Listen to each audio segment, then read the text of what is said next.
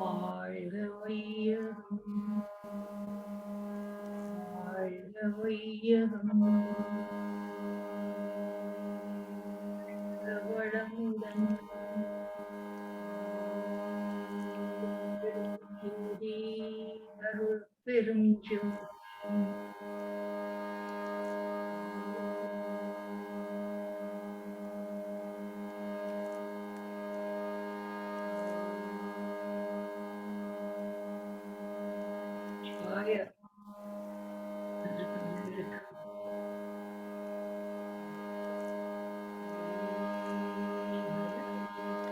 திருச்சிற்றம்பலம்.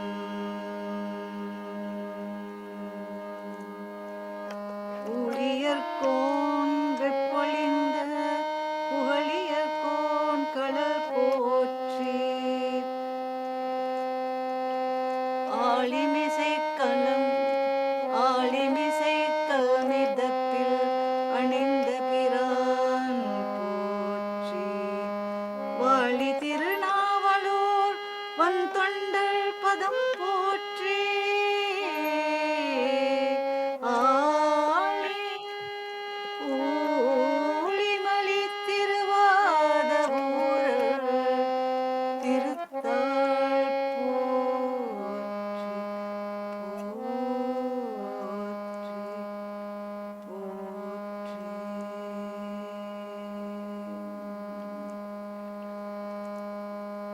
தெளிவு குருவின் திருமேனி காண்டல் தெளிவே குருவின் நாமம் செப்பல் தெளிவே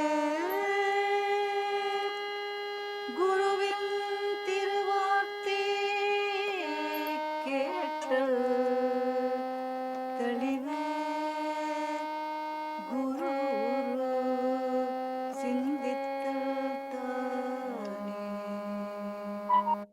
திருச்சிற்றம்பலம்.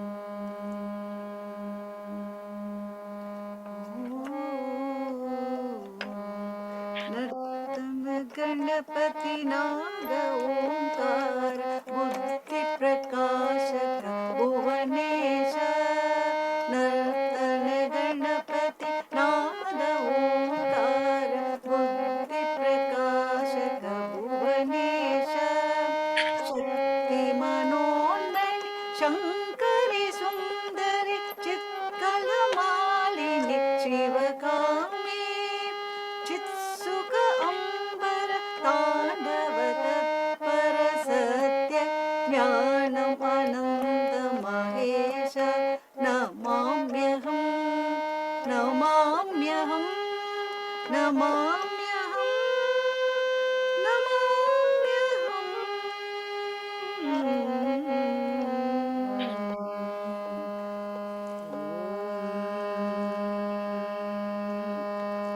திருச்சிற்றம்பலம். ஓம் நம சிவாய. ஓம்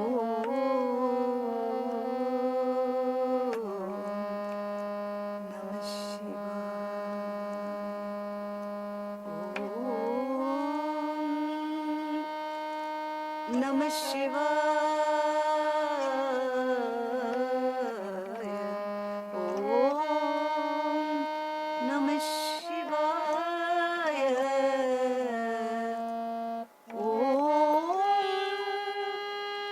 சிவாய. ஓம் நம சிவாய. ஓம் நம சிவாய. ஓம் நம சிவாய. ஓம் நம சிவாய.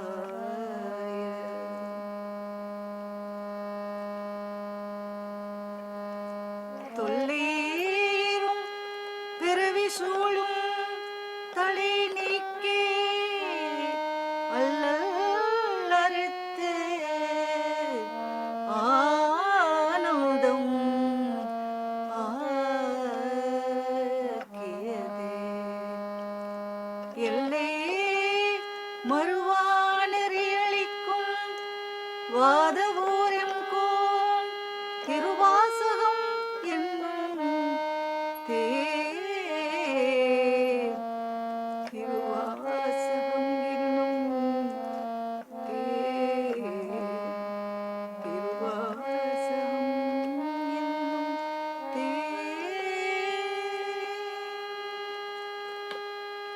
நமசிவாய வாழ்க, நாதன் தாழ்வாழ்க, இமைப்பொழுதும் என் நெஞ்சில் நீங்காதான் தாழ்வாழ்க. கோகலியாண்ட குருமணி தன் தாழ்வாழ்க, ஆகமும் ஆகி நின்றே அன்னிப்பான் தாழ்வாழ்க. ஏகன் அநேகன் இறைவன் அடிவாழ்க, வேகம் கெடுத்தாண்ட வேந்த நடிவெல்க, பிறப்பருக்கும் பின்னகந்தன் பெய்களர்கள் வெல்க. உரத்தார்க்கு சேயோன் தன் பூங்கடல்கள் வெல்க, கரம் குவிவார் ஓங்குவிக்கும் சீரோன் கடல் வெல்க. கரம் குவிவார் ஓங்குவிக்கும் கோன்கடல் வெல்க, சிரம் குவிவார் ஓங்குவிக்கும் சீரோன் கடல் வெல்க. ஈசன் அடி போற்றே, எந்தை அடி போற்றே, தேசன் அடி போற்றே, சிவன் சேவடி போற்றே. நேயத்தே நின்ற நிமலன் அடி போற்றே, மாய பிறப்பருக்கும் மன்னன் அடி போற்றே, சீரார் பெரும் துறை நம் தேவன் அடி போற்றே. ஆராத இன்பம் அருளும் மலை போற்றே, சிவன் அவன் என் சிந்தையுள் நின்ற அதனால், அவன் அருளாலே அவன் தாழ் வணங்கி சிந்தே மகள சிவபுராணம் தன்னே உந்தை வினை முழுதும் ஓய உரைப்பன் யான். கண்ணுதலான் தன் கருணே கண் காட்ட வந்தேதே, எண்ணுதற்கு எட்டார் எழிலார் கடல் நிறைஞ்சே. விண் நிறைந்து மண் நிறைந்து மிக்காய் விளங்கொழியாய், எண்ணிறந்து இல்லையிலாதானே நின் பெரும் சேர் கொல்லாவினையே புகழுமார் ஒன்றறியேன். புல்லாகி பூடாய் புழுவாய் மரமாகி பல்விருவமாகி பறவையாய் பாம்பாகி கல்லாய் மனிதராய் பேயாய்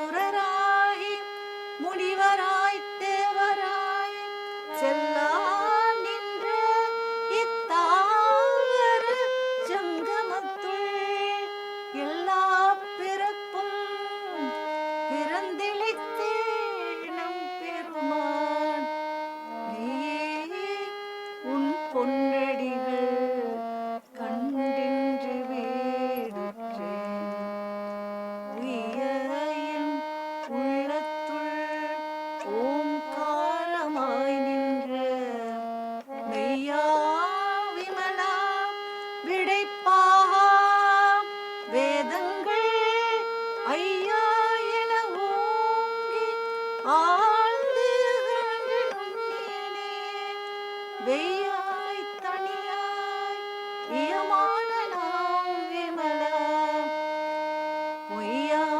பொய்யாயினவெல்லாம் போய் அகல வந்தருளி மெஞ்ஞானமாகி மிளிர்கின்ற மெச்சுடரே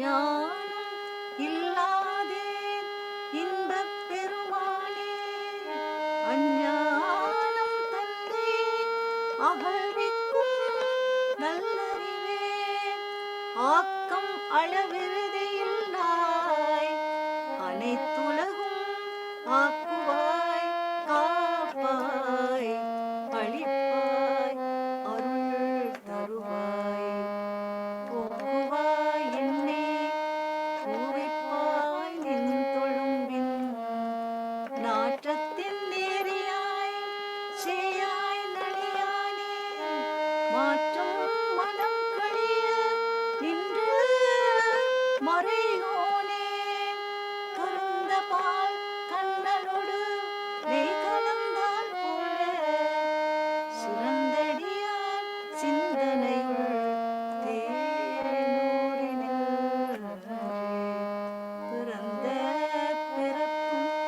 பிறந்த பிறப்பறுக்கும் எங்கள் பெருமான் நிறங்களோர் ஐந்துடையாய் விண்ணோர்கள் ஏத்த மறைந்திருந்தாய் எம்பெருமான் வல்வினையேன் தன்னை மறைத்திட மூடிய மாய இருளே அறம் பாவம் என்னும் அரும் கயிற்றால் கட்டி புறந்தோள் போர்த்தெங்கும் புழு அழுக்கு மூடி மலம் சோறும் 9 வாயிற்குடிலே மலங்க புலன் 5 வஞ்சனை செய்ய விலங்கு மனத்தால் விமலா உனக்கு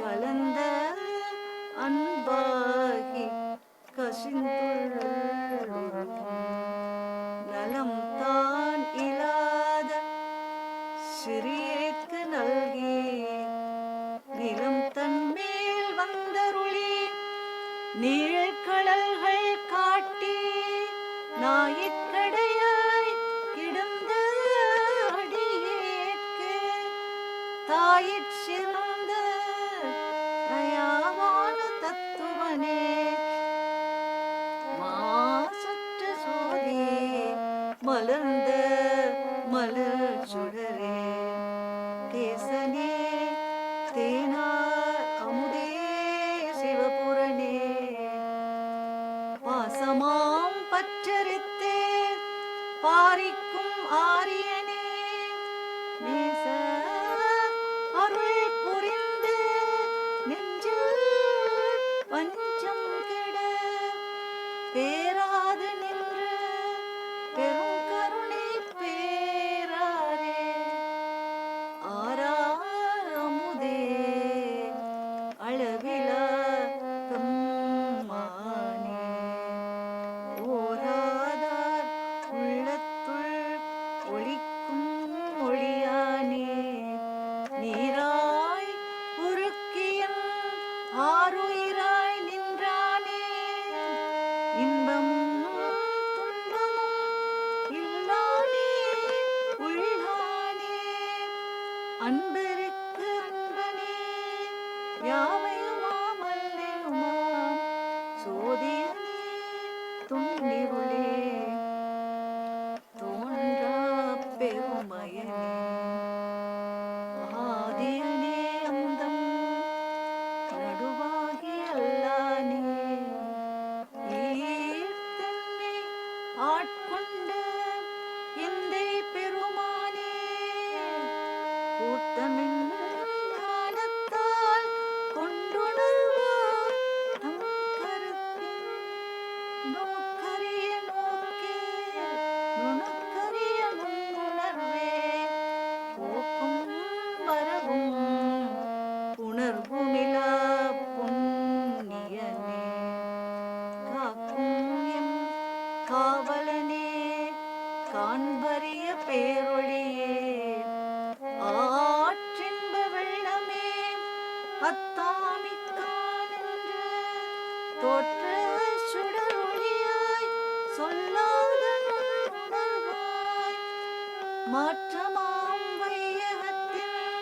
வெவ்வேறே வந்தறிவாம் தேற்றனே தேற்ற தெளிவே என் சிந்தனையுள் ஊற்றான உண்ணார் அமுதே உடையானே வேற்று விகாரம் விடக்குடம்பின் உட்கிடப்ப ஆற்றேனும் ஐயா அரணே ஓவென்றென்று போற்றிப் புகழ்ந்திருந்து பொய்கட்டு மெய்யானார் மீட்டிங்கு வந்து வினை பிறவி சாராமே கள்ள புலக்குறும்பை கட்டளிக்க வல்லானே நள்ளிருளில் நட்டம் பயின்றாடும்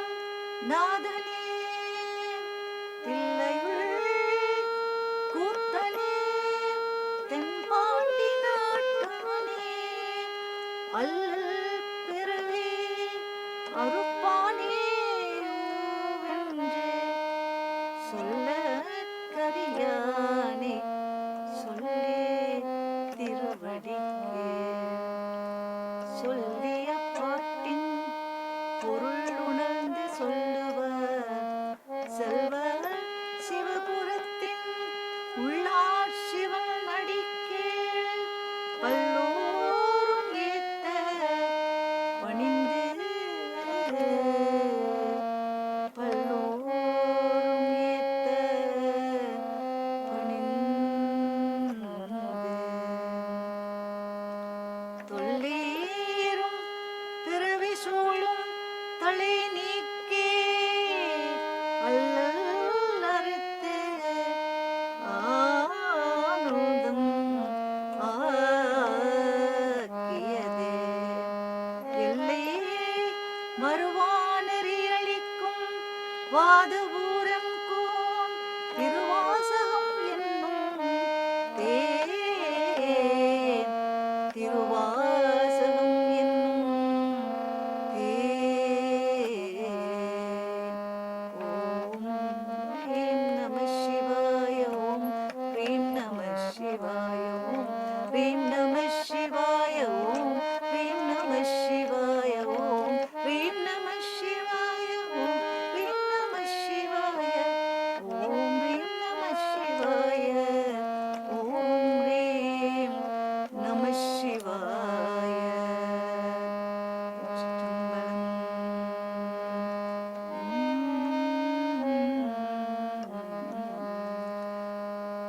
அருட்ஜோதி தெய்வம் என்னே ஆண்டு கொண்ட தெய்வம் அருட்ஜோதி தெய்வம் என்னே ஆண்டு கொண்ட தெய்வம் அம்பலத்தே ஆடுகின்ற ஆனோத தெய்வம் பொருட்சாறு மறைகள் எல்லாம் போற்றுகின்ற தெய்வம் போதாந்த தெய்வமுயர் நாதாந்த தெய்வம் இருட்பாடு நீக்கி ஒளி ஈந்தருளும் தெய்வம் எண்ணிய நான் எண்ணியவாறு எனக்கருளும் தெய்வம் திருட்பாடல் உவந்தனையும் சிவமாக்கும் தெய்வம் சிற்சபையில் விளங்குகின்ற தெய்வமதே தெய்வம் அருட்ஜோதி தெய்வம் என்னே ஆண்டு கொண்ட தெய்வம்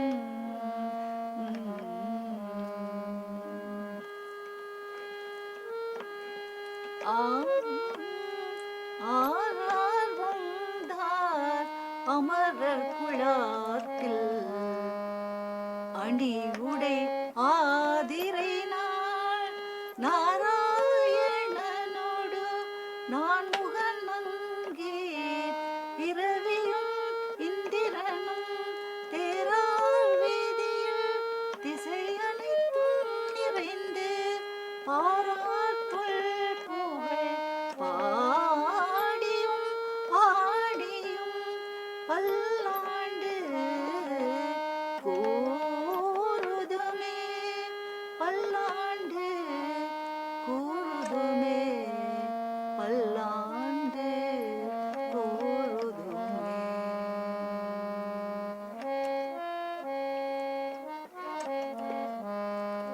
கடனை கடந்த சோதி கருணையே உருவமாகி அற்புத கோல நீதி அருமறையே சிரத்தின் மேலாம் சிற்பர வியோமமாகும் திருச்சிற்றம்பலத்தில் நின்று பொற்புடன் நடும் செய்கின்ற பூங்கழல் போற்றி போற்றி போற்றி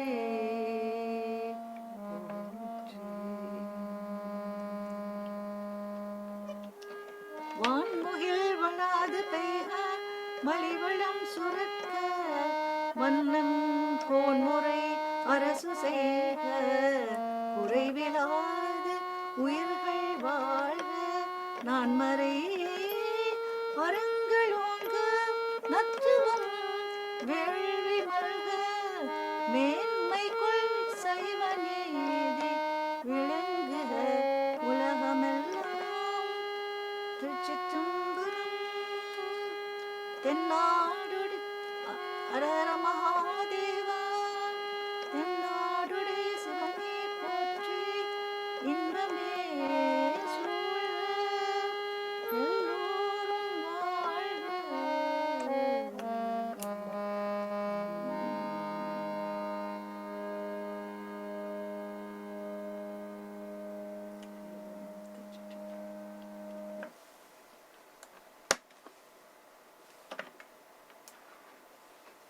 ஓம் நம சிவாய. நாங்கள் இந்த பிரார்த்தனையை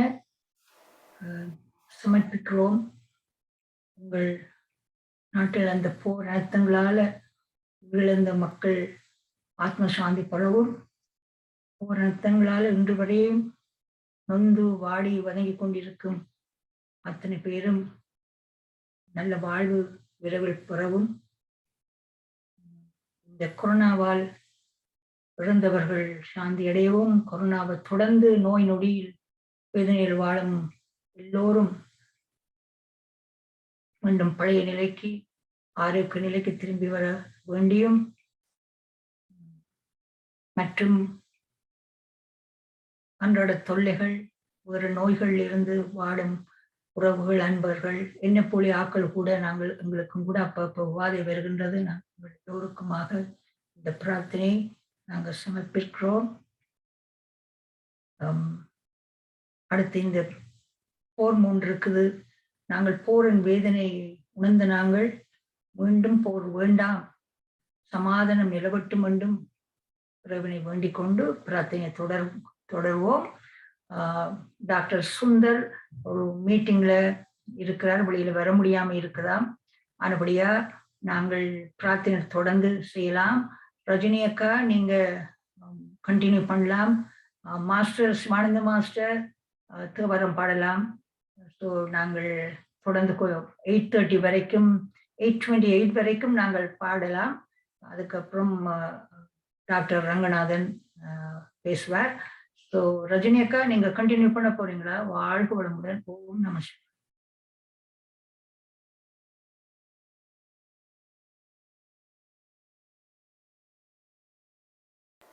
Maybe. Sorry, I didn't know that. I was on mute. Rajini, did you hear me? Yeah, I can hear you now. Okay. நாமாவளி பஞ்சாட்சர மந்திர சொல்லவா? ஓம் சொல்லுங்க. மாஸ்டர் ப்ரிப்பேர் பண்ணுங்க. வாழ்க வளமுடன். அடுத்து இந்த நிகழ்வை மதுரூபன் கொண்டு போவார். நிகழ்ச்சி நிலை மதுரூபன் தொடர்ந்து நடத்துவார். நன்றி. தேங்க்யூ கமல்.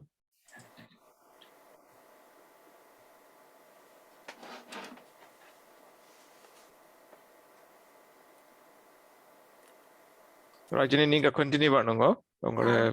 ஓகே நீங்க ரெடியா சொல்லுங்க.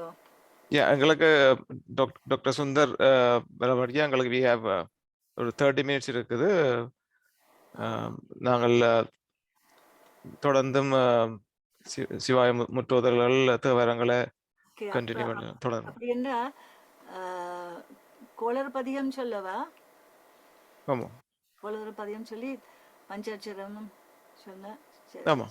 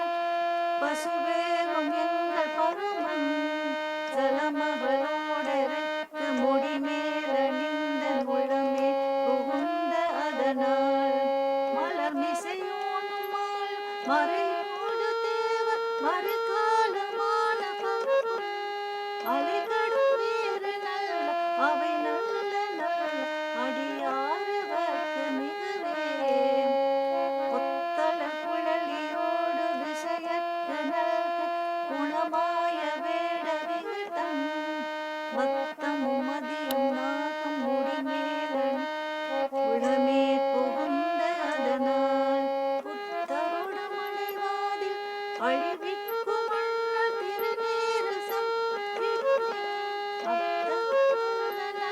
அவை நல்ல அடியாரவர்க்கு மிகவே தேனமல் பொழில் கொள்ளாலை விளை சங்கத்தும் வளர்ச்சம் பொன்னின் நிகழ நான் முகநாதியாய பிரமாபுர மறைஞான ஞான முனிவன் தானொரு கோளும் நாளும் அடியாரை நலியாதவன் ஆலசமாலையோன் அடியார்கள் வான் அரசாழ்வரானே நமதே தானொரு கோளும் நாளும் அடியாரை வந்து நலியாதவன் முறை செய் ஆலசல் மாலையோன் அடியார்கள் வானில் அரசாழ்வரானே நமதே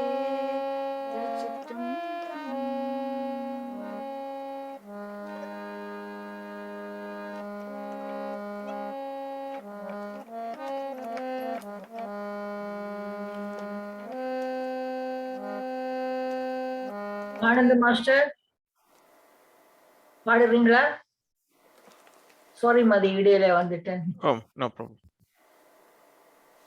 அவர் இல்லாட்டி ரஜினிகா கண்டினியூ பண்ணட்டும்.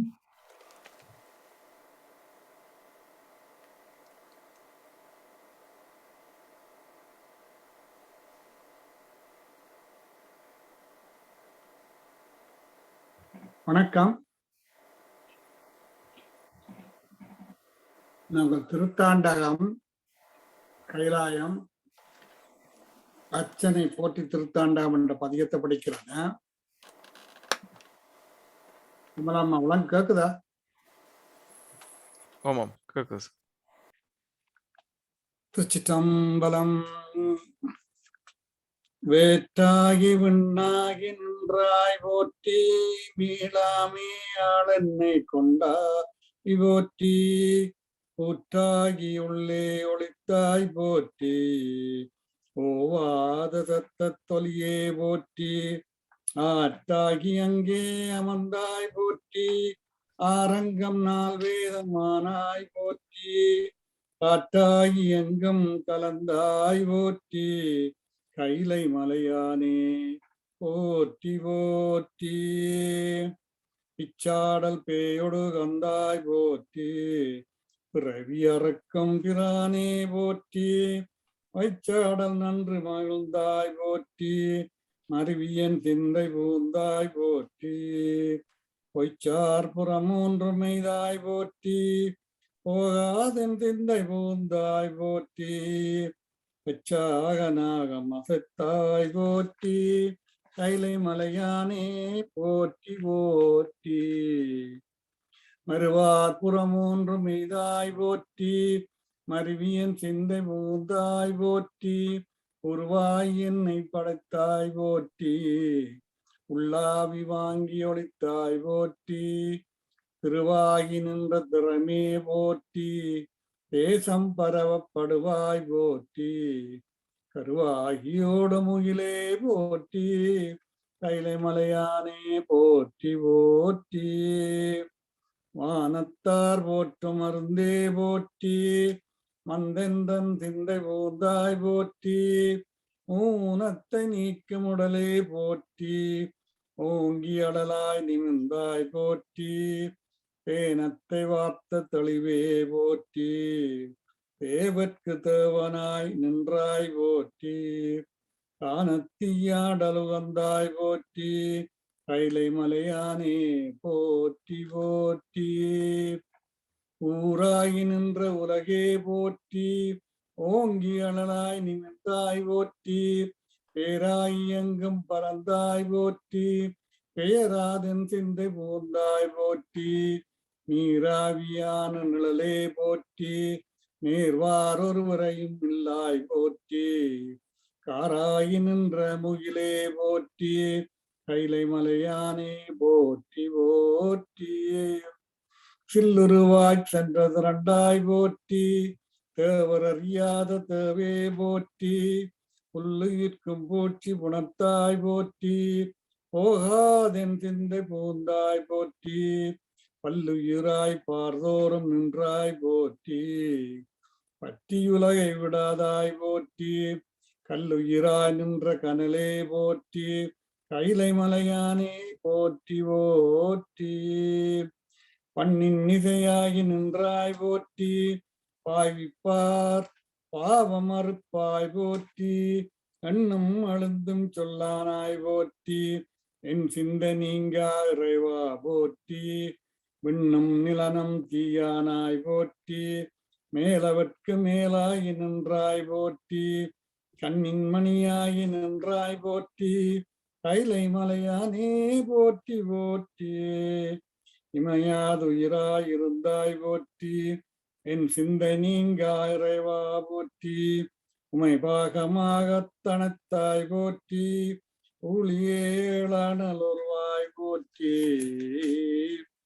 அமையாவர் நஞ்சமம் பார்த்தாய் போற்றி, ஆதிபுராணனாய் நின்றாய் போற்றி, கமையாகி நின்ற கனலே போற்றி, கைலை மலையானே போற்றி போற்றி, மூவாய் பிறவாய் இரவாய் போற்றி, முன்னமே தோன்றி முளைத்தாய் போற்றி, தேவாதி தேவர் தொழுந்தேவே போற்றி, சென்றறியங்கும் பறந்தாய் போற்றி, ஆவாடியேற்கெல்லாம் போற்றி, அல்லல் நலிய அலைந்தேன் போற்றி, காவாய் கனகத்திரளே போற்றி, கைலை மலையானே போற்றி போற்றி, நெடிய விசும்போடு கண்ணே போற்றி, நீலகரமுடையாய் போற்றி, அடியும் முடியும் மிக களி போற்றி, அங்கொன்றறியாம நின்றாய் போற்றி, கொடியவன் கூற்று முதைத்தாய் போற்றி,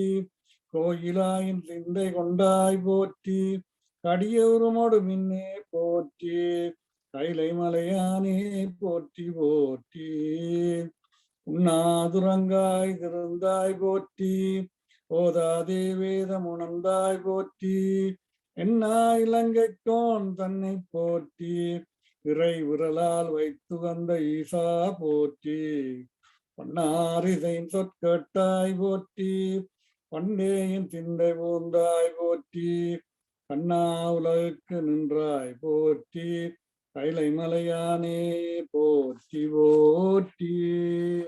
திருச்சிற்றம்பலம். நன்றி ஐயா, நன்றி சிவானந்தன் ஐயா. ராஜினி அம்மா, நீங்கள் கண்டினியூ பண்ணி ஏதாவது ப்ரேயர் செய்ய வேண்டும் என்றால் வில் கண்டினியூ பண்ணலாம்.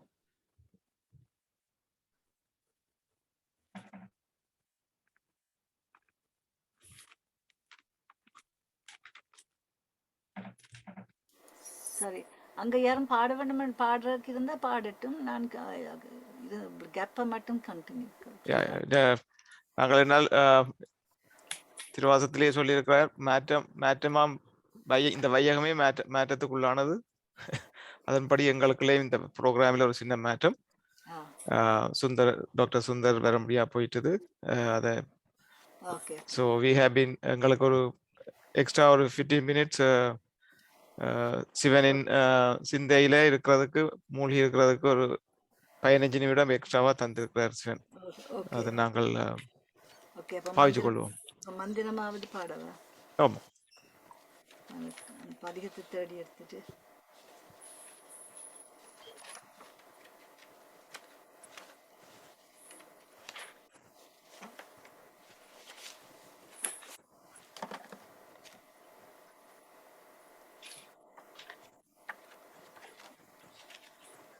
ரஜினியை எடுக்கும் வரைக்கும் நான் எடுத்துறேன்.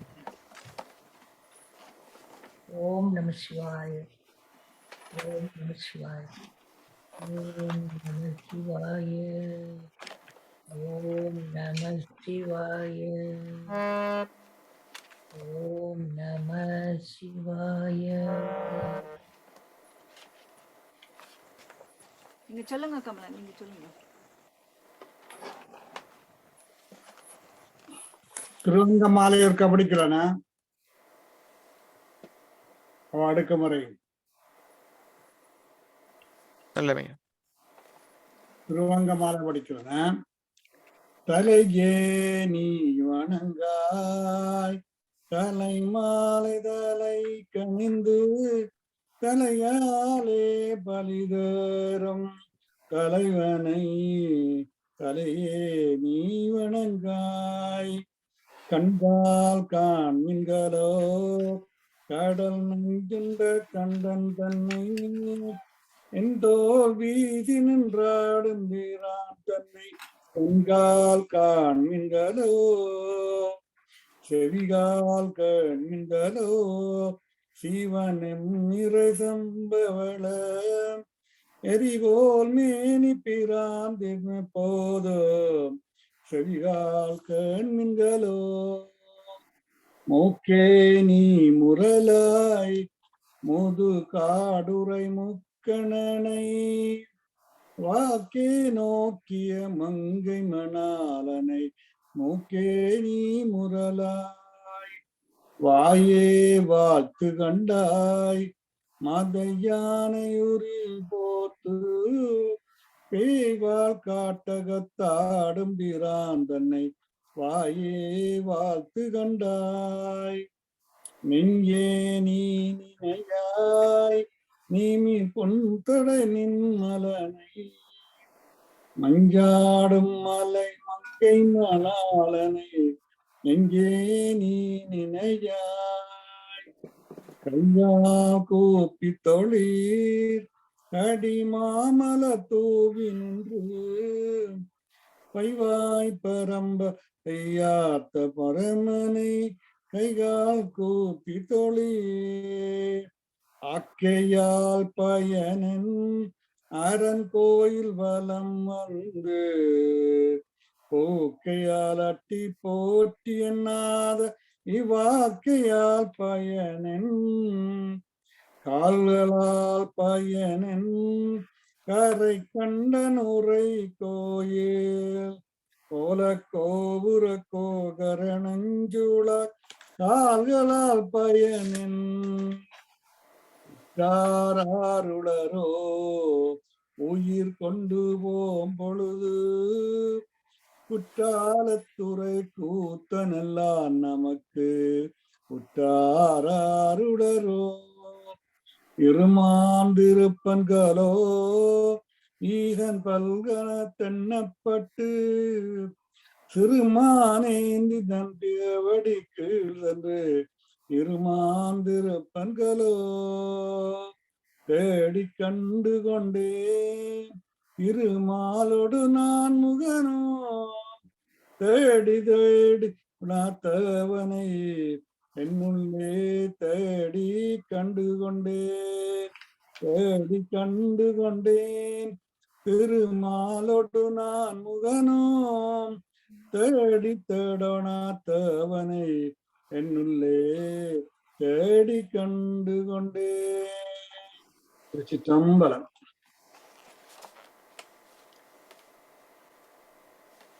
நன்றி. ராஜினி அம்மா நீங்கள் கண்டினியூ பண்ணலாம் இருந்தால் ஒரு 5 minutes இருக்கு. ஓகே. மந்திர் திருச்சிற்றம்பலம். மந்திரமாவது நேரு வானவர் மேலது நேரு சுந்தரமாவது நேரு துதிக்கப்படுவது நேரு தந்திரமாவது நேரு சமயத்தில் உள்ளது நேரு செந்துவர் வாயுமை பங்கல் திரு ஆலவாயான் திருநீரே வேதத்தில் உள்ளது நேரு வெந்துய தீர்ப்பது நேரு போதம் தருவது நேரு புண்மை தவிர்ப்பது நேரு ஓதத்தகுவது நேரு உண்மையில் உள்ளது நேரு சீத புனல் வயல் சூழ்ந்த திரு ஆலவாயான் திருநீரே முத்தி தருவது நீரு முனிவரணிவது நீரு சத்தியமாவது நீரு தக்கோர் புகழ்வது நீரு பக்தி தருவது நீரு பறவை இனியது நீரு சித்தி தருவது நீரு திரு ஆலவாயான் திருநீரே காண இனியது நீரு கவினை தருவது நீரு பெணி அணிபவர்க்கெல்லாம் பெருமை கொடுப்பது நீரு மானந்தகைவது நீரு மதியை தருவது நீரு சரணம் தருவது நீரு திரு ஆலவாயான் திருநீரே பூசையினியது நீரு புண்ணியமாவது நீரு பேச இனியது நீரு பெருந்தவத்தோர்களுக்கெல்லாம் ஆசை கெடுப்பது நீரு அந்த மதாவது நீரு தேசம் புகழ்வது நீரு திரு ஆலவாயான் திருநீரே அறுத்தமதாவது நீரு அவலம் மறுப்பது நீரு வருத்தம் தணிப்பது நீரு வசனம் அளிப்பது வானம் அளிப்பது நீரு பொருத்தமதாவது நீரு புண்ணியர் புகழ் பூசும் வெண்ணீரு திருத்தக மாளிகை சூழ்ந்த திரு ஆலவாயான் திருநீரே எயிலது அட்டது நேரு இருமைக்கும் உள்ளது நேரு பயிலப்படுவது நீரு பாக்கியமாவது நீரு துயிலை தடுப்பது நீரு சுத்தமதாவது நீரு அயிலை போலிதரு ஆளும் ஆல தலவாயான் திருநீரே ராவணன் மேலது நேரு எண்ணத்தருவது நேரு பராவணமாவது நீரு பாவம் மறுப்பது நீரு தராவணமாவது நேரு தத்துவமாவது நேரு அராவணன் குந்திருமேனி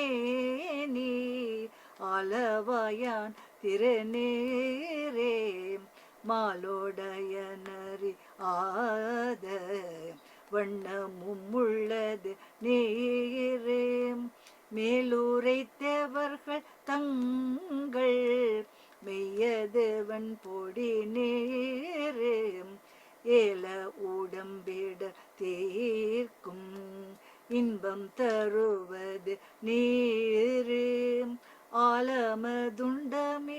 ஆலமதுண்டமிடம் ஆலவாயான் திருநீரே குண்டிகை கையர்களோடு சாக்கியர் கூட்டமும் கூடம் கண்டிகை பிப்பது நீரு கருத இனியது நீரு என் திசைப்பட்ட பொருளால் ஏத்தும் தகையது நீரு அண்டத்தவர் பணிந்தேய தும் ஆலவாயான் திருநீரே ஆற்றல் அடல் விடையேறும் ஆலவாயன் திருநேற்றை போற்றி புகழி நிலாவும் பூசூரன் ஞான சம்பந்தன் தெற்றி தென்னனுடலுற்ற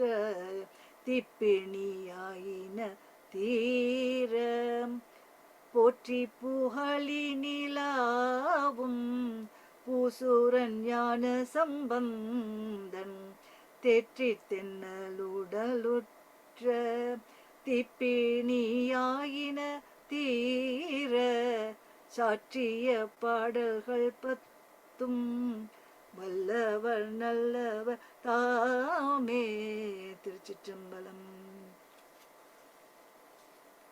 நன்றிகள் ராஜினி அம்மா, சிவானந்தன் ஐயா.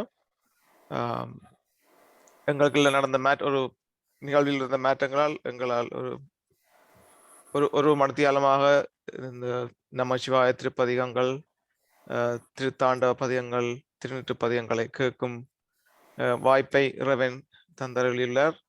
அதுக்கு நாங்கள் நன்றியுள்ளோம். எல்லோருக்கும் வணக்கம். எனது பெயர் மதிரூபன்.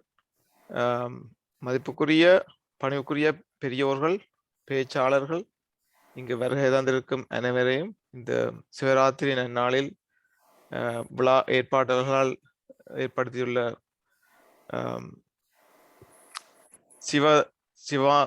சிவ தத்துவங்களையும், அதாவது சைவ சித்தாந்த தத்துவங்களையும்,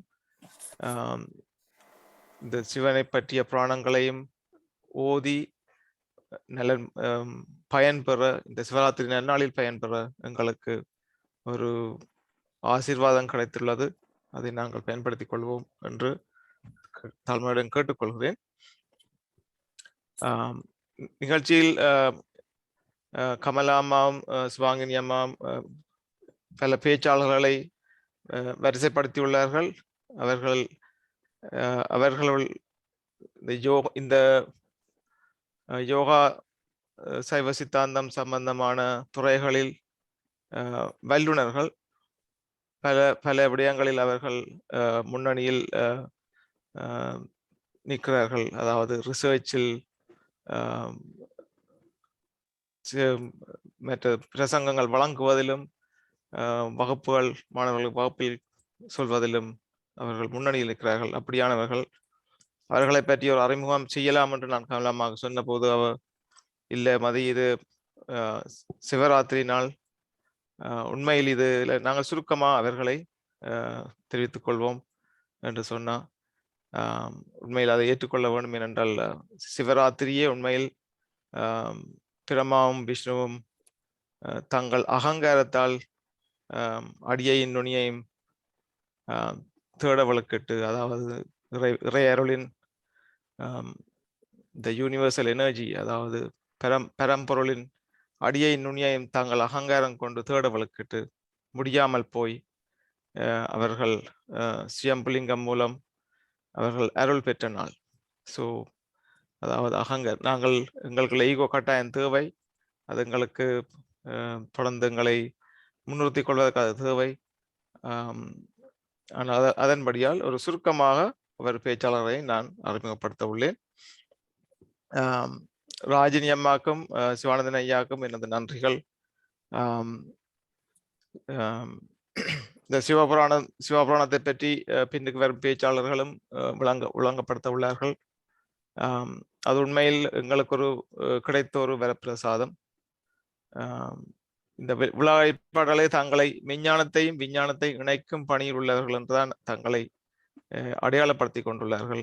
உண்மையில் சிவபுராணம் என்பது உண்மையிலேயே மெஞ்ஞானத்தையும் விஞ்ஞானத்தையும் இணைக்கும் ஒரு அப்படியான ஒரு நூல். சிவபுராணம் என்ற என்ன, திருமலரின் திருமந்திரம் என்ற என்ன, எல்லாம் அப்படியானவற்றைத்தான் அதிலே சொல்லியுள்ளார்கள். அது படித்த இனி வரும் பேச்சாளர்கள் அதை பற்றி உங்களுக்கு விளக்கங்களை தர உள்ளார்கள். இந்த அறிமுகத்துடன் அடுத்த நிகழ்ச்சியாக நான் முனைவர் ஷியாம் ரங்கநாதனை உங்களுக்கு அறிமுகப்படுத்தலாம் என்றுள்ளேன். டாக்டர் ஷியாம் ரங்கநாதன், அவர் ஒரு scholar and researcher. on South Asian philosophies. அதிலும் ஹிந்து philosophy அவர் தனது ஆய்வுகளை நடத்தி கொண்டிருக்கிறார். Department of Philosophy from York Universityயில் Department of Philosophyயில் அவர் தனது ஆய்வுகளை முன்னெடுத்து கொண்டிருக்கிறார். யோகா துறையில் பல வகுப்புகளையும் ரிசர்ச்சையும் நடத்தி கொண்டிருக்கிறார்.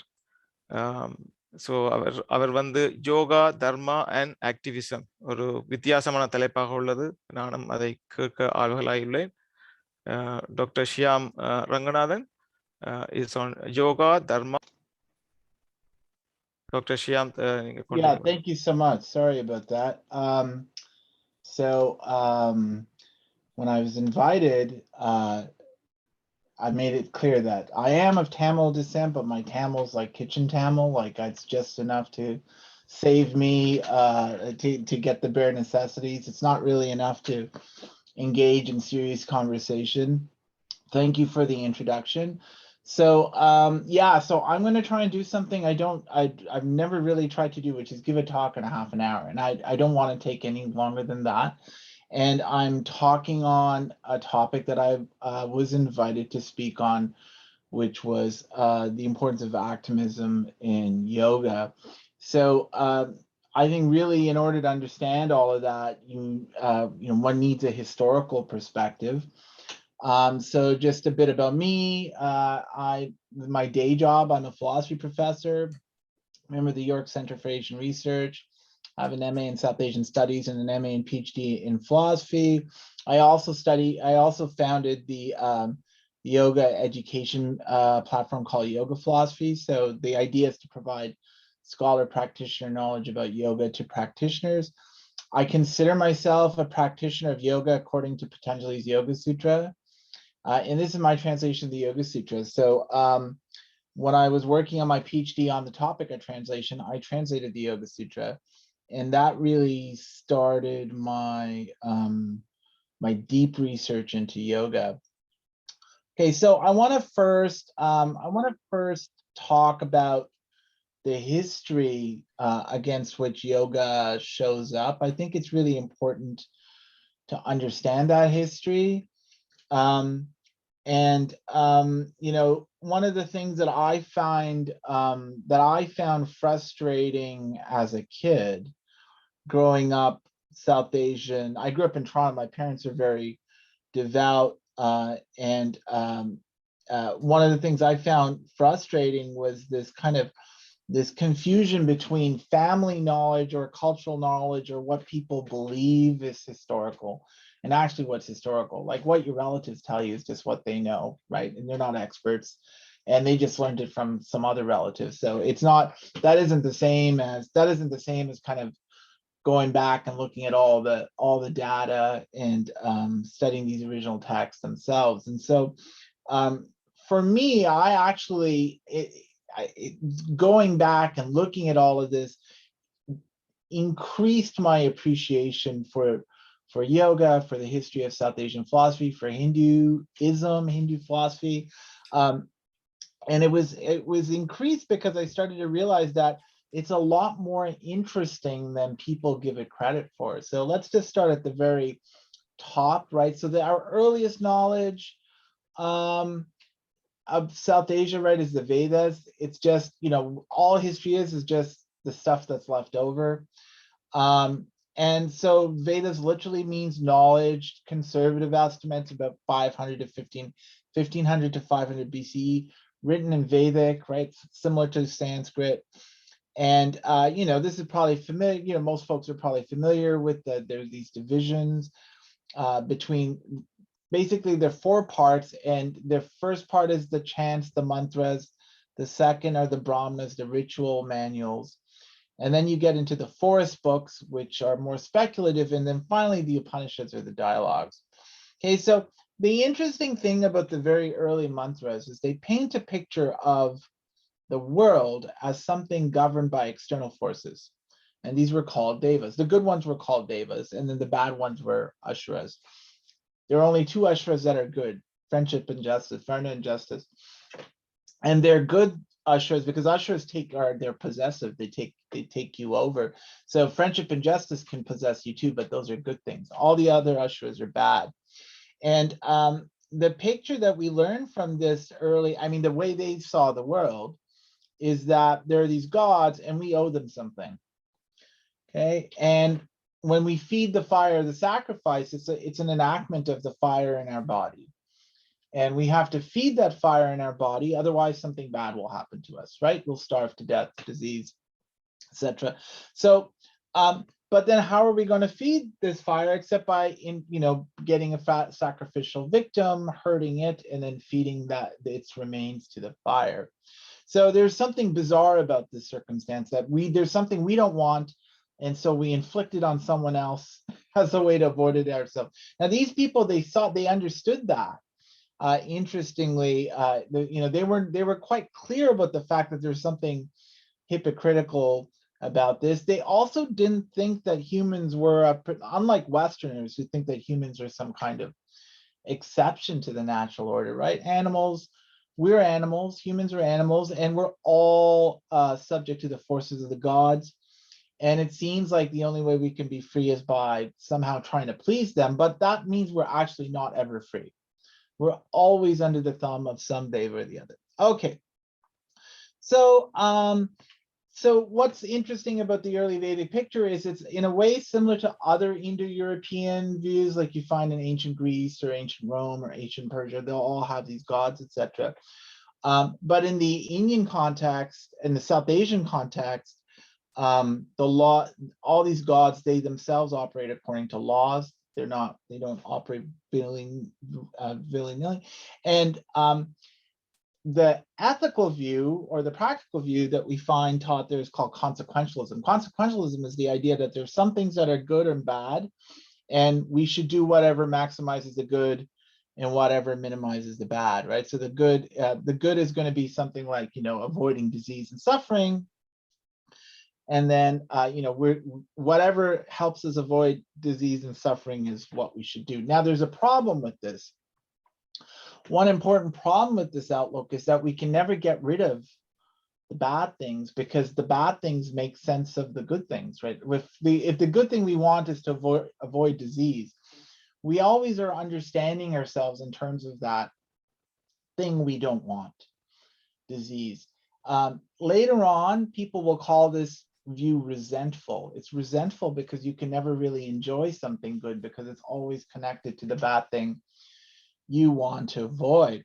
So I'm going to shorten things. Usually, like when I talk about this, I spend a lot of time on this, but in the interest of time, I'm just going to say, well, what ended up happening in the tradition is that people decided as time went on to invert things. So instead of thinking about ourselves as people who are always having to please external forces, we think about ourselves as the center of our life.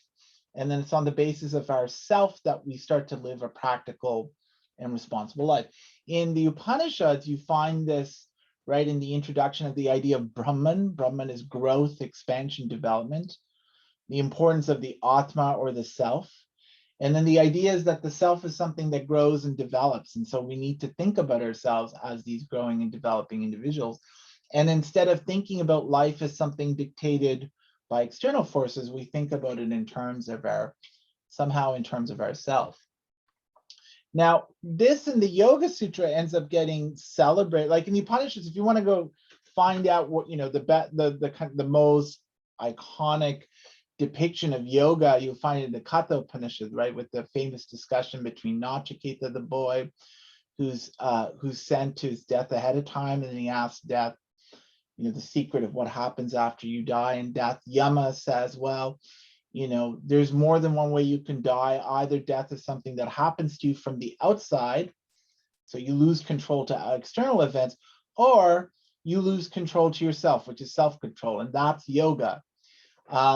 And when you practice yoga, you avoid external misfortune because you're taking care of your life in accordance with your interests. In the Yoga Sutra, this ends up being immortalized in this distinction between yoga as controlling the moral character of what we can contemplate.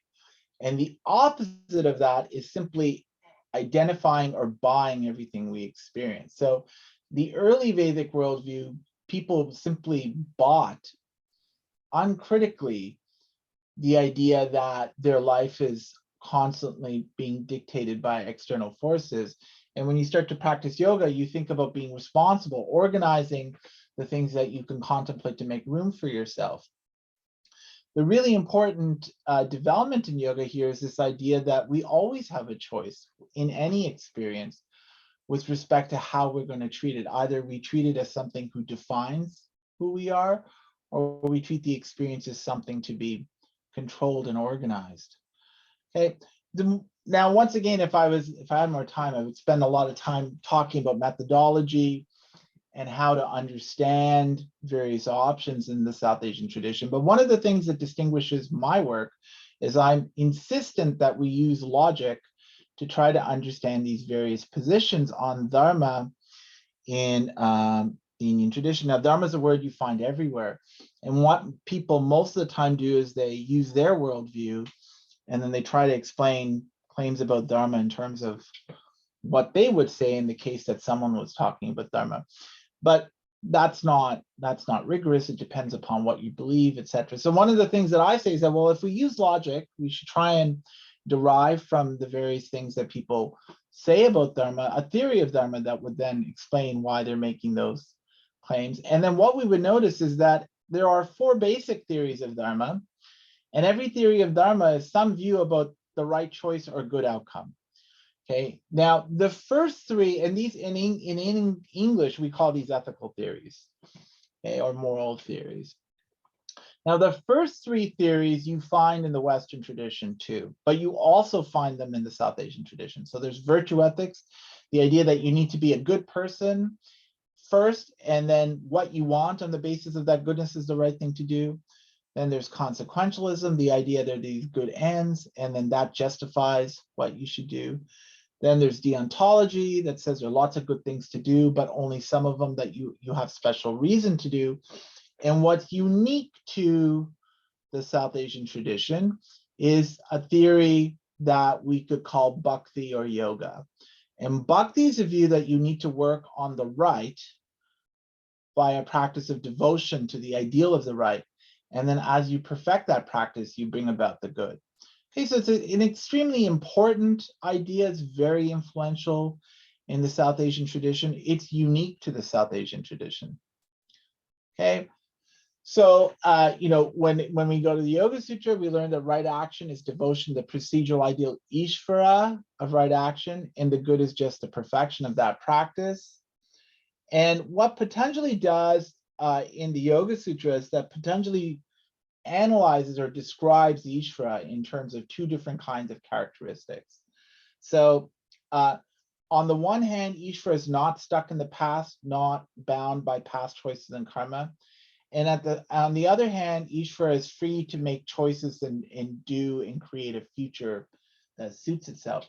So what Patanjali does then in the start of book 2 of the Yoga Sutra is he analyzes the practice of yoga in terms of 3 ideals that we should be devoted to. 1, we should be devoted to being devoted to Ishvara, so we must think about that as the basic context of choice. And then we devote ourselves to tapas, which is the practice of self-challenge or unconservatism. And then we devote ourselves to swadhyaya, which literally means self-study, but to study something is to control it in yoga. So if you're studying yourself, you're controlling yourself. So swadhyaya becomes self-determination, self-governance. And it's interesting, there are lots of images in the Yoga Sutra where Patanjali is talking about the accomplishments of yoga, and there are these imageries that evoke Lakshmi. She stands on her own form, she sits on her own form, and these are different ways that Patanjali talks about yoga: Swarupe Avasthanam, Swarupe Pratishta, and then also Swaswami, being your own master. And this is also something that I was really kind of surprised to find out, but what Patanjali does in the Yoga Sutra is he provides 2 different definitions of yoga. So at the start of the Yoga Sutra, yoga is chitta vritti nirodha, the subsistion of external waves. And then when you come to the start of book 2, yoga is 3 kriyas: Ishvara Pranidhana, tapas, and swadhyaya. And so this famous picture that we've probably all seen a million times is actually Yoga Sutra Book 2, Sutra 1 over Yoga Sutra Book 1, 2 to 4, right? So you have that those waves subsiding background, and then you have the three kriyas here, Adisesha's Ishvara Pranidhana, and then Vishnu's tapas. He has all his amsas that don't constrain him. And then Lakshmi is always depicted as sitting on herself, so she governs herself. And there's also another really famous line in the Yoga Sutra of Book 244 that when you practice Swadhyaya or self-determination, you form a bond, or you discover a bond with your own Ishta Devata, with your own chosen deity, right? And so there she is choosing her deity. This has been, of course, an extremely influential view in South Asia, because South Asia is the place where everybody was historically free to choose their Ishta Devata, right? And just because you made a certain choice didn't mean that others couldn't make a different choice. And so, it's yoga ends up kind of underwriting this kind of free view, or kind of very liberal view people had towards gods and ideals that you might worship. Potentially in the Yoga Sutra also outlines the 8 limbs. And this is where we're coming to activism. So one of the things already, I've kind of touched on 2 of the main topics in the title. So what's yoga? Yoga is a specific theory of dharma. It's a specific theory about how what you should choose and what you should aim for. Okay. Now we're coming to the activism part.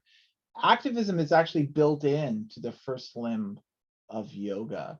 So what does that mean? That before you can even start practicing yoga, you have to engage in a kind of civil disobedience that creates or changes the public world to make it safe for people to practice. So that's in yama. I'm going to come to yama in a second, but yama is basically the idea that you have to disrupt systemic harm so as to reveal truths of people not lacking what they need, their boundaries being respected, and no one is hoarded. Okay, so the original anti-colonial dharma goes back to the Yoga Sutra. Little known fact, but Gandhi cites the Yoga Sutra ubiquitously in his collected works as the source of his political view, the Satyagraha. So his entire method of getting rid of the British, it's you engage in nonviolent direct action. So you simply do what's in your interest as an autonomous free being. You don't listen to your colonial masters, right? This ends up being extremely influential on Martin Luther King and the American Civil Rights Movement. And then you see today in Black Lives Matter, etc., and all these other protest movements that have a historical connection to the Yoga Sutra. So it's there historically. So why is this kind of not really understood? I think what people don't understand about South Asia is not about the South Asian tradition, but the Western tradition, right? We live in a westernized world. Why is it westernized? It's westernized by way of Western colonialism. And what's the origins of Western colonialism? Well, once again, if I had a lot of time, I would talk a lot about that. But basically, what my research shows is that it goes back to this early Greek view where there was one word for thought, reason, and opinion, logos. So in the early Greek way of thinking about things, what's reasonable is what I would say. And so then if I'm going to understand other people in terms of reason, I'm going to understand them in terms of what I would say. But what happens when they don't say the things that I don't say? They're not reasonable, right? So what ends up happening then is that this tradition ends up trying to understand the whole world in terms of its own point of view. And then when something is unintelligible, it gets marginalized. So there are lots of weird political outcomes of this view that conflates language and thought. One is the prioritization of humans, prioritization of communal identity, colonialism, nationalism, proselytization, the idea that you have to go over someplace and get people to say the kinds of things that you would say. And perhaps most interestingly is the idea of religion, right? So the idea of religion is a Western invention. It goes back to the Romans, who distinguished between religio, which was some acceptable but foreign practice, and superstitione, which is like superstition. And so in time, what ends up happening with the Western tradition is that as it spreads and it tries to understand everything in terms of its outlook, it starts to call any tradition that's not based on its tradition religion. Okay, and so so if consider the list, right? You could look at the list of world religions, and the funny thing is that none of them have any roots in ancient Greece. They're all BIPOC in some way. So the idea of religion ends up functioning as a kind of racialization of BIPOC traditions. And here are some examples. You know, these are just some examples. There's so many examples. You can find the same position said by a white person in Europe, and it's said by a brown person in Sanskrit 2,000 years ago. And whether it gets called secularism or religion will depend upon the racial origin of the person, right? Like the idea that reality is evolution of matter and there's no afterlife. That's what Ishvara Krishna said in the Sankhya Karika. That's Hinduism. But if it was said by a white European on the basis of, I don't know, Democritus or something, it would be secular. You ought to choose so as to minimize suffering, right? Said by Bentham, utilitarianism, said by the Buddha religion. You know, a lot of people don't know this, but like Plato believed in the afterlife and God. And so we teach this in secular philosophy classes, but it's the same kind of view came from the Middle East, it's religion. All right, and South Asians, some South Asians are aware of this, right? But the word Hindu isn't Indian, it isn't South Asian, it's Persian. It's a Persian word for the geography of South Asia, and it was used by the British for the first time as a term for all South Asian religions. So prior to that, Hindus didn't call themselves Hindus. Nobody thought of themselves as Hindus. Then after colonialism, you're a Hindu. Why? Well, because the British had this like idea that there's such a thing as religion, and they thought that, well, South Asians had such a thing. So why is this interesting? So one of the things that I point out is that, well, look, you have all of these interesting ethical theories in the history of South Asian philosophy, and you have them all in Hinduism too. That is, Hinduism is just a word that the British used to talk about the entire tradition. Bhakti/yoga is really unique to the South Asian tradition, really unique to the Hindu tradition. But what happens in a westernized world is that people don't appreciate the ways in which Bhakti/yoga is a unique ethical theory. So they end up buying these other three ethical theories that are really prominent in the Western tradition.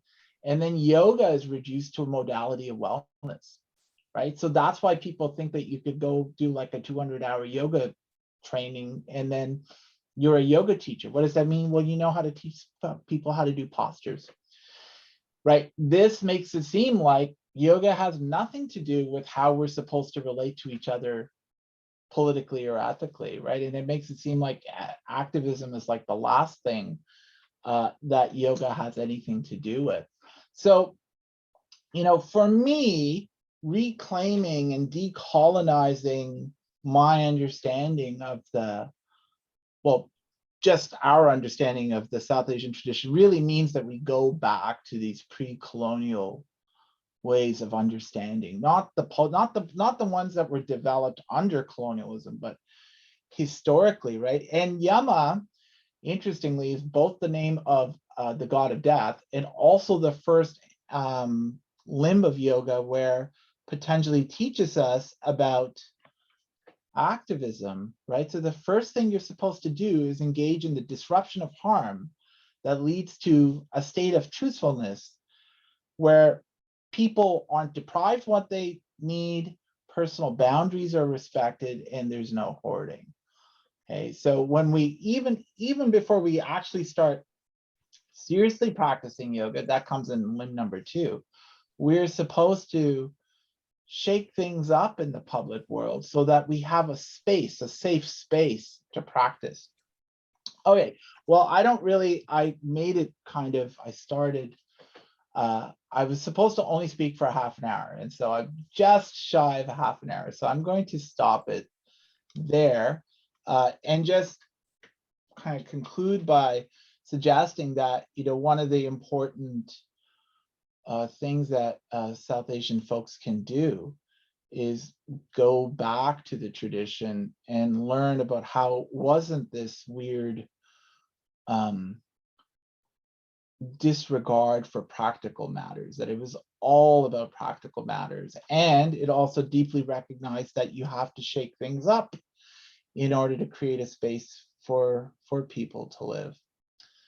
So thank you so much for having me. I was very glad to accept the invitation, knowing full well that this would probably bore most people, but at any rate, there we have. Thank you so much. Well, thank you, Dr. Shyam. That's kind of a different perspective of Hinduism, yoga, and philosophy. For most of us, I'm sure here, philosophy is kind of hard to understand, but you presented in a simple way. So there may be some questions. We have 5 more minutes, 5 minutes for question period. If anybody wants, please type in a chat box or raise your hand for any questions if you have. We have 5 minutes before we go to the next.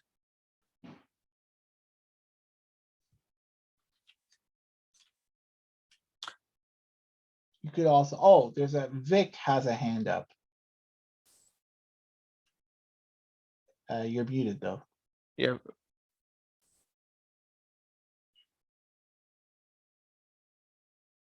No, you don't want your hand up? Okay.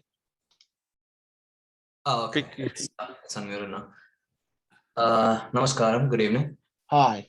My name is Vikash, and great, very precise and very concise explanation of what needs to be done, what has happened, and so on and so forth. Thank you very much for that, Shyamji. My question is, from what I've observed, not just in India, but across the world, yoga is one thing that's exported and imported back into countries where yoga as a dharma was practiced for thousands of years. But given the state of things, how it's been changing, and what is now being called as yoga is precisely just asanas, and even very, very specific asanas, and which could be marketed pretty well. Yeah. And one concern that I see is that yogis who actually are the authority of what should be yoga and what should not be yoga, they are feeling a little shy about, course correcting the nature of how yoga as a practice is being practiced across the world. So do you think, as a professor, do you think there is now a requirement for yogis and specifically Hindus to come out of that shell of shyness and help the world course correct and openly tell them that what you actually think is yoga, there's so much more? Because I see people who are genuine practices for decades together are still feeling shy to correct a Westerner and tell them that this is wrong, there is more, that you should explore more. They're still feeling shy. So do you think there's a requirement now to shift gears and help the world? To put it. No, I mean, so I think people shouldn't feel shy to speak up. I think it's important for people to think that if you're going to go so in order to correct what's going on now, you have to have a kind of deep historical knowledge. So I think what that means is that people should start learning. So instead of assuming they know, which is pretty typical, everybody believes they know, they should think of themselves as students.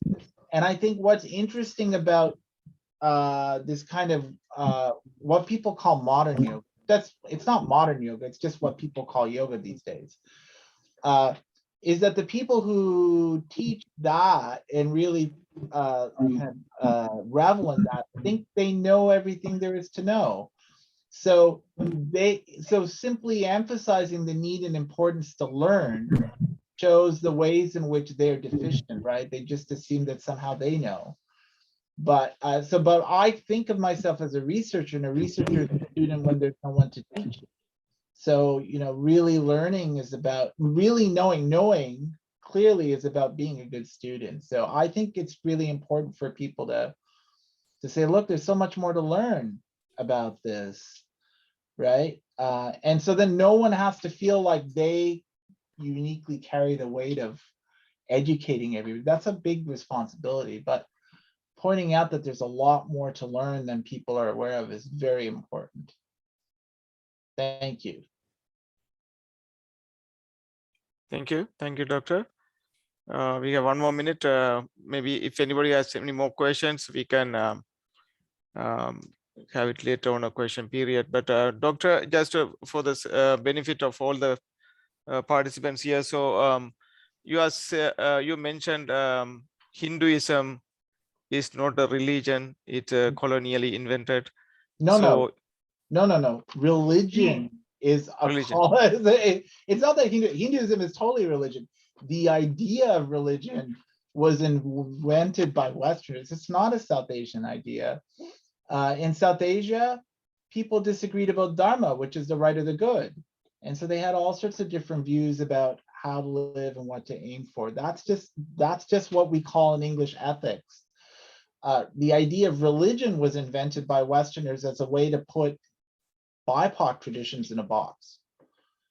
So Hinduism is completely religious, but then we have to ask, well, how did that ever get invented? Whose idea was that? And it wasn't our ancestors. It was some British dude who decided that was how South Asians were to be talked about. So that's the important point. So it's originally started a collection of philosophies, yoga. Yeah, I mean, because they didn't have this religion. They were just being open and curious and critical with each other, right? So you could use the word Hindu now for all of that if you want. But once again, we have to go back and learn, not assume we know, which is what Hindus usually do. They think that Hinduism is whatever their family does. And it's usually a rude awakening when you realize how many different things count as Hindu and how different they are. And that understanding is, most people don't bother because they don't want to learn. They want to feel like they know. But that's the ego. That's the asmita that we have to get over. Okay. Can I say something? Go ahead. Sure. Thank you very much, Doctor, for your beautiful talk. It was not that easy to understand. All right. Even for South Asians, yoga is new. Yeah. Dharma is new. Activism is new. It has become new. Yes. So Yeah. we have to reclaim them. Right. And we are following the Westerners. We are not following our authentic ones, but we are following the Westerners. So people like you, we need to welcome people like you to give rebirth to us on these matters. Thank you so much. Thank you so much for the opportunity. Thank you, Doctor. Thank you. So next in our we have again one of the program is Ayya didn't come today. So we'll move on to the next speech. உங்களுக்கு அடுத்த ஸ்பீச்சை தர வருகிறார் Vyasa கல்யாசுந்தரம் sir. அவர் வரலாற்றில் சிவன் என்ற தலைப்பில் உரையாற்ற உள்ளார். Vyasa sir I think கன பேருக்கு இதில் இருக்கும் பரிச்சயமானவர் என்றாலும் I will introduce him briefly. Dr. Vyasa sir he's a chief yoga instructor at Swami Vivekananda Cultural Center at the Indian High Commission of Sri Lanka, and he is the secretary of Asian Yoga Therapy Association, Singapore. Thankfully, not thankfully, but because of the pandemic, we have been open to so many Zoom sessions with Vyasa sir, and still we are continuing that so many courses with him. So we are fortunate to learn under him so many Saiva Siddhanta philosophies. So Vyasa sir வந்து எங்களுக்கு வரலாற்றில் சிவன் என்ற தலைப்பில் இந்த சிவராத்திரி நன்னாளில் ஒரு தலைப்பை கொண்டு வந்திருக்கிறார். அதை நாங்கள் கேட்டு பயனடைவோம். Vyasa sir.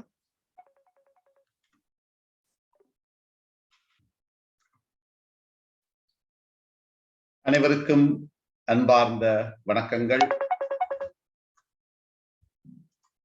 Greetings to all of you, and thank you very much, Kamala Jagadisan, for organizing this event, and also my greetings to the Madi, and also wonderfully, I think, Rajini Amma Arulanandan, you started the program, I think, in a very beautiful way, and also to Shubhangi Shiva and all the eminent guests, and also Professor Shyam Ranganathan, who spoke earlier, and all the distinguished guests who are here. So today's topic is about the history of Varalatil Sivan. I would like to just add few things. Basically, if you want to understand the history of any culture or any civilization, and especially if you want to understand the concept of Hinduism, and especially you will see that Hinduism has its main two concepts. One, you have a Tamil literature based, and one, you have a Sanskrit literature based. If you want to understand the true cultural perception of the South Asians, because you will see lots of countries which is involved, like southern part, then you will have the Sri Lanka, then you will have Malaysia. Like that, there are various southern regions in the countries. If you go into the historical aspects, according to the literature, the historical record says there is 9,980 years of records. But these are all literary mentioned records. But apart from that, you will also see the major question arises is that even before the Vedic civilization, you had the Indus Valley civilizations in the Valley Nagarigam. So before Vedic civilization, Indus Valley civilization was there, and the Sindhu Valley Nagarigam or the Indus Valley civilization, whether it was a Sanskrit-oriented civilization or a Tamil-oriented civilization or a Malayalam-oriented civilization, whatever it is.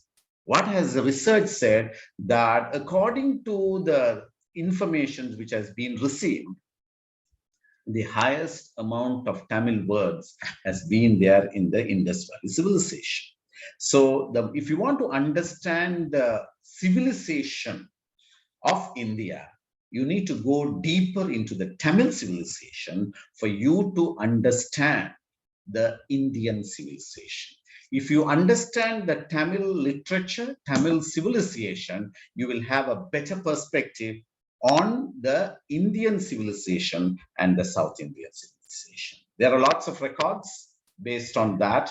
Even if you see in India, majority of the research which is available on the archives aspect, you find more Tamil literature evidence than the Sanskrit literature evidence. So with those words, it was a wonderful presentation by Professor Shyam Ranganathan, and thank you to you and all the others. And I will continue my session in Tamil now, Varalatil Sivan. And as the session goes by, தொல்காப்பியத்தை நீங்கள் எடுத்துக்கொண்டால் வரலாற்றில் சிவன் என்று வருகின்ற பொழுது ஒரு மிக முக்கியமான ஒரு வசனம் ஒன்று வருகிறது. மாயோன் மேய காடுரை உலகமும் சேயோன் மேய மைவரை உலகமும் வேந்தன் மேய தீம்புணல் உலகமும் வருணன் மேய பெருமணல் உலகமும் என்று சொல்லி தொல்காப்பியத்திலே ஒரு வசனம் ஒன்று வருகிறது. இந்த தொல்காப்பியத்தை எடுத்தீர்கள் என்று சொன்னால், இந்த தொல்காப்பியத்துக்கு உரை செய்தவர்களிலே முதன்மையானவராக காணப்படுபவர் இளம்பூரணார் என்பார். இந்த இளம்பூரணாருக்கு முன்பும் உரையாசிரியர் என்ற பெயரை உடைய ஒருவர் உரை செய்திருக்கின்றார் என்ற ஒரு கருத்து இருக்கிறது. அது போல இளம்பூரணாருக்குத்தான் உரையாசிரியர் என்ற பெயர் இருந்ததாகவும் ஒரு கருத்து சொல்லப்படுது.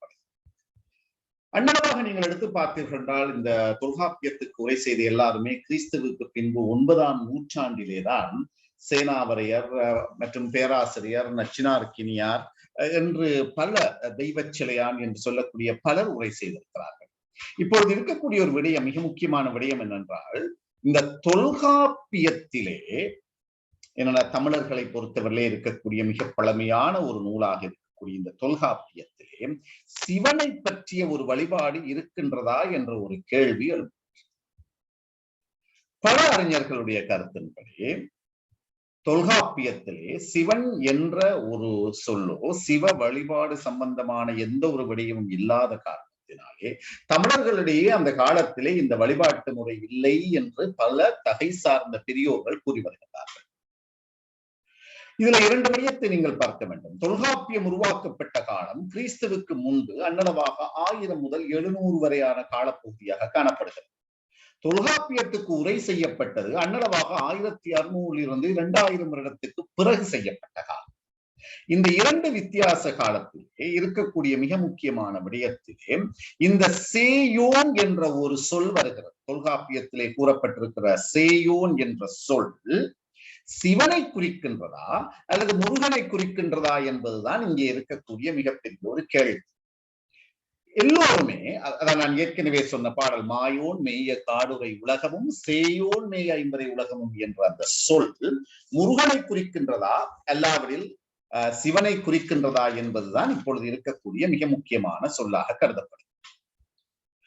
கிறிஸ்துவுக்கு முன்பு கிட்டத்தட்ட 1700 காலத்திலே எழுந்த ஒரு நூலினுடைய ஒரு சொற்பிரயோகமும் அதுபோல கிறிஸ்துவுக்கு பின்பு 9ஆம் நூற்றாண்டிலே எழக்கூடிய சொற்களுக்கும் நிறைவான வித்தியாசங்கள் கிடைக்கிறது. பலர் இந்த நிகழ்விலே பல காலமாக எங்களோடு தொடர்ந்து இருக்கின்றபடியினாலே சில விடயங்கள் ஏற்கனவே உங்களுக்கு தெரியும் என்றபடியினாலே இப்பொழுது தமிழகத்திலே இன்று அன்னளவாக 200க்கும் மேற்பட்ட தொல்காப்பியத்துக்கு 200க்கும் மேற்பட்டவர்கள் உரை செய்திருக்கின்றார்கள். இந்த உரையோடு இன்று வரை கூட எத்தனை வரிகளை கொண்டது தொல்காப்பியம் என்று அறுதியிட்டு கூற முடியாத ஒரு சூழ்நிலை இருந்து கொண்டிருக்கிறது. முதலாவது. இரண்டாவது, சில காலத்துக்கு முன்பு பிரித்தானியாவிலே இருக்கக்கூடிய ஒரு நூலகத்திலே இன்னும் ஒரு கையெழுத்து படிந்த ஒரு தொல்காப்பியம் கிடைக்கப்பெற்றது.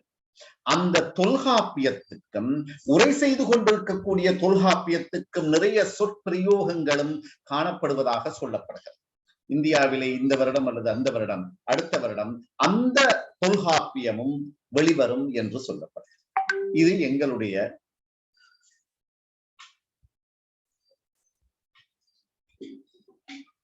எங்களுடைய விடயத்திலே இதுல இருக்கக்கூடிய மிக முக்கியமான விடயம், இந்த தொல்காப்பியம் ஒரு முதல் நூல் என்பது மட்டுமல்ல. அவர்களை பொறுத்தவரையிலே இந்த தொல்காப்பியம் என்பது முதல் நூலாக நாங்கள் எடுக்க முடியாது. வழக்கமாக தொல்காப்பியத்தை நாங்கள் ஒரு இலக்கண நூலாக கருதினாலும் கூட அது ஒரு தொகுக்கப்பட்ட நூலாகத்தான் அது பார்க்க வேண்டி இருக்கிறது. எனவேதான் தொல்காப்பியத்திலே அந்த தொல்காப்பியத்தை நீங்கள் எடுத்தாலும் கூட தொல்காப்பியத்தை யார் இயற்றினார் என்று கூட ஒரு தெளிவின்மை இருப்பதனாலேதான் அந்த தொல்காப்பியத்தை தொகுத்ததாலே அவருக்கு தொல்காப்பியன் என்ற ஒரு பெயர் வருகிறது. இதுல இருக்கக்கூடிய சில விடயங்களை நீங்கள் எடுத்து பார்த்தீர்கள் என்றால் ஒரு கருத்து ஒன்று வருகிறது. அதாவது உங்களுக்கு தெரியும், தொல்காப்பியத்தை பொறுத்தவரையிலே அதனுடைய பாயிரத்திலே அதாவது இருக்கக்கூடிய அதனுடைய ஆரம்பத்திலே ஒரு கருத்து ஒன்று சொல்லப்படுகிறது. அதாவது தொல்காப்பியம் என்பது தொல்காப்பியர் ஐந்திரம் என்று சொல்லக்கூடிய வடமொழியிலே இருக்கக்கூடிய ஒரு மிக முக்கியமான ஒரு இலக்கண நூல். அந்த இலக்கண நூலை அவர் படித்தார் என்றும் அதில் இருந்துதான் அவருக்கு இவ்வாறான அறிவு பெறப்பட்டதாகவும் ஒரு மொழிபெயர்ப்பு நூல் என்றும் கூறுகின்ற ஒரு சாராரும் இருக்கின்றார்கள். அந்த பாயிரத்திலே அந்த வரி எவ்வாறு வருகின்றது என்று சொன்னால், வடவேங்கடை தென்குமரி ஆயிடை தமிழ் கூர் நல்லுலகத்து வழக்கும் செய்யிலும் ஆயிர் முதலின் அப்படியே அவ்வாறாக அந்த போய்கொண்டு அதிலே ஒரு இடத்திலே வரும், மயங்கா மரபின் எழுத்து முறை காட்டி மல்கு நீர் வரைப்பின் ஐந்திரம் நிறைந்த தொல்காப்பியன் என தன் பெயர் தோன்றி என்று அந்த பாயிரம் போகும். இதை பார்த்த உடனே பல பெரியோர்கள் அவர்களுடைய கருத்து என்னவென்று சொன்னால், ஐந்திரம் என்று அங்கே சொல்லப்பட்ட அந்த சொல் ஒரு வடமொழி சொல் என்று சொன்னார். ஆனால் இது ஒரு கற்றறிந்த குலாமினுடைய கருத்து. அதே போல இந்த ஐந்திரம் என்பது ஒரு தமிழ் சொல்லா வட சொல்லா என்ற ஒரு கேள்வி அதிலே இந்த ஐந்திரம் என்ற ஒரு சொல்லை நீங்கள் அடிப்படையிலே எடுத்து பார்த்தீர்கள் என்று சொன்னால் அது தமிழ் சொல் என்று நிறுவப்பட்டிருக்கிறது. ஒரு விண்மீன் கூட்டத்தை, அதாவது விண்மீன் இருக்கின்றது, அந்த விண்மீன் கூட்டத்திற்கு பெயர் வைத்து அழைப்பார்கள்.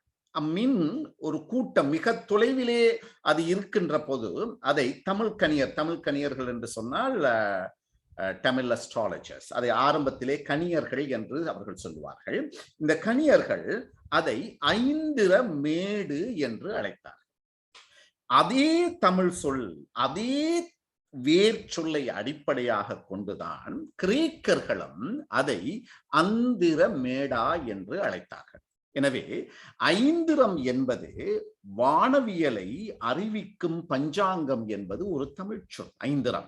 ஐந்திரம் அறிந்த தொல்காப்பியர் என்பது வானவியலை அறிந்த தொல்காப்பியர் என்பதே அதனுடைய சரியான அர்த்தம் என்று சொல்லப்படுகிறது. எனவே இங்கே ஐந்திரம் என்ற சொல், ஏன் இந்த ஐந்திரம் என்ற சொல்லை எடுத்தோம் என்றால், இவ்வாறு பல சொற்கள் இருப்பதனாலேதான் இந்த சேயோன் என்ற ஒரு சொல்லும் சிவனை குறிப்பதற்காக பயன்படுத்தப்பட்டது என்று சொல்லப்படுகிறது. இந்த சிவன் என்ற சொல் குமரிக்கண்டத்திலே அறியப்பட்டிருந்தாலும் இடையிலே அச்சொல் சில காலம் வழக்கிழந்து மீண்டும் திருமூலருடைய காலத்திலே அச்சொல் பயன்படுத்தப்பட்டதாக சொல்லப்படுகிறது. சிவன் தமிழர்களுடைய முழுமுதற் கடவுளாகவும் அதோடு குறிஞ்சி நில கடவுளாகவும் சொல்லப்பட்டிருக்கிறார். குறிஞ்சி நிலத்து மாந்தன் நட்புறவு கொண்ட முதல் விலங்காக காளையே கருதுகிறார்கள். வேட்டையாடியதற்கும் வேற பல்வேறு வகையான தேவைகளுக்கும் அந்த வேட்டையாடியவற்றை சுமந்து வருவதற்கு காளை பயன்படுத்தப்பட்டதனாலே தனக்கு பயன்படுத்தப்பட்ட காளையே தனது கடவுளுக்கும் ஊர்தியாக்கி மகிழ்ந்தவர்கள் தமிழர்கள் என்று சொல்லுவார்கள். குறிஞ்சி நில மாந்தன் குடியிருந்த ஆலமரத்தையே சிவனுடைய ஆலமரமாகவும் கருதினான். அதனாலேதான் குறிஞ்சி நிலத்தினுடைய ஆலமரமாக இருந்த ஆலமரம் சிவனுடைய நிலமரமாக கருதப்பட்டது. சிவன் மணமுடித்ததாக சொல்லப்படுகின்ற பெண் பார்வதியும் மலைமகளே என்றும் சொல்லப்படுகிறது. சிவனுடைய சூலாயுதம் வேட்டையாடும் கருவியாக பயன்படுத்தப்பட்ட காலத்தில் ஆரம்பத்திலே அது ஒரு முகமாக இருந்தது. பிறகு அதற்கு 3 முகமாக அவை மாற்றப்பட்டது. தமிழகத்திலே வணங்கப்பட்ட சிவன் குறிஞ்சி நில தலைவனாக அறியப்பட்ட பொழுதும் சிந்து வழியிலும் அவன் வணங்கப்பட்டான். சிந்து வழியிலும் லிங்க வழிபாடு அதிகமாக காணப்பட்டது. எனவேதான் இந்த தொல்காப்பியத்திலே சிவன் என்ற ஒரு வழிபாட்டு முறைகள் அங்கு தெளிவாக எடுத்து சொல்லப்பட்டது என்பதற்காகத்தான் இந்த சேயோன் அங்கே சிவன் அதாவது தமிழர்களை பொறுத்தவரையில் ஒரு சொல்லுக்கு பல பொருளும் பல பொருளுக்கு ஒரு சொல்லும் இருக்கின்றன. அதுபோலத்தான் சிவனை குறிப்பதற்காக அவர்கள் பல்வேறு விதமான சொற்களை பயன்படுத்தியிருந்தார்கள். அந்த காலத்திலே சேயோன் என்ற சொல் பயன்படுத்தப்பட்டது. இதே போல இன்னும் ஒரு மிக முக்கியமான ஒரு சொல், உதாரணத்துக்கு நீங்கள் எடுத்து பார்த்தீர்கள் என்று சொன்னால், சாதாரணமாக குமரிக்கண்டத்திலே வானியல் தொடர்பான ஒரு கண்டுபிடிப்புகள் தமிழர்கள் மத்தியிலே மிக அதிகமாக இருந்தது. விண்மீன் கூட்டங்களிலே நேரடியான பார்வைக்கு பளிச்சென தெரிகின்ற ஒரு விண்மீன் கூட்டத்தை ஓரையன் என்று சொல்வார்கள். தமிழிலே அதை ஓரையன் என்று சொல்வார்கள். ஓரை என்பது ஒரு மிக பழமையான ஒரு தமிழ் சொல்லாக காணப்படுகிறது. இந்த சொல் கிரேக்க மொழியில் இருந்து தமிழுக்கு வந்ததாக சிலர் தவறாக சொல்லுவது உண்டு. அதாவது எந்த ஒரு சொல்லை எடுத்தாலும் அந்த சொல்லிற்கு மூலச்சொல் இருக்கின்றதா என்பதை பார்த்துத்தான் இந்த சொல் எந்த இனத்திற்குரியது என்று நாங்கள் பார்த்தோம். ஓரை என்ற ஒரு சொல் என்பது ஓர் என்ற சொல்லில் இருந்து விரிந்த ஒரு சொல்லாகும். ஓர்ந்து அறிந்த விண்மீன் கூட்டங்களுக்கு தமிழன் ஓரை என பெயரிட்டான். இந்த விண்மீன்களுடைய நகர்வுகளினாலே காலம் கணிக்கப்பட்டதினாலே தான் அந்த காலத்தில் காலம் என்பதற்கும் ஓரை என்ற சொல் வழக்காக பயன்படுத்தப்பட்டது. தமிழன் கண்டுபிடித்து பெயர் சூட்டிய முதல் விண்மீன் கூட்டத்தை ஓரையன் என்றே பெயரிட்டு அழைத்தனர். அதைத்தான் கிரேக்கர்களுடைய காலத்திலும் ஓரியான் என்று கிரேக்கத்திலே அது சொல்லப்பட்டிருக்கின்றது. இவ்வாறாக நாங்கள் பார்க்கின்ற பொழுது, அதனாலேதான் உங்களுக்கு தெரியும், வழக்கமாக இந்த ஆதிரை என்ற ஒரு மிக முக்கியமான சொல் காணப்படுகிறது. அதாவது சிவனை குறிப்பதற்காக ஆரம்பத்திலே ஆதிரையை சிவனாக உருவம் செய்தனர்.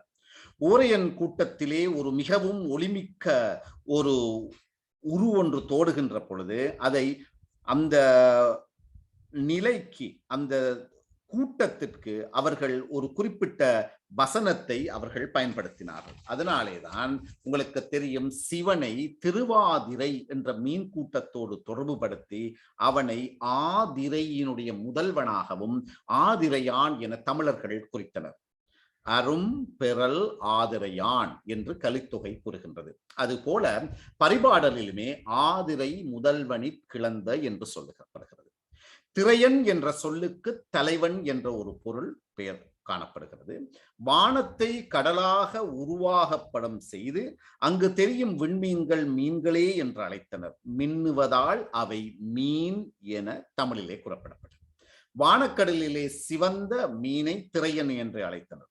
தொடக்கத்திலே அல்லது முதலிலே தெரிந்த முழு நிலா என்பது இதனுடைய பொருளாக காணப்படுகிறது. அதனாலேதான் மார்கழி திங்களிலே ஒளிரும் சிவந்த உருவான ஆதிரையை பெருமைப்படுத்த ஆதிரை நன்னாளிலே கடைபிடிக்கப்பட்டது. அதனாலேதான் ஆதிரை என்ற ஒரு சொல் வந்தது. அது பிறகு சமஸ்கிருதத்திலே ஆருத்ரன் என்று என்று பொருள் தெரிவுபடுத்தப்பட்டது. இவ்வாறாக நாங்கள் பார்க்கின்ற பொழுது பல்வேறு விடயங்களை நாங்கள் இந்த அதாவது ஒரு மொழியினுடைய ஆரம்பத்தை நாங்கள் எடுத்து பார்க்கின்ற பொழுது இந்த நடுத்தரை கடலை ஒட்டிய பல பகுதிகளிலே இந்த சிவ வணக்கம் கிறிஸ்துவுக்கு 3000 நூற்றாண்டுகளுக்கு முன்பே இருந்திருக்கிறதாக சான்றுகள் சொல்லப்படுகிறது. பபிலோனியம், கல்தேயம், போனீசியம், சுனானியம், எகிப்தியம், கிரேக்கம் போன்ற பல நாடுகளிலே இந்த சிவ நெறி காணப்படுகிறது. தமிழரை பொறுத்தவரையிலே தமிழிலே இருக்கக்கூடிய சில வேர் சொற்களை நீங்கள் எடுத்து பார்க்கின்ற பொழுது, அதாவது அந்த எல் என்ற ஒரு சொல், எல் என்பது தெய்வத்தை குறிப்பதற்காக சொல்லப்படுகின்ற ஒரு சொல் தமிழை பொறுத்தவரையிலே. அதே போலதான் கதிரவனை குறிப்பதற்காகவும் சொல்லப்படுகிறது. கிரேக்கத்திலும் நீங்கள் எடுத்து பார்த்தீர்கள் என்றால் எல் என்ற சொல் காணப்படும். இவ்வாறு கடவுளை குறிப்பதற்கு பயன்படுத்தப்படுகின்ற பல சொற்களினுடைய ஊற்று எங்கிருந்து உருவாகி இருக்கிறது என்றால் தமிழ் சொற்களிலே இருந்து உருவாகி இருக்கிறது. எவ்வாறு இந்த தமிழ் சொற்களிலே இருந்து அது உருவாகி இருக்கலாம் என்று சொன்னால், குமரிக்கண்டத்திலே அந்த மிகப்பெரிய பேரழிவு ஏற்படுகின்ற பொழுது பல தமிழர்கள் மேற்கு நோக்கி சென்றார்கள். மேற்கு நோக்கி சென்று அவர்களுடைய குடிப்பரம்பலை அங்கே வைத்திருக்கின்ற பொழுது அங்கே அவர்களுடைய பழக்க வழக்கங்கள், அவர்களுடைய கலை சொற்கள், இவை பற்றிய பல்வேறு விதமான விடயங்கள் அங்கே காணப்படுகிறது. எனவே நீங்கள் சாதாரணமாக நீங்கள் எடுத்து பார்த்தீர்கள் என்று சொன்னால், சிவனை முன்னிறுத்தாத தமிழர் வரலாறும் சிவனை மூலமாக கொள்ளாத உலக சமய வரலாறுகளும் தவறான முடிவுகளை தருவதோடு உண்மையற்ற வரலாற்றை உலகுக்கு உணர்த்திவிடும் என்று கூறிக்கொண்டு, தமிழர்களுடைய உயிர் மூச்சே சிவன்தான் என்று இந்த நன்னாளிலே தெரிவித்து, இந்த நல்ல ஒரு வாய்ப்பை வழங்கிய உங்கள் அனைவருக்கும், மிக குறிப்பாக கமலா அம்மா அவர்களுக்கும் ஏனையவர்களுக்கும், இந்த நிகழ்வுகளை கலந்து கொண்ட உங்கள் அனைவருக்கும் என்னுடைய அன்பார்ந்த வணக்கங்களை இலங்கையிலிருந்து தெரிவித்து விடைபெறுகின்றேன். நன்றி, வணக்கம். நன்றி வியாசா சார். பழமை போலவே வியாசா சாரின் சொற்பொழிவுகளில் எப்பவும் வரலாறு பதிந்திருக்கும். அதே போல் இன்று சிவராத்திரி நன்னாளில் சிவனின் வரலாற்றை எங்களுக்கு அழகான தமிழ் சொற்களையும் இன்ட்ரோடியூஸ் பண்ணி அறிமுகப்படுத்தி எங்களுக்கு தந்துதவினர். எங்களுக்கு 8 நிமிடங்கள் இருக்கிறது. யாராவது உங்களுக்கு கேள்வி இருந்தால் சாட் பாக்ஸில் எல்லாட்டிகள் ஹேண்ட் ரைஸ் பண்ணி உங்களை கேள்வியை கேட்டுக்கொள்ளலாம். ஒரு 8 நிமிடங்கள் எங்களுக்கு இருக்குது.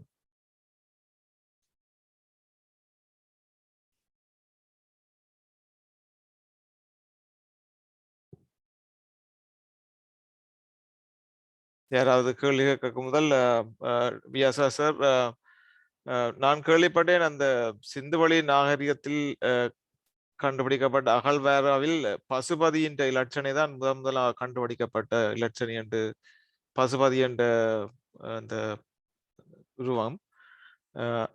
அதுவும் அப்ப குமரி கண்டத்திலிருந்து அங்கு சென்ற ஒரு சொல்ல எடுக்க முடியுமா பசுபதி? அதாவது நீங்கள் எடுத்து பார்த்தீர்கள் சொன்னால், இந்த ஆய்வை யார் மேற்கொண்டார்கள் என்பதுதான் மிக முக்கியம். அப்ப இந்த ஆய்வினுடைய ஆரம்ப காலத்திலே மேலை நாட்டைச் சேர்ந்தவர்களும் இந்த ஆய்வை செய்திருந்தார்கள். அதோடு தமிழ் தெரியாத பேராசிரியர்களும் இந்த ஆய்வை செய்தார்கள் மிக ஆரம்ப காலத்தில். ஆகவே அங்கே வருகின்ற பொழுது சிவனை முழுமை, அதாவது சில குறிப்புகள் காணப்படும். அந்த சிவனின் அந்த உருவத்தை ஒத்த இருக்கக்கூடிய விடயங்கள் தமிழர்களுடைய கலாச்சாரமாக இருந்ததா, தமிழர்கள் அல்லாத கலாச்சாரமாக இருந்ததா? ஆகவே இந்த அகழ்வை அவர்கள் எடுத்து பார்க்கின்ற பொழுது அங்கே இருக்கக்கூடிய சிவனினுடைய உருவம், அவர்கள் வாழ்ந்த வாழ்க்கை முறை, அதனாலேதான் இந்த காளை என்ற விடயத்தை நாங்கள் சொன்னோம். காளை, இவை போன்ற வாழ்க்கை முறை தமிழர்கள் மத்தியிலே அதிகமாக காணப்பட்டது. முதலாவது. இரண்டாவதாக காணப்பட்ட இன்னும் ஒரு மிக முக்கியமான விடயம், அங்கே எடுக்கப்பட்ட தமிழ் சொற்கள். இவை எல்லாவற்றையும் பார்க்கின்ற பொழுது அங்கே தமிழ் கலாச்சாரத்தினுடைய அடையாளம் அதிகமாக இருந்திருக்கின்றது என்று தெரிய வருகிறது. எனவே அங்கே பசுபதி என்று அவர்கள் சொல்லியிருக்கின்றார்கள். உண்மைதான், சிவன் தான். ஆனால் இப்ப இருக்கக்கூடிய மிகப்பெரிய பிரச்சனை இந்த கலாச்சாரம் எந்த இனத்தை சார்ந்தது என்பது. ஆகவே அந்த இனத்திலே, அந்த அகழ்வாராய்ச்சியிலே எடுக்கப்பட்ட பொருட்கள், அந்த அகழ்வாராய்ச்சியிலே எடுக்கப்பட்ட சொற்கள், குறியீடுகள், இவை எல்லாம் அதிகமாக எங்கே காணப்படுகின்றன? தமிழர்கள் சார்பாகவே இருக்கின்றது என்று தற்கால முடிவுகள் சொல்லுகின்றன. நன்றி சார்.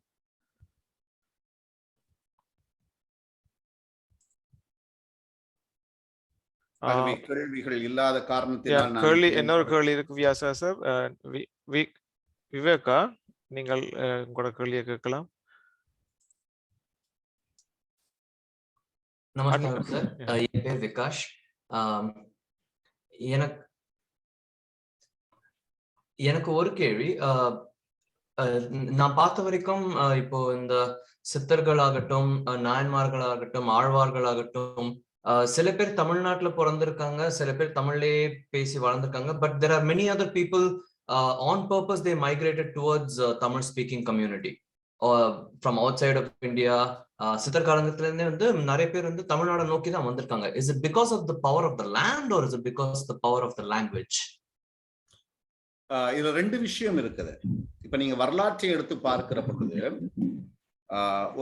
அதாவது சாதாரணமாக நீங்க சிந்துவெளி நாகரீகமாக இருந்தா இவனுடைய வரலாற்று விஷயங்கள் எல்லாவற்றையும் நீங்கள் பார்க்கிற பொழுது இப்ப சாதாரணமாக நீங்கள் தெரியும், அதாவது இந்தியாவை பொறுத்தவரையிலே அவர்களுடைய வேத காலத்தினுடைய, அதாவது எவ்வளவு காலம் இந்த ஆய்வு, இந்த எவ்வளவு காலம் பழமையானது என்று சொல்லுகின்ற பொழுது வேதத்தை வழக்கமாக சொல்வார்கள் ஓல்டஸ்ட் இதென்று சொல்லி 3000 வருடம் என்று சொல்வார்கள். ஆனால் உண்மையாகவே தமிழர்களை பொறுத்தவரையில் தற்பொழுது ஆராய்ச்சியின்படி கடைசியாக இஸ்லாமாபாத் யூனிவர்சிட்டி பல்கலைக்கழகத்திலே சேர்ந்த 37 பேராசிரியர்கள் இணைந்து மேற்கொண்ட அந்த ஆய்வின் பிரகாரம் அவர்கள் அன்னளவாக 12500 வருடத்துக்கு முற்பட்டது சிந்துவெளி நாகரிகம் என்று சொல்லப்படும். இது முதலாவது. இந்த விடயத்தை நாங்கள் ஆராய வேண்டும். ஆகவே இவ்வாறாக இந்த 12500 வருடத்துக்கு முன்பு அவர்கள் இருந்தார்கள் என்று சொன்னால் இருக்கக்கூடிய அடுத்த ஒரு விடயம், இந்த இப்ப திருமந்திரம் போன்ற பல நூல்களை எல்லாவற்றையும் நீங்கள் பார்க்கின்ற பொழுது தமிழ் எங்கே பரவி இருந்திருக்கின்றது என்று பார்த்தால் வடநாடு, தென்னாடு என்று முழு பிரதேசங்களிலுமே பரவி இருந்திருக்கின்றது.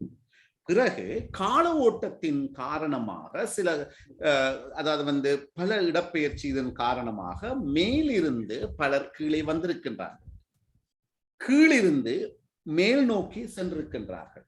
எனவே இந்த தென்னகம் என்று சொல்வதை விட முழு இந்தியா, இப்ப சாதாரணமாக இன்று குமரிக்கண்டத்தை பொறுத்தவரை குமரிக்கண்டத்தினுடைய எச்சங்கள் எது என்று வரலாற்றாசிரியர்கள் சொல்லுகிற பொழுது தென்னகம், இலங்கை, மாலைதீவு, இவை தவிர ஏனைய 3 தீவுகள் சொல்லப்பட்டிருக்கிறது. அது இயங்காத தீவுகள். இவைதான் எச்சங்களாக காணப்படும். நீங்கள் சித்தர்களை நீங்கள் எடுத்து பார்த்தீர்கள் என்று சொன்னால் இந்தியா தமிழகத்திலே இருந்த எந்த ஒரு சித்தர்களை நீங்கள் எடுத்தாலும் அவர்களுடைய முக்கோண வியாபகம் எவ்வாறு இருந்திருக்கின்றது என்றால் தமிழகம், இலங்கை, சீனா, இதுதான் அந்த முக்கோணமாக இருந்து காணப்படுகிறது.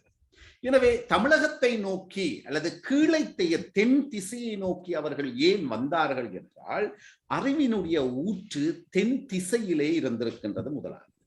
இரண்டாவது, அதிகமான சித்தர்களுடைய அந்த எனர்ஜி என்று சொல்லுவோம், அந்த பிராணனை பிரதிஷ்டை செய்த அதிகமான இடங்கள் தென்னகத்தை சார்ந்ததாகவும் இருக்கின்றபடியினாலும் அவர்கள் தென்னகத்தை நோக்கி வந்த பல காரணங்களிலே இவையும் ஒன்றாக இருக்கிறது. So there is the power of the land also, which has contributed. Power of the land, power of the language, and various, because the various knowledge centers was in Tamilagam. Okay. Understand? அதான் அதுல இருக்கு. இப்ப for example இப்ப even கூட இப்பொழுது கூட அவர்கள் பார்க்கின்ற ஒரு விடயம் இருக்கு. மகாபாரதத்தை நீங்கள் எடுத்து பார்த்தீர்கள் என்று சொன்னால், இப்ப வழக்கமாக அந்த மகாபாரதத்தினுடைய இடங்களை பற்றி எல்லாம் பார்க்கின்ற பொழுது இப்பொழுது அன்னளவாக ஒரு கிட்டத்தட்ட ஒரு 50,000-60,000 வருடங்களுக்குரிய ஆய்வுகளை கூட நாங்கள் கார்பன் டெஸ்டிங்கிலே செய்யலாம். ஆனால் வடநாட்டை பொறுத்தவரையிலே அங்கே எத்தனை மனித எச்சங்கள் காணப்படுகின்றன, எத்தனை ஆய்வுகள் செய்யப்பட்டிருக்கின்றன பார்த்தால் இல்லை. தமிழகத்தை பொறுத்தவரையிலே அன்னளவாக 79 இடங்களை அடையாளப்படுத்தி இருக்கிறார்கள். ஆனால் 2 இடங்கள் மட்டும்தான் ஆய்வு செய்யப்பட்டிருக்கிறது. அதுவும் தமிழக அரசாங்கம் கஷ்டப்பட்டு வழக்கு போட்டு எடுக்கப்பட்டதுதான் கீழடியும் கூட. ஆகவே இத்தனை இடங்கள் இருந்தும் ஆய்வு செய்யாமல் இருக்கின்றது ஒன்று.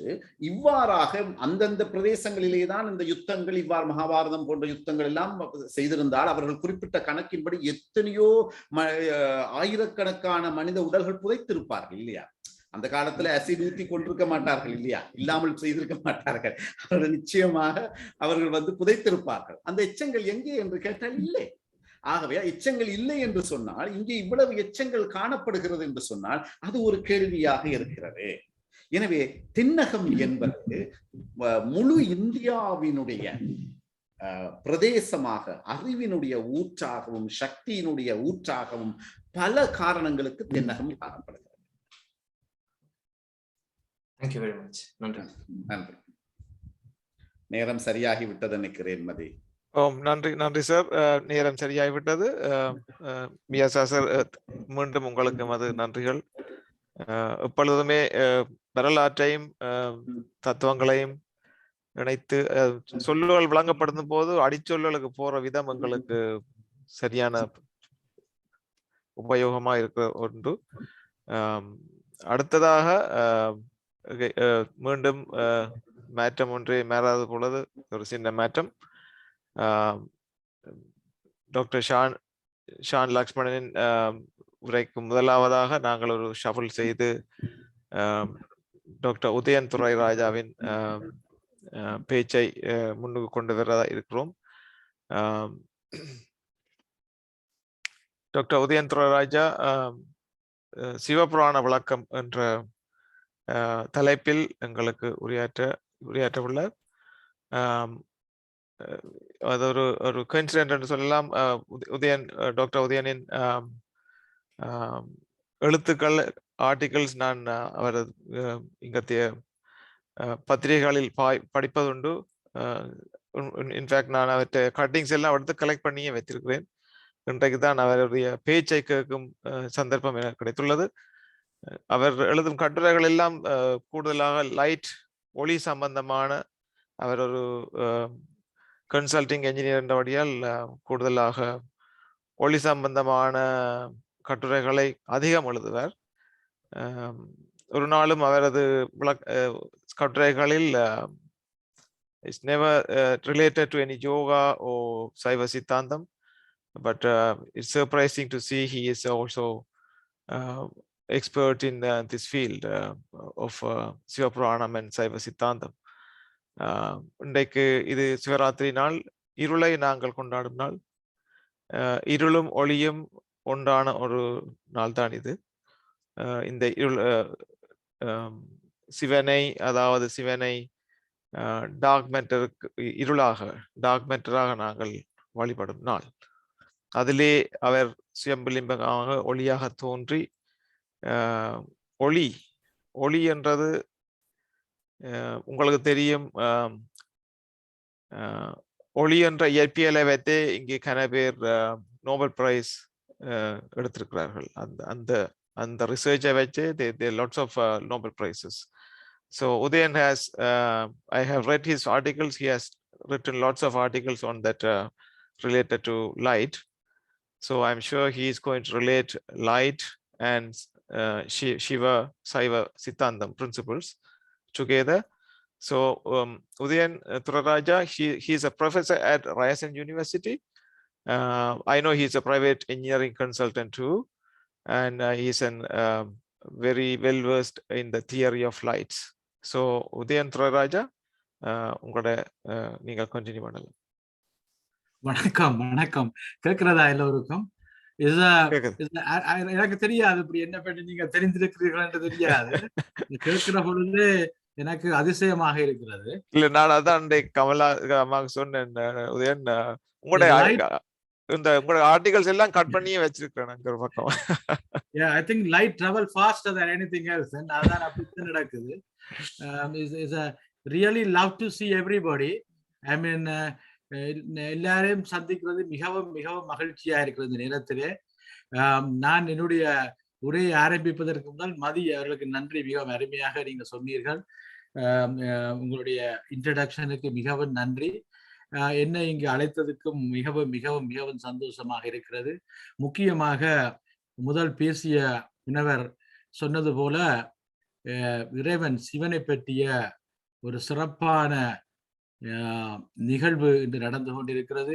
முக்கியமாக சிவராத்திரி தினத்திலே. அப்படிப்பட்ட தினத்திலே எனக்கு பேசுவதற்கு இந்த கிடைத்த சந்தர்ப்பத்தை நான் அரும்பெரும் பேராக தெரிகிறேன். இங்கு பேசுகின்ற அறிஞர்களை விட எனக்கு அந்த துறையிலே நல்லது நீங்க சொன்னது முன்னுக்கு. ஏனென்றால் ஆத்மா கடுமையான கேள்வி கேட்டு நாம் அடக்காமல் இருப்பதற்கு நீங்கள் அப்படியே நான் இந்த துறையை சார்ந்தவன் இல்லை என்று வடிவாக சொல்லிவிட்டீர்கள். அதனுடைய கொஞ்சம் மனதுக்கு கொஞ்சம் தேற்றமாக இருக்கிறது.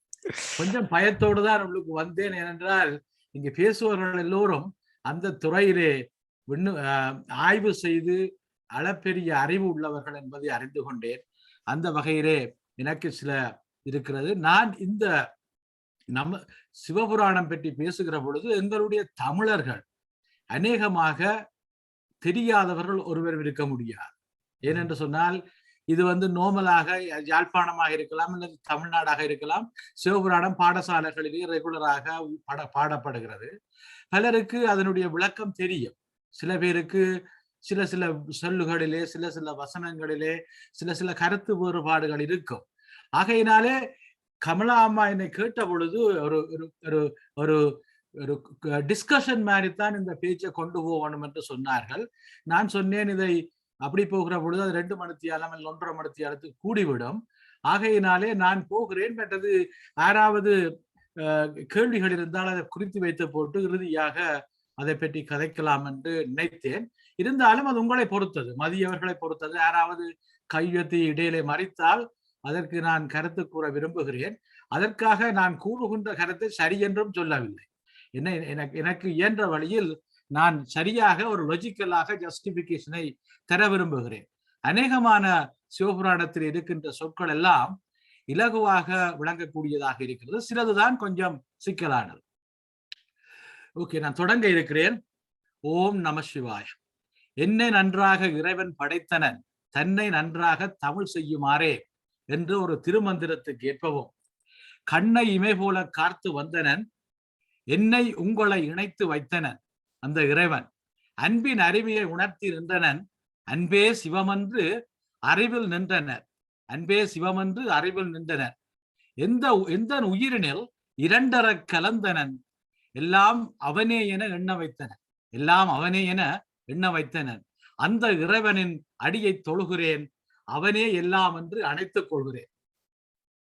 அருமையும் பெருமையும் ஆற்றலும் சிறப்பு நிறைந்த இன்றைய சிவராத்திரி நிகழ்வுக்கு வருகை தந்திருக்கின்ற உங்கள் அனைவரையும் நான் வணங்கி மகிழ்கிறேன். இந்த நிகழ்விலே கலந்து கொண்டு சிறப்புரையாற்ற என்னை அழைத்த அன்பு கமலா அம்மாவுக்கு எனது நன்றிகள். இன்றைய நிகழ்வின் ஆரம்பத்திலே இனிய குரலினால் சிவபுராணம் பாடி எம்மையெல்லாம் கட்டி போட்ட அம்மா ரஜினி அருளானந்தம் மற்றும் அடுத்த நண்பர்கள் எல்லோருக்கும் எனது வாழ்த்துக்களும் நன்றிகள். என்னுடைய குரல் அவ்வளவு பாடுவதற்குரிய குரல் அல்ல. என்னுடைய ராகம் அரியண்டம், தாளம் வேதாளம். எங்களுடைய குரலை கேட்டு நான் அசந்து விட்டேன். வரலாற்றில் சிவன் என்ற பொருள் பற்றி பேசிய முனவர் வியாசர் கல்யாண சுந்தரம் அவர்களே, நிலை சார்ந்த அனுபவம் என்னும் பொருள் பற்றியே பேசிய வரவில்லை, அவர் பேச இருக்கின்ற சண்முக லட்சுமணன் அவர்களே, கதா பிரசங்கம் நிகழ்த்த இருக்கின்ற ராமேஸ்வரன் அவர்களை உங்கள் அனைவரையும் நான் வணங்கி மகிழ்கிறேன். மனிதன் சொல்ல கேட்டவைகள் திருக்குறள், மனிதன் சொல்ல மனிதன் கேட்டவை திருக்குறள், இறைவன் சொல்ல மனிதன் கேட்டவை பகவத்கீதை, மனிதன் சொல்ல இறைவை கேட்டதுதான் திருவாசகம். இது உங்களுக்கு தெரியும். இத்தகைய பெருமை வாய்ந்த திருவாசகத்தை எமக்கு அருளியவர் மாணிக்க வாசக சுவாமிகள். 51 பாடல்கள் கொண்ட திருவாசகத்தின் முதலாவது பாடல் சிவபுராணம். அப்படிப்பட்ட அந்த பாடலை பற்றி நான் ஒரு வெண்பா சொல்லுகிறேன். நலம் தரும் சிவபுராணம் தன்னை நாளும் பாடிடுவோம், நலம் தரும் சிவபுராணம் தன்னை நாளும் பாடிடுவோம், சிவன் வருவான், அவன் அருள் தருவான், சிறந்திடும் வாழ்வே. திருவாசகத்தின் வாசகங்கள், திருவாசகத்தை பற்றி சொல்லுகிற பொழுது திருவாசகத்தின் வாசகங்கள் ஒரு வாசகத்திலும் கிடையாது.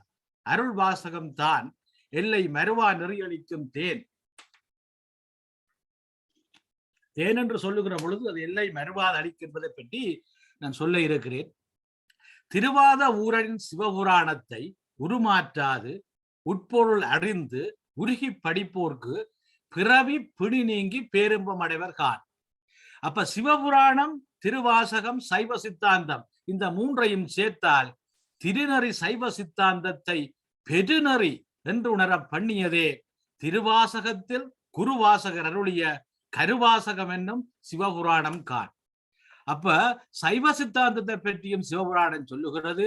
திருவாசகத்தினுடைய முழு திருவாசகத்துக்கு முதலாவதாக இருக்கிற சிவபுராணமே கம்ப்ளீட்டா சிவனுடைய இயல்பையும் பழமையையும் சிறப்பையும் எல்லாவற்றையும் சொல்லுகின்ற ஒரு புராணமாக அங்கு நிற்கிறது.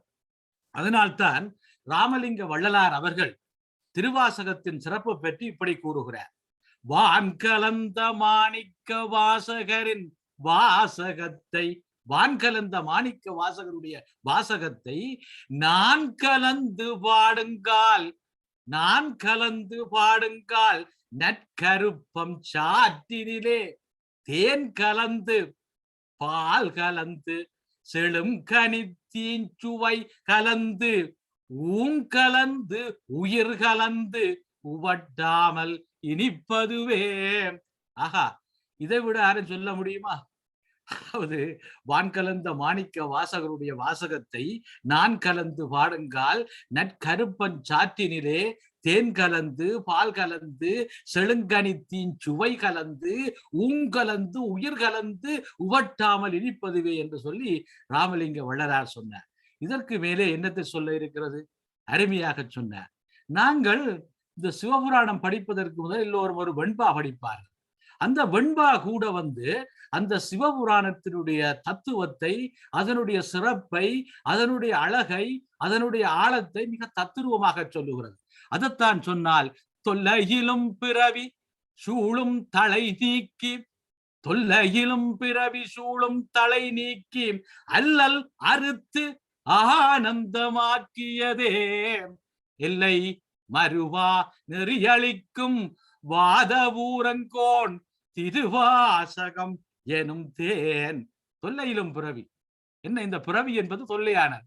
ஏனென்றால் இங்க கஷ்டம் என்று சொல்லாதாக்கள் ஒருவரும் இருக்க முடியாது. எலிசபெத் மகாராணிக்கும் கஷ்டம்தான், இங்க இருக்கிற இருக்கிற ரோட்ல இருக்கின்ற வீடு இல்லாமல் இருக்கின்ற ஒரு ஏழைக்கும் கஷ்டம்தான்.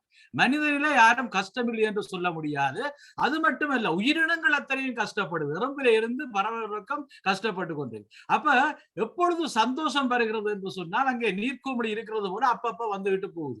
அப்ப அந்த தொல்லையிலும் பிறவி சூழுகின்ற தலை, இந்த கட்டு என்று சொல்லுகின்ற தலை எங்களுடைய நாங்கள் சைக்ளோபர்த் என்று சொல்லுவார்கள். ஒவ்வொரு பிறப்பியல்களாலே நாங்கள் கொண்டு வர்ற மூட்டைகள், நல்வினை தீவினையான மூட்டைகளினாலே ஏற்படுகின்ற அந்த தலை, அதை கட்டு என்று சொல்லி அதை நீக்கி அல்லல் துன்பங்களை அறுத்து ஆனந்தமாக்குமாம். ஆனந்தமாக்கும் இந்த திருவாசகம். அந்த அல்லல் அறுத்து ஆனந்தமாக்கியதே எல்லை. எல்லை என்று சொன்னால் சில பேர் நிற்பார்கள், எங்கடியாக்கள் காணி எல்லை என்று. காணி எல்லை இல்லை, பிறப்பு இறப்பு என்று சொல்லுகின்ற அந்த எல்லை இல்லாத நிலை. அது எப்பொழுது வரும் என்று சொன்னால் எங்களுடைய பாவங்கள் துன்பங்கள் எல்லாம் அகலப்பட்டு எங்களோட கர்ம வினைகள் கழுவப்பட்டு இறுதியாக இறைவனோடு சேருகின்ற அந்த நிலைதான் அந்த எல்லை மறுவாத நெறி. எல்லை மறுவாத நெறி என்றால் கிட்டத்தட்ட இறைநிலைதான். இறைவனுக்குத்தான் எல்லை இல்லை. இறைவனுக்கு பிறப்பும் இல்லை, இறப்பும் இல்லை. இறைவனுக்கு டேட் ஆஃப் பர்த் இல்லை, டேட் ஆஃப் எக்ஸ்பியரி இல்லை. ஆனால் அதுபோல அப்படிப்பட்ட ஒரு நிலையை உருவாக்குவதுதான் எல்லை மறுவாத நெறி அளிக்கும் வாதவூர். திருவாதவூரை சேர்ந்த மாணிக்க வாசகர் திருவாசகம் என்னும் தேன் என்று சொல்லுகிற பொழுது எல்லோருக்கும் தெரியும், தேன் இனிமை தருவது, இன்பம் தருவது, பல்வேறுபட்ட நோய்களை தீர்க்கக்கூடியது. அதனால்தான் அருமையாக தேன் என்று சொன்னார். தேன் என்று சொன்னால் தனிய மட்டும் இனிமை இல்லை, நோய்களுக்கு பயன்படக்கூடியது தேன். அப்படிப்பட்ட அருமையான அந்த முதலாவது வெண்பாவே திருவாசகத்தினுடைய அருமையையும் பெருமையையும் சிறப்பையும் மிகவும் அழகாக எடுத்து சொல்லிவிட்டது. ஆகையினாலே அந்த சிவபுராணத்தை நாங்கள் கிடைத்ததும், அதை படிப்பதும், அதை போற்றி பாராட்டுவதும், அதை விளங்கிக் கொள்வதும் நமக்கு கிடைத்த பெரும் பேர். அம்மா அவர்களுடைய குரலிலே படிக்கின்ற பொழுது மிகவும் மிகவும் ஆனந்தமாக இருந்தது. ரஞ்சினி அருள்நாதன் அவர்கள் மிகவும் அருமையான குரல், மிகவும் அருமையான குரல். ஆகையினாலே அந்த அருமையான நிகழ்விலே இப்பொழுது நான் சிவபுராணத்தை பற்றி வரிக்கு வரி சொல்லி விளக்கம் தர இருக்கிறேன். இந்த வரியிலே சிலது நான் கடுமையாக சொல்ல தேவையில்லை. ஏனென்று சொன்னால் உங்கள் எல்லோருக்கும் தெரியும். தற்செயலாக நான் ஏதாவது விளங்கவில்லை என்றால் கையெழுத்துங்கள், இரண்டா நெடுகளும் வராது. அப்பொழுது நாங்கள் அதை பற்றி கதைக்க முடியும். எவ்வளவு நேரம் இருக்குமோ தெரியாது. அந்த வகையிலே நான் இப்பொழுது தொடங்குகிறேன். நமச்சிவாய வாழ்க, நாதன் தாழ் வாழ்க. நமச்சிவாய என்று சொன்னால் எல்லோருக்கும் தெரியும், அது ஒரு பஞ்சாட்சரம் என்று சொல்லுவார்கள், ஐந்தெழுத்து மந்திரம் என்று சொல்லுவார்கள், தூல மந்திரம் என்று சொல்லுவார்கள். சிவாய நம என்று சொன்னால் சூட்சும மந்திரம் என்று சொல்லுவார்கள். தூல மந்திரமான நமசிவாய ஓம்காரம் என்ற மந்திரத்தினுடைய விரிவு. ஓம்கார மந்திரத்தின் விரிவு என்று சொன்னால், ஓம் என்று சொன்னால் ஆ உ உம், ஆ உ உம் என்று சொன்னால் ஆகென்றால் ஆண்டவன், ஊ என்று சொன்னால் உயிர், என்று சொன்னால் மலம்.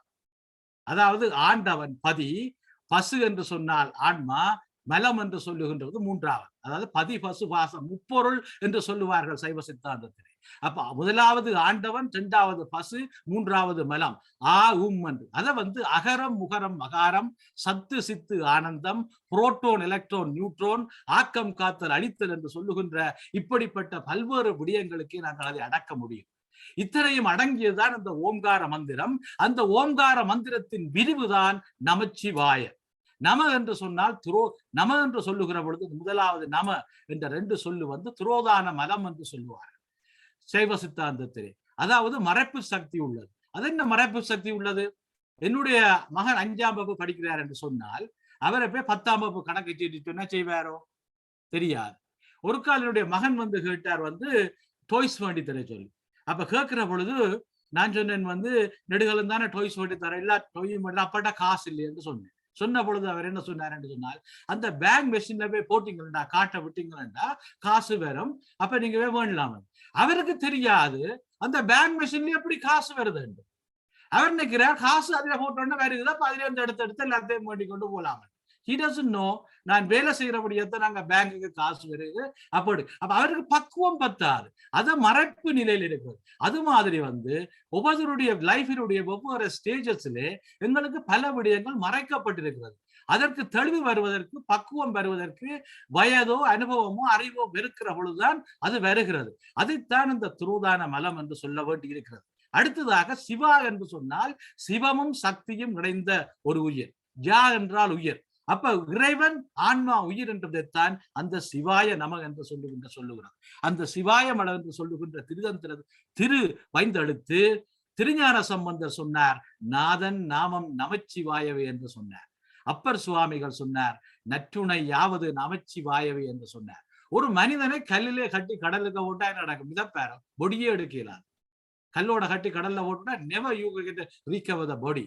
ஆனால் அப்பர் சுவாமிகளை கல்லோட கட்டி கடலில் எறிந்தார்கள். அப்பொழுது அவர் பாடினார், சொற்றுணை வேதியன் சோதி வானவன் பொற்றுணை திருந்தடி பொருந்த கைதோள கற்றுணை பூட்டியோர் கடலில் பாய்ச்சினும் நற்றுணை யாவது நமச்சிவாயவே என்று சொன்னார். நமச்சிவாயவே என்று சொன்ன பொழுது கல்லு தெப்பமாக விழுந்ததாக வரலாறு இருக்கிறது. ஆகையினாலே அவ்வளவு தூரம் அந்த நமச்சிவாய என்ற மந்திரத்துக்கு வலிமை உள்ளது என்பதைத்தான் அங்கே சொல்லப்பட்டிருக்கிறது. ஆகையினாலே நமச்சிவாய வாழ்க என்று சொன்னார். நமச்சிவாய என்று சொன்னாலே இறைவன் தான். மந்திரம் என்று சொல்லப்படுவதை விட ஐந்தெழுத்து என்று சொல்லப்படுவதை நாதன் நாமமே நமச்சிவாய என்று சொல்லி சொன்னார். அந்த நமச்சிவாயத்திலே ஓங்கார மந்திரம் இருக்கிறது, தூல மந்திரம் இருக்கிறது, அத்தனையும் சேர்ந்ததாக இருக்கிறது. அப்படிப்பட்ட திருவந்தெழுத்து வாழ்க, சிவபெருமானுடைய திருவடிகள் வாழ்க என்று சொல்லி மாணிக்க வாசகர் இறைவனை கண்டவுடனே இந்த அரும் பெரும் நமச்சிவாய வாழ்க, நாதந்தாள் வாழ்க என்று சொல்லி சொல்லுகிற பொழுதே அப்படியே முழுவதையும் அங்கே கொண்டு வந்து விட்டார். எல்லாவற்றையும் அந்த அந்த முதல் வரியிலே எல்லாவற்றையும் அடங்கிவிட்டார். அடுத்தது சொல்லுகிறார், இமை பொழுதும் என் நெஞ்சில் நீங்காதான் தாழ் வாழ்க.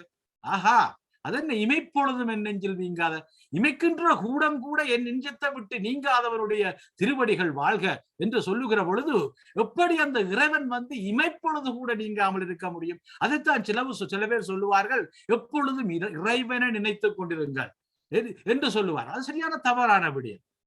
Please note it. ஏனென்று சொன்னால் இறைவனை நீங்கள் ஒரு நாள் நினைத்துக் கொண்டிருக்க கூடாது. ஏனென்றால் ஒரு கர்மம் செய்ய வேண்டும் என்றால் நீங்கள் வந்து அந்த கர்மத்திலே கண்ணாக இருக்க வேண்டும். ஆனால் இறைவன் வந்து இமைப்பொழுதும் எங்களுடைய உள்ளத்திலே இருக்கிறான், ஆன்மாவிலே இருக்கிறான். அதைத்தான் தெரிய வேண்டும். ஆனால் மக்கள் வந்து சில பேர் அதை விளக்கம் இல்லாமல் நாங்கள் எப்பொழுதும் இறைவனை சிந்தித்துக் கொண்டிருக்க வேண்டும். இறைவனை நீங்கள் சிந்திக்க தேவையில்லை, இறைவன் உங்களோடு தான் இருக்கின்றான் என்ற ஒரு தெளிவு வேண்டும். நாம் என்று சொல்வது இந்த உடம்பும் இல்லை, நாம் என்று சொல்வது இந்த மனமும் இல்லை, நாம் இந்த உடம்பும் இல்லை மனமும் இல்லை என்று சொல்லுகிற பொழுது நம்முடைய அந்த ஆத்ம இருப்பு, அறிவு, அதுதான் இறைவன் என்பதை நாங்கள் எழுத வேண்டும்.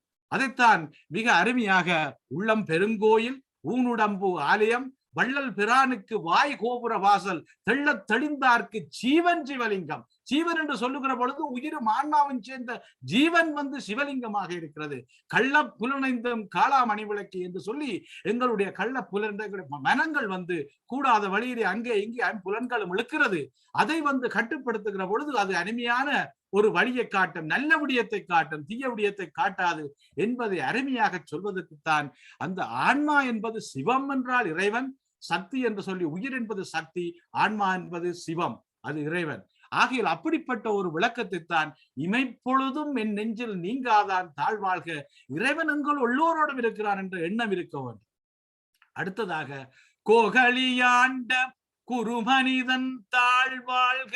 கோகலி என்று சொன்னால் திருப்பெரும் துறையிலே எழுந்தரில் இருக்கின்ற அடியேனை ஆட்கொண்ட குருநாதன் திருவடிகள் வாழ்க என்று சொல்லி அதை சொல்லுகிறார். அடுத்தது ஆகமம் ஆகி நின்று அன்னிப்பான் தாழ்வாழ்க. அதன் ஆகமம் சிவாகமம் என்று சொல்லுகின்ற பொருளாக நின்று நெருங்கி அருள் புரிகின்றவனுடைய திருவடிகள் வாழ்க. ஆகமம் மூலம் தன்னை வெளிப்படுத்துகிறார் இறைவன். ஆகமம் மூலம் இறைவன் வெளிப்படுத்துகிறார். சிவாகமங்கள் 28 என்று சொல்லுவார்கள். அதிலே மெய்கண்ட சாஸ்திரங்கள் சைவ சித்தாந்தத்திலே 14 இருக்கிறது, திருமுறைகள் 12 இருக்கிறது. அப்ப ஆகமம் என்று சொன்னால் என்ன? என்று சொன்னால் பசு என்று சொன்னால் ஆன்மா, மனித இனம், பசு. என்று கமம் என்று சொன்னால், கமம் என்றால் தெரியும், அதை பயிரிடுகிறது. அப்ப ஆன்மாவை பண்படுத்துவதுதான் அந்த ஆகமம்.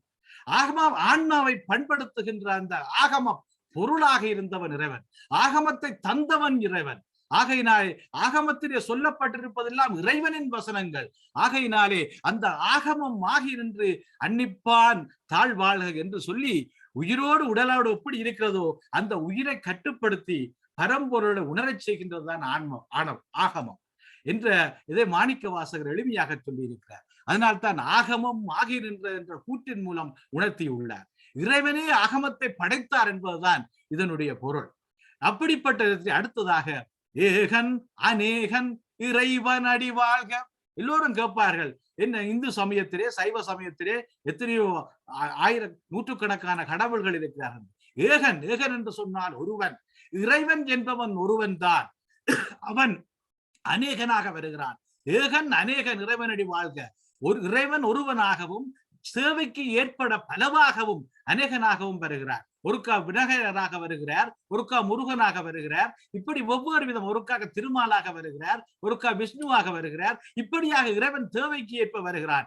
ஆனால் இறைவன் என்பது ஒருவன் தான், அவன் ஏகன், அவன் அநேகவனாக வருகின்றான் என்பதை எவ்வளவு திட்ட தெளிவாக, இவ்வளவு விடயத்தில் எங்களுடைய சைவ சித்தாந்தத்தினுடைய, எங்களுடைய இந்து சமயத்தினுடைய முழு கருத்துக்களையும் எவ்வளவு 2-3 வரியிலே மிக அருமையாக மாணிக்க வாசகர் அவர்கள் கொண்டு வந்திருக்கிறார்கள் என்றால் அசைக்க முடியாததாக இருக்கிறது. அதாவது இறைவனின் புனிதமான சக்தி மிகுந்த சிறுவந்தெழுத்து நமச்சிவாய, என் இதயத்தை என்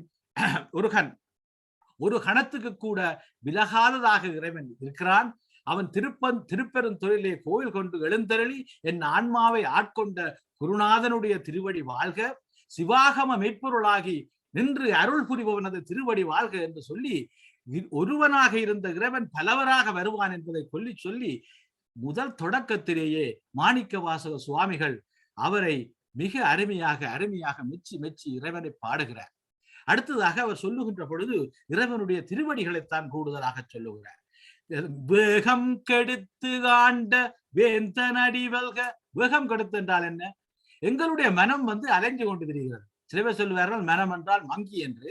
இருந்த பொழுது இந்த மனம் அமைதி இல்லாமல் அலைகிறது. 10 வருடத்துக்கு முந்தைய நிகழ்வுக்கு போகிறது. அதாவது ஸ்பீட் ஆஃப் லைட்டை விட வேகமா போகிறது. ஸ்ரீலங்கா எத்தனையோ கிலோமீட்டருக்கு அங்கால இருக்குது. 30 வருடத்துக்கு முந்தைய ஸ்ரீலங்காவில் நாங்க என்ன செய்து கொண்டிருந்தோம் என்று சொல்லி நினைவெல்லாம் உடனே வருகிறது. அவ்வளவு தூரம் மனம் வேகமாக இயங்கிக் கொண்டிருக்கிறது. மனம் அமைதியின்மை மற்றும் மனம் வேகத்தை அவ்வாவை குறைத்து ஆட்கொண்ட இருவனது திருவடி வாழ்க என்று சொல்லி, வேகம் கெடுத்தாண்ட வேந்தன் என்றால் அரசன் இறைவன், அவனுடைய திருவடி வெல்க என்று சொல்லி அடுத்த வரியை சொல்லுகிறார். அடுத்ததாக பிறப்பருக்கும் பிஞ்சகன்றன் பெய்களல்கள் வெல்க. ஆகா, பிறப்பு என்பது சுழற்சியாக வந்து கொண்டிருக்கிறது.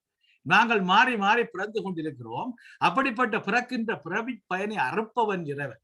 ஆத்மா பிறப்பு சுழற்சியாக நடந்து செல்கிறது. இது சம்சாரம் என்று கூட கூறப்படுகிறது. கர்மா என்ற விளையின் பயனாக, கர்மாவின் காரணமாக நாங்கள் முற்பிறப்பிலே இருந்து கொண்டு வர்ற மூட்டைகள், இந்த பிறப்பிலே செய்கின்ற நன்மைகள் தீமைகள் எல்லாவற்றையும் சேர்த்து நாங்கள் அடுத்த பிறப்புக்கு போகிறோம். அப்ப அதிலிருந்து விடுதலை பெற வேண்டும் என்று சொன்னால், அந்த பிறப்பை அறுக்க வேண்டும் என்று சொன்னால், அதுக்கு எங்களுக்கு இறைவனுடைய உதவி தேவை என்ற விதமாக மாணிக்க வாசகர் சொல்லுகிறார். அடுத்ததாக புறத்தார்க்கு சேயோந்தன் பூங்கடல்கள் வெல்க. புறத்தார்கள் என்றால யார் புறத்தார்கள்? புறத்தார்கள் என்று சொல்லுகிற பொழுது குழந்தை யாருக்கும் தீங்கு விளைவிக்காது. சிவனை ஏற்காதவர்கள் குழந்தையை போன்று செயற்படும் இறைவன். சிவனை ஏற்காதவர்கள் புறத்தார்க்கு சேயோந்தன் என்று சொன்னால், குழந்தை என்பது யாருக்கும் தீங்கு செய்யாது, ஒரு கூடாதவருக்கு கூட தீங்கு செய்யாது. அது போன்றவன் தான் இறைவன். புறத்தார்க்கு சேயோந்தன். குழந்தை, நீங்க கடவுளை கும்பிடாதவரை இறைவன் தண்டிக்க மாட்டார். ஏனென்றால் குழந்தை எப்படி தன்னை விரும்பாதவர்களை தண்டிக்க மாட்டாதோ, அதுபோல இறைவன் என்பவன் தன்னை விரும்பாதவர்கள், தன்னை நாடாதவர்களை தண்டிக்க மாட்டார். ஆகையினாலே அப்படிப்பட்ட ஒரு நிலைமையை உருவாக்க புறத்தார்க்கு சேயோந்த இறைவன் அப்படி ஒரு கூடாதவன் அல்ல, தண்டனை கொடுப்பவன் அல்ல, அன்புக்கு அன்பானவன். அவனுக்கு கிட்ட நெருங்குகிற பொழுது தன்னுடைய அருள் மலைகளை பொழிகிறான். அதே நேரம் அவனை தேடாத விடத்து அவன் அடியார்களை தண்டிப்பவன் அல்ல என்றது மிக அருமையாக சொல்லுகிறார்.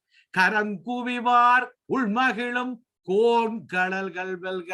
மகிழ்ச்சியாக கடவுளை கைகூப்பி வணங்குவருடைய உள்ளத்திலே மகிழ்ச்சிக்கு காரணமான திருவடிகள் வெல்வதாக என்று சொல்லி அருமையாக சொல்லுகிறார். அடுத்ததாக சிறங்குவிவார், சிறங்குவித்து தலையை தாழ்த்தி சிறங்குவிவார் ஓங்குவிக்கும் சீரோன் கடல் வெல்க. பைபிள்ல கூட சொல்லப்பட்டிருக்கிறது. பைபிள் என்ன சொல்றது?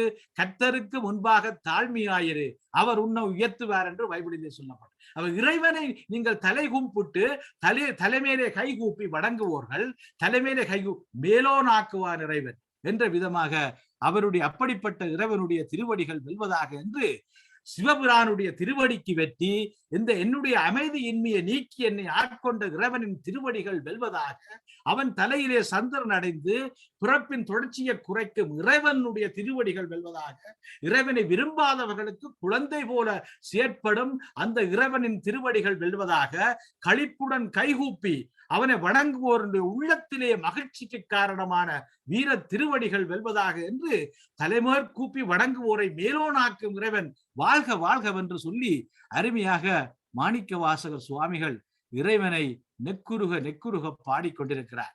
அப்படிப்பட்ட இறைவனுடைய நெக்குருக பாடுகிற பொழுது, இறைவனுடைய கருணைக்கு வாழ்ச்சி என்று சொல்லுகிற பொழுது, ஈசன் அடி போற்றி எந்த அடி போற்றி, எப்படிப்பட்ட சிவபுரானுடைய திருவடிக்கு வணக்கம், எனது தந்தையினுடைய திருவடிக்கு வணக்கம், அவருடைய கருணைக்கு வணக்கம் என்று சொல்லி, தேசனடி போற்றி சிவன் சேவடி போற்றி. தேசன் என்றால் ஒளி வடிவானவன் இறைவன், ஒளிவடிவானவனுடைய இறைவனுடைய திருவடிக்கு போற்றி, சிவனுடைய சிவந்த திருவடிக்கு போற்றி, சிவனுடைய திறந்த திருவடிக்கு போற்றி. நேயத்தே நின்ற நிமல நடி போற்றி. நேயம் என்றால் அன்பு, இறைவன் என்றால் காட் இஸ் லவ் என்று சொல்லுவார்கள். அன்பின் வழியே நின்ற மாசற்ற ஒரு ஊத்தை இல்லாத தூய்மையான கிறிஸ்டல் கிளியரான மாசற்ற இறைவனுடைய திருவடிக்கு வருக. அன்பும் சிவமும் இரண்டல்ல, அன்பே இறைவன். மாசற்றவன் என்றால் அழுக்கு இல்லாதவன், தூய்மையானவன், பளிங்கு போன்றவன். அந்த அப்படிப்பட்ட இறைவனுடைய திருவடிக்கு வணக்கம் என்று சொல்லி, நேயத்தே நின்ற நிமல நடி போற்றி, மாய பிறப்பு அறுக்கும் மன்ன நடி போற்றி. மாயப்பிறப்பு என்றால் என்ன? இந்த பிறப்பு என்பது நிலையில்லாதது. இந்த பிறப்பு நிலையில்லாத பிறப்பு இருக்கும் மன்னன், இறைவனை மன்னன் என்று சொல்றார். மன்னன் திருவடிகள் போற்றி. அதான் வேதாந்தத்திற்கும் சைவ சித்தாந்தத்திற்கும் இடையில ஒரு முக்கிய வேறுபாடு இருக்கு. வேதாந்தம் மாயை என்று பொருள் சொல்லுகிறது, சைவ சித்தாந்தம் உண்மை என்று சொல்லுகிறது. குத்து விளக்கு என்று நீங்க குத்து விளக்கு இருக்கிறது அல்லவா, குத்து விளக்கு எரிகின்ற பொழுதும் அந்த குத்து விளக்கு எரியாத பொழுதும் நாங்க குத்து விளக்கு என்றுதான் சொல்லுவோம். ஏனென்று சொன்னால் இலக்கியத்தில் இதில் தானியாக பேர் என்று சொல்லுவார். ஒளியை தாங்குகின்றபடியால் அதை கூறுகிறோம். ஏனென்று சொன்னால் அதுக்கு எரிகிறதோ எரியலையோ குத்து விளக்குத்தான். உண்மையாக இருக்கின்ற ஆன்மாவை, இந்த உண்மையாக இருக்கின்ற ஆன்மாவை தாங்குகின்ற இந்த உடலையும் நாங்கள் மெய் என்று சொல்லுகிறோம். ஆனால் இது மெய்யல்ல, இது பொய். இந்த உடம்பு எப்பொழுதும் அழியக்கூடியது, இது நிரந்தரம் இல்லாதது. ஆனால் இந்த மெய்யை தாங்குகிறபடியால் இந்த உடலை நாங்கள் மெய் என்று சொல்லுகிறோம். ஆகையினாலே அந்த மாய பிறப்பருக்கும் மன்னனடி போற்றி, சீரார் பெருந்துறைனம் தேவனடி போற்றி. இந்த சிவரப்பு மிருகின்ற திருப்பெருந்துறையிலே எழுந்தருள் இருக்கின்ற இறைவனின் திருவடிக்கு வணக்கம். சீரார் பெருந்துறைனம் தேவனடி போற்றி, ஆராத இன்பம் அருளுமலை போற்றி. ஆராத இன்பம் என்றால் என்ன? தெவிட்டாத இன்பம், தெவிட்டாத இன்பம் அளிக்கின்ற மலை போன்ற இறைவனுக்கு வணக்கம். உடல் இன்பம் உடல் இன்பம் சின்ன நேரம் தான் எங்களுக்கு அந்த இன்பம் கிடைக்கும். நல்ல உணவு சாப்பிட்டால் அது இந்த நாக்கு வரைக்கும் தான். நல்ல உணவு சாப்பிட்டால் நல்ல இன்பம் எல்லாம் சிற்றின்பமாக இருக்கும். ஆனால் அதற்கு பிறகு ஒருவர் அந்த உணவையோ அந்த இன்பத்தையோ வறுத்து கூட போகலாம். ஆனால் கடவுளிடமிருந்து வருகின்ற இன்பம் ஒருபோதும் குறையாது, அது தெவிட்டாத இன்பமாக இருக்கும். அதைத்தான் சொல்கிறார், ஆராத இன்பம் அருளும் மலை போற்றி என்று சொல்லி, சிவன் அவன் என் சிந்தையுள் நின்ற கதனால். அப்படிப்பட்ட சிவருமானாகிய இறைவன் என்னுடைய சிந்தையிலே நின்றபடியால், என்னுடைய எண்ணத்திலே நின்றபடியால், என்னுடைய உள்ளத்திலே நின்றபடியால், சிவன் அவன் என் சிந்தையில் நின்ற கதனால், அவன் அருளாலே அவன் தாழ் வணங்கி. ஆஹா, அப்பெருமானுடைய திருவருள் கிடைத்தால் தான் அவனை வணங்க முடியும். ஆகையினாலே ஆன்மா 3 நிலைகளிலே இருக்கிறது. ஒன்று கேவல நிலை என்று சொல்லுவார்கள், அது மலத்தோடு கூடியிருக்கின்ற நிலை. சகல நிலை என்று சொன்னால் இந்த உடல் மும்மலங்கள் ஓடு உயிரோடு இருக்கின்ற நிலை. சுத்த நிலை என்று சொன்னால் எந்த விதமான அழுக்குகளும் இல்லாமல், எந்த விதமான மலங்களும் இல்லாமல், உடலும் இல்லாமல் இறை நிலையில இருக்கின்றதுதான் சுத்த நிலை. நாம் முந்திய கர்மா, கடந்த பிறப்புகள் செயல்களால் இப்படி வருகின்ற பொழுது அவைகள் எங்களுக்கு இந்த உடல்கள் மீண்டும் மீண்டும் வருகிறது. ஆகையினாலே அவன் அருள் கிடைக்க வேண்டும் என்றால் கூட அவனுடைய அருள் வேண்டும். அவனுடைய தாளை வணங்க வேண்டும் என்றால் கூட அவனுடைய அருள் வேண்டும். சிந்தை மகிழ சிவபுராணம் தன்னை, என்னுடைய சிந்தை, என்னுடைய உள்ளம் மகிழ. ஆகையினால் அப்படி உள்ளம் மகிழ்கின்ற இந்த சிவபுராணம் தன்னை முந்தை வினை முழுதும். ஆகா, நான் முற்பிறப்பிலே செய்த வினைகள், முற்பிறப்பிலே செய்த நன்மைகள், தீமைகள், பாவங்கள், அல்லது இப்பிறப்பிலே இதுக்கு முதல் செய்த வினைகள், அத்தனைகளும் ஒளிந்து போவதற்கு முந்தை வினைகள் முழுதும் ஓய உரைப்பஞ்சான் நான் முன்பு செய்த வினைகள் முழுவதும் தேய்ந்து போக வண்ணம் அடியேனாகிய நான் உரைப்பேன் என்று சொல்லி மாணிக்க வாசகர் அருமையாக பாடிக்கொண்டே இருக்கிறார்.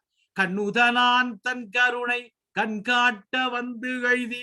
ஆகா, நெற்றிக்கண்ணை உடையவன், முக்கண்ணை உடையவன், நெற்றிக்கண்ணை உடைய இறைவன் தனது கருணை கண்ணை காட்ட, அந்த கருணை கண்ணை காட்டதன் பயனாகத்தான் நான் இப்பொழுது உங்கள் திருவடி இறைவனுடைய திருவடிக்கு முன்னுக்கு வந்து சேர்ந்தேன் என்று சொல்லி இறைவனை கண்ணுதலான் என்று கூட சொல்லுவார்கள், முக்கண்ணுடையவன் என்று சொல்லுவார்கள். அப்படிப்பட்ட கண்ணுதலான் முக்கண்ணுடைய இறைவன் தன்னுடைய கடைக்கண்ணை காட்டியதன் பயனாக நான் இன்று வந்து சேர்ந்தேன் என்று சொல்லி நெக்குருகி மாணிக்க வாசகர் பாடிக்கொண்டே இருக்கிறார்.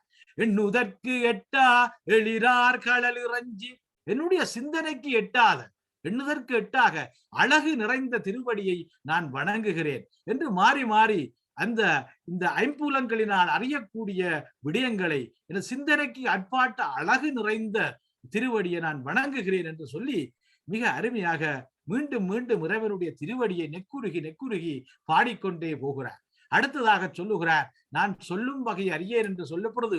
விண்ணிறைந்து மண்ணிறைந்து மிக்காய் விளங்கொழியாய். அதற்குத்தான் முன்பு பேசினவரே சொன்னார்கள், விஷ்ணு பிரம்மா அவர்கள் அடிய முடியை தேடிக்கொண்டு போனார்கள். அப்படி இருப்பது. ஆனால் இந்த விண்ணுலகம் எல்லாம் நிறைந்து மண்ணுலகம் எல்லாம் நிறைந்து அதற்கு அப்பாலும் விளங்குகிற பேரொழியாய் இருப்பவன் தான் இறைவன். இந்த பேரண்டம் எல்லாம் பரவி இருப்பவன் இறைவன். பிரபாவும் விஷ்ணுவும் அடியும் முடியும் தேட முடியாது போனது என்பதை இங்கே பேசியவர் சொன்னார். ஆனபடியால் அப்படிப்பட்ட எல்லா அண்டங்கள் முழுவதும் பரவி இருக்கின்றவனாக இறைவன் இருந்திருக்கிறான். விண்ணிறைந்து மண்ணிறைந்து மிக்காய் விளங்கொழியாய் என்று சொல்லி அருமையாக பாடுகிறார். அடுத்ததாக எண்ணிறந்து எல்லை இலாதானேனின் பெருஞ்சி, என் எண்ணத்துக்கு எட்டாத எங்களுடைய மனித இனமோ ஒவ்வொரு உயிரினங்களோ எங்களுடைய சிந்தனையினுடைய லெவலுக்கு ஒரு கட்டுப்பாடு இருக்கு. நாங்கள் எல்லோருக்கும் சிறந்த எல்லாவற்றையும் அறியக்கூடிய ஆற்றல் இல்லை, மறைப்பு சக்தி இருக்கிறது. அதனாலே என்னுடைய எண்ணத்துக்கு எட்டாத எல்லையின்றி விரிந்திருக்கின்ற உன்னுடைய பெருமையை பொல்லா வினையேன் புகழுமாறு ஒன்றறியேன். இந்த பொல்லா வினையுடையவன் நான் கட்டுக்களுடையவன், பாவம் உள்ளவன், நல்வினை தீவினை கொண்டவன், கட்டினாலே ஆக்கப்பட்டிருக்கிறேன். அப்படிப்பட்ட நான் உன்னை புகழுவதற்கு ஒன்று அறியேன். இறைவனை புகழ்ந்து கொண்டேன், இறைவனை புகழ்ந்து சொல்லிக்கொண்டே நான் உன்னை புகழ்வதற்கு எனக்கு வார்த்தை இல்லையப்பா என்று சொல்லுகிறார். அவ்வளவு தூரம் there is no word to describe your grace என்று சொல்லி அருமையாக தீவினையுடைய நான் உன்னை புகழ்ந்து உரைக்கும் வழியை அறியேன் என்று சொல்லி பொல்லா வினையேன் புகழுமாறு ஒன்று அறியேன் என்று புகழ்ந்து சொல்லிக் கொண்டே எவ்வளவு தூரம் அவரை புகழ்ந்து உரைத்து கொண்டே மாணிக்க வாசகர் நெக்குருகி அங்கே பாடுகிறார். அவ்வளவு தூரம் அவர் இறைவனுடைய தரிசனத்தை கண்டுவிட்டார், இறைவனுடைய அருளை பெற்று விட்டார். இறைவனின் அருளினாலே தான் அவர் பாடுகிறார். அதனாலே புல்லாகி பூடாய் புழுவாய் மரமாகி, புல்லாகி மலர்ந்து, இதுக்கு பொருள் காட்ட வேண்டும் என்னவென்றால், புல்லாகி மலர்ந்து புழுவாகி விரிந்து, புல் மரங்கள் போன்றனவை உருவாகி ஓரறிவு, புல்லறிவு மரங்கள் போன்றவையெல்லாம் ஊரறிவு, புழு எறும்பு ஈசல் என்ற இனமாக விரிந்து, அதாவது புல்லாக மலர்ந்து புழுவாக விரிந்து, புல்லாகி பூடாய் புழுவாய் மரமாகி பல்மிருகமாகி பறவையாய் பாம்பாகி, பல மிருகங்களாகி பறவைகளாகி பாம்பாகி, கல்லாய் மனிதராய் பேயாய் கணங்களாய். கல்லாய் என்று சொல்லுகிற பொழுது கல்லல்ல, கல் என்று சொன்னால் அசையாத நிலை. நான் முன்பு சொன்னேன் கேவல நிலை, சுத்த நிலை, அசுத்த நிலை என்று சொன்னேன். கேவல நிலை என்று சொன்னால் ஆன்மா இந்த பொடி உடம்பு இறந்ததன் பின்பு அடுத்த பிறவி எடுக்கும் வரைக்கும் இருக்கின்ற ஒரு நிலை. அதாவது பாவங்கள் கட்டுகள் அதுகளோடு தங்கி இருக்கின்ற நிலை, உயிரற்ற நிலை. அதே நிலைத்தான் அசையாத நிலை, அதைத்தான் கல் போன்ற நிலை. கல்லாய் மனிதராய் பேயாய் கணங்களாய் வல்லசுரராகி முனிவராய் தேவராய், சக்தி வாய்ந்த அசுரர்களாகவும் முனிவர்களாகவும் தேகவர்களாகவும் ஆகி செல்லா நின்ற இத்தாவர சங்கமத்துள் என்ற இவ்வாறு வருகின்ற அசைகின்ற அசையாத உருவ வாழ்க்கை வடிவம் யாவற்றிலும் நான் பிறந்து விட்டேன். என்ன, மாணிக்க வாசக சுவாமிகள் இறைவனை கண்டுவிட்டார். அப்ப அவர் நிற்கிறார், தான் எத்தனை பிறப்புகளும் பிறந்து என்னுடைய பாவங்கள் எல்லாம் போய்விட்டன, ஆகையினாலே நான் இவ்வளவு பிறப்புகளையும் பிறந்து முடித்து விட்டேன், எல்லா பிறப்பும் பிறந்து இழைத்தேன் என் பெருமான். ஓ இறைவா, நான் எல்லா பிறப்புகளையும் பிறந்து பிறந்து களைத்து விட்டேன், இனி எனக்கு பிறப்புகளே இல்லை, என்னுடைய கர்ம வினைகள் எல்லாம் போய்விட்டது என்று சொல்லி மிகவும் மகிழ்ச்சி கூத்தாடி கொண்டிருக்கிறார் மாணிக்க வாசகர். மெய்யே உன் பொன்னடிகள், மெய்ப்பொருளே மெய்யே உன் பொன்னடிகள் கன்று இன்று வீடு விட்டேன். ஆஹா, இன்று உண்மையாகவே உன் பொன் பாத திருவடிகளை கண்டுவிட்டு நான் விடுதலை அடைந்து விட்டேன். அதான் நீங்க பாக்குறீங்க, கிறிஸ்டியானிட்டியில என்னென்னு சொல்லுவார்கள் என்று சொன்னால், we are calling liberation from the bondage என்று சொன்ன அந்த பாவக்கட்டிலிருந்து விடுதலை அடைவது என்பதைத்தான் இந்து சமயமும் சைவமும் சொல்லுகிறது. அவர்கள் என்று சொன்னால் சல்வேஷன் என்று சொல்லுவார்கள். சல்வேஷன் என்றால் இந்த பிறப்பு தான், அவர்களுக்கு மறுபிறப்பு நம்பிக்கை இல்லை.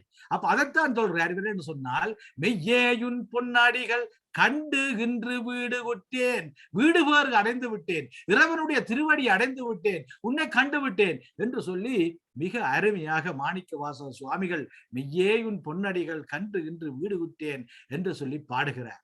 உயன் உள்ளத்தில் ஓங்காரமாய் நின்ற என் உள்ளம் உய்யும் பொருட்டு இந்த உள்ளத்திலே ஓம் என்ற பிரணவமாக, ஓம் என்று சொன்னதுதான் நாதன் நாமன் நமச்சிவாயவே என்பது தூல மந்திரம், சுற்றும மந்திரம். அடுத்ததாக ஓம் என்று சொல்றது முக்கியமான மந்திரம், ஓம்காரத்தினுடைய விரிவுதான் நமச்சிவாயம். அப்ப என் உள்ளம் உயரும் பொருட்டு என் உள்ளத்திலே ஓம் என்ற பிரதம மந்திரமாக, ஓம் என்றால் நமச்சிவாய, நமச்சிவாய என்றால் நாதன் நாமந்தான், அப்ப ஓம் என்றாலும் இறைவன் தான், நமச்சிவாய என்றாலும் இறைவன் தான். ஆகையினாலே என் உள்ளத்திலே ஓம்காரமாக நிற்கின்றவனும் இறைவன் தான். அதான் சீவன் சிவலிங்கம் என்று சொன்னோமே, அந்த சீவன் என்பவன் இறைவன் தான் இங்கே என்று சொல்லி, அப்ப மிக அருமையாக என் உள்ளத்தில் ஓம்காரமாய் நின்ற மெய்யா விமலா விடைப்பாகா வேதங்கள். மெய்யா என்றால் மெய்ப்பொருளே, மாசு இல்லாதவனே, மாசு அழுக்கு எதுவுமே இல்லாதவனே, கிளியர் கிரைஸ்டல் கிளியர் ஆவனே, துன்பம் கின்பம் அழுக்குகள் அற்றவனே, மெய்ப்பொருளே, மாசு இல்லாதவனே, எருதை செலுத்துபவனே, வேதங்களின் நாயகனே, மெய்யா விமலா விடைப்பாகா வேதங்கள் ஐயா என ஓங்கி ஆழ்ந்து அகன்ற நுண்ணியனே. ஓ கடவுளே என முழங்கி அளந்து ஆழ்ந்து அகன்றும் இருக்கின்ற கூர்மையானவனே, எப்படி இந்த பிரபஞ்சம் எல்லை இல்லாமல் விரிந்து இருக்கின்றதோ அப்படியே இருக்கின்ற பெருமானே, ஐயாவென ஓங்கி ஆழ்ந்து அகன்ற நுண்ணியனே, உனக்கு அடியும் இல்லை முடியும் இல்லை, எல்லையே இல்லை, உனக்கு ஆரம்பம் இல்லை முடிவு இல்லை, உனக்கு டேட் ஆஃப் பர்த் இல்லை, டேட் ஆஃப் எக்ஸ்பைரி இல்லை, எதுவுமே இல்லாதவன், ஆதியானவன், தொடக்கம் இல்லை முடிவில்லை என்பதை மிகவும் தத்துருவமாக மாணிக்க வாசக சுவாமிகள் இறைவன் என்றால் யார், அவனுடைய இயல்பு என்ன, அவனுடைய குவாலிட்டி என்ன என்பதை அக்கு வேறு ஆணி வேறாக மிகவும் இந்த திருவாசகத்திலே சிவபுராணத்திலே மிகவும் மிகவும் தெளிவாக சொல்லுகிறார். வெய்யாய் தனியாய் இயமான நாம் விமலா, இறைவன் நீ அரவணைப்பு, ஆறுதல், உயிர் சக்தி மற்றும் எல்லா விதமான தூய்மையானவனே. விமலா என்றால் தூய்மையானவன், அப்படிப்பட்டவன். பொய்யாயினவெல்லாம் போயகல வந்தருளி, பொய்யான காரியங்கள் எல்லாம் போயகல. இன்று நாங்கள் சொல்லுவதெல்லாம் இது சில நேரம் மக்களுக்கு விளங்குவதற்கு கஷ்டமாக இருக்கு. நாங்கள் சொல்லுகின்ற சொல்கள், செய்கின்ற செயல்கள் இருந்து எல்லாம் இலூஷன், கணக்க விடயங்கள் இலூஷன். இப்ப எங்களுக்கு ஒரு அன்ஹாப்பினஸ் இருக்கு என்று சொன்னால் இந்த மனம்தான் காரணம், மனம்தான் இந்த கவலைக்கே காரணம். நித்திரை கொள்ளுகிற பொழுது மனம் எங்கே போகிறது? அதான் இங்க ஆக்கள் சொல்லுவாரு, எனக்கு சரியான கஷ்டம் கவலை அப்படின்னு சொல்லுவாரு. அந்த கஷ்டம் கவலை முடித்தவுடன் நிம்மதியாக இருக்கின்ற மனிதன் கூட ஒவ்வொரு நாளும் நல்ல நிம்மதியாக தூங்குகிறார். when they sleep there is no mind work, mind வேலை செய்யாத பொழுது அப்பொழுதுதான் உங்களுக்கு சரியான பீஸ் அண்ட் ஹாப்பினஸ் கிடைக்கும். அந்த பீஸ் அண்ட் ஹாப்பினஸ் ரெஸ்ட் எப்ப கிடைக்கும் என்று சொன்னால் நித்திரையில் தான் கிடைக்கும். அந்த நித்திரை என்ன? ஒரு மனம் இயங்காத நிலை. அந்த மனத்தினால் தான் துன்பம் வருகிறது. ஆகையினாலே அந்த மனம் என்று சொல்லுகிறது நீங்கள் அல்ல, இந்த உடல் என்பது நீங்கள் அல்ல, இந்த ஆன்மாதான் நீங்கள் என்பதை தத்துருவமாக பொய்யாயினவெல்லாம் போயகல வந்தருளி மெஞ்ஞானமாகி மிளிர்கின்ற மெச்சுடரே. இறைவா, நீ உண்மையான ஞானமாக இருந்து ஒளி மின்னும் மகிமை வாய்ந்த விளக்காக பிரசாசிக்கிறாய் என்று சொல்லி மெஞ்ஞானம் என்று மிளிர்கின்ற மெச்சுடரே எஞ்ஞானம் இல்லாதேன் இன்பப் பெருமானே. ஆஹா, எனக்கு எந்த ஞானமும் இல்லை ஐயா, எனக்கு ஒன்றுமே தெரியாது, நான் சரியான மொக்கன், நான் ஏழை, எனக்கு ஒன்றுமில்லை என்னிடம். அப்படிப்பட்ட எனக்கு எஞ்ஞானம் இல்லாதேன் இன்பப் பெருமா, இந்த ஞானம் இல்லாத எனக்கு மகிழ்ச்சியை அருளிய பெருமானே.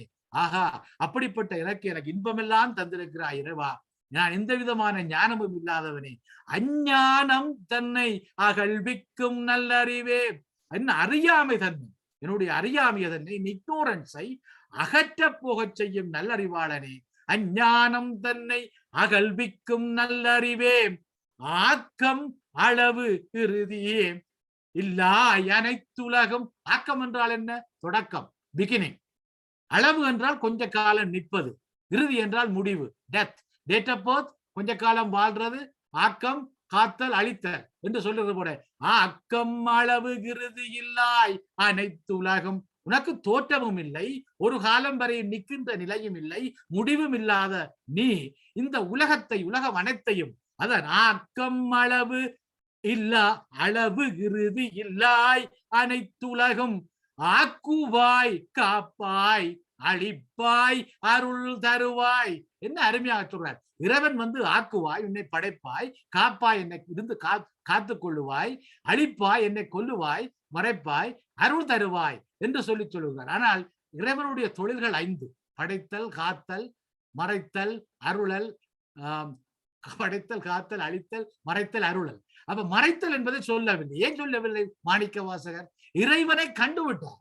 இறைவனை கண்டதன் பின்புதான் இந்த பாடல்களை படிக்கிறார். அதனால இந்த 4 தொழிலை மட்டும்தான் இங்கே சொல்லுகிறார். ஏனென்றால் இறைவனை கண்ட பிறகுதான் அவருக்கு இந்த பாடலே வருகிறது. அதனால் இந்த மறைத்தல் என்றதை விட்டு விட்டார்.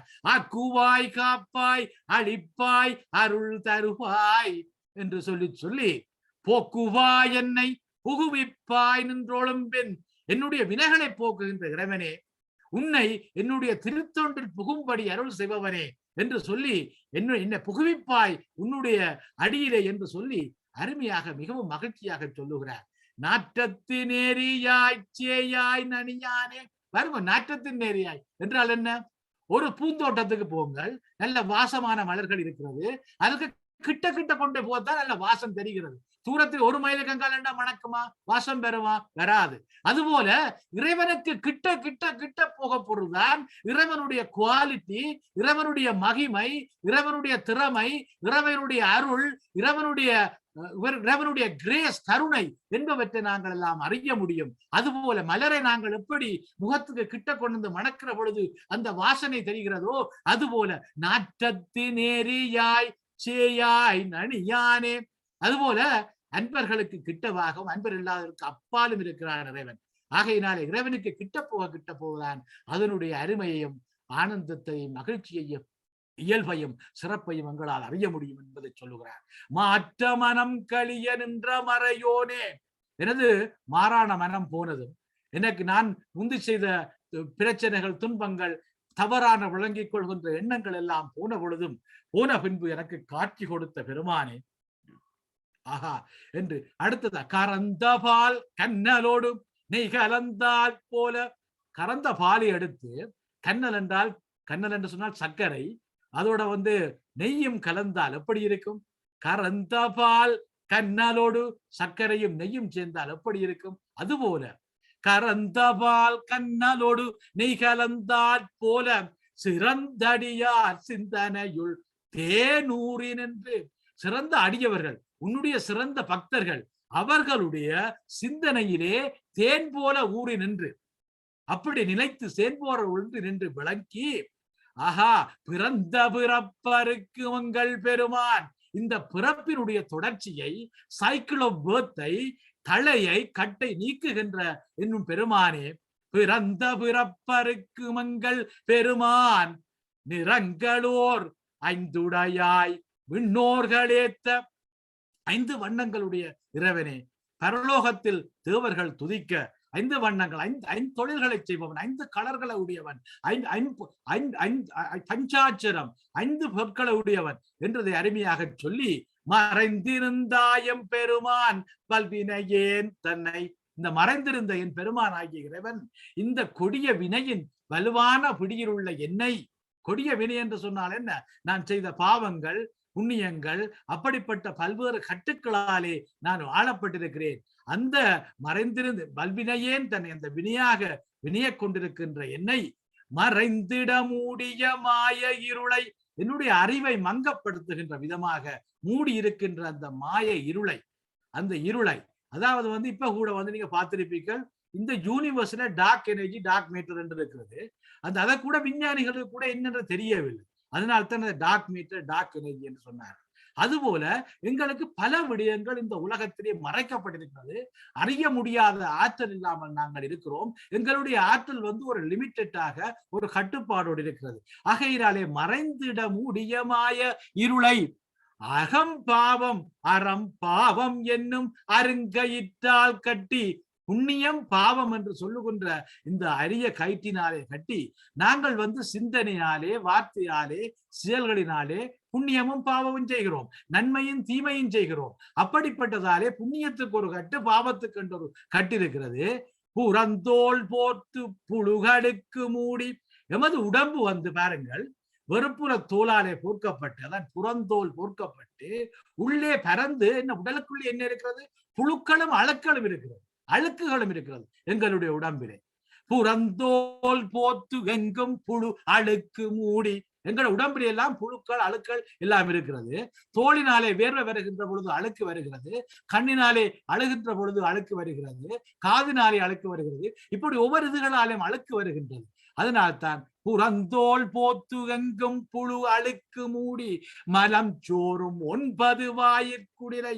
மலஞ்சோறும் என்று சொன்னால் அழுக்கு போகின்ற 9 ஓட்டைகள் எங்களுடைய உடம்பிலே இருக்கிறது. வாய், மூக்கு, காது, கண் என்று சொல்லுகின்ற 9 ஓட்டைகள் இருக்கிறது. 9 அழுக்கு வடியும் வாசனுடைய உடலை நான் கொண்டுள்ளேன். எங்களுடைய உடம்பு தூய்மையானது அல்ல. ஒரு ஆள் இறந்து விட்டால் 2 நாளிலே மணக்க தொடங்கிவிடும். ஒரு ஆள் குளிக்கவில்லை என்றால் மணக்க தொடங்கிவிடும். அப்படிப்பட்ட எங்களுடைய உடம்பு அழுக்கு பொதிந்தது. அதைத்தான் சொல்றார், மலங்க புலனைந்தும் வஞ்சனையை செய்ய. என்னுடைய 5 புலன்களும், மெய், வாய், கண், மூக்கு, செவி என்று சொல்லுகின்ற இந்த 5 புலன்களும் வஞ்சனைகளை செய்யுது. பார்க்க கூடாத பார்க்குது, கேட்க கூடாத கேட்குது, மணக்க கூடாத மணக்குது, சொல்லக்கூடாத சொல்லுது, தொடக்கூடாத தொடுகுது. இப்படி எல்லா விதமான இதை செய்கின்ற இந்த மலங்க புலனைந்தும் வஞ்சனையை செய்து கொண்டிருக்கிறது. எனக்கு இந்த 5 புலன்களும் வஞ்சனையை செய்து கொண்டிருக்கிறது. என்னுடைய உடம்பு அழுக்கு நிறைந்ததாக, புழுக்கள் நிறைந்ததாக இருக்கிறது. அப்படிப்பட்ட உடலை உடைய நான் விலங்கு மனத்தால் விமலா உனக்கு, அப்படிப்பட்ட மாறுகின்ற மனத்தை உடையவனாக நான் இருக்கிறேன். என்னுடைய ஐம்புலன்களும் எனக்கு துரோகம் செய்கின்றன, தீங்கு செய்கின்றன, பிழையான வழிக்கு இழுக்கின்றன. உடம்பு அழுக்காக இருக்கின்றது, அப்படியாக இருக்கிறது. என்னுடைய மனம் அங்கு இங்கு போகின்றது. ஆனால் விலங்கு மனத்தால் விமலா உனக்கு, மாசுள்ள எனக்கு மாசில்லாத நீ, அழுக்குள்ள எனக்கு அழுக்கில்லாத நீ, தூய்மை இல்லாத எனக்கு தூய்மையான நீ என்பதைத்தான் விலங்கு மனத்தால் விமலா உனக்கு கலந்து அன்பு ஆகி கசிந்து உள்ளுருகி. ஆகா, அப்படிப்பட்ட எனக்கு உன்னோடு சேர்ந்து கலந்து அன்பு ஆகி கசிந்து உள்ளே உருகின்ற வாய்ப்பு கிடைத்து விட்டது. அப்படிப்பட்ட வாய்ப்பு. நான் ஒரு உதவாதவன், கேவலமானவன், அழுக்குள்ளவன். ஐம்புலன்களும் என்னை கிளியான வழியிலே வழிநடத்தி கொண்டிருக்கிறது. என்னுடைய மனம் அங்கும் இங்கும் அலைந்திருக்கிறது. அப்படிப்பட்ட நான், நீ அப்படி அல்ல. நீ தூய்மையானவன், தெளிவானவன், எல்லாம் வல்லவன், எல்லாம் அறிந்தவன், உலகமெல்லாம் வியாபித்திருத்தவன், எல்லை இல்லாதவன், புறப்பற்றவன், இறப்பற்றவன். அப்படிப்பட்ட நீ என்னோடு அன்பாக கலக்கிறாயே என்று சொல்லி அவருக்கு அளவு கடந்த ஆனந்தத்திலே நெக்குருகி பாடுகிறார். நலம் தானில்லாத சிறியேற்கு நல்கி. இந்த விதம் என்னால உனக்கு எந்த நலனும் இல்லை ஐயா, என்னால உனக்கு எந்த நலனுமே இல்லை. நலந்தான் இல்லாத சிறியனாகிய நான் நலந்தானில்லாத சிறியேற்கு நல்கி, எந்த விதமான நலனும் இல்லாத சிறியனாகி எனக்கு அன்பு காட்டினாயே. நிலம் தன்மேல் வந்தருளி. அப்படிப்பட்ட எனக்கு இந்த பூமியிலே நீ எங்க இருக்கிறாய் என்று எல்லா இடமும் பறந்திருக்கிறாய், ஆனால் எனக்கு மட்டும்தான் காட்சி கொடுத்திருக்கிறாய்.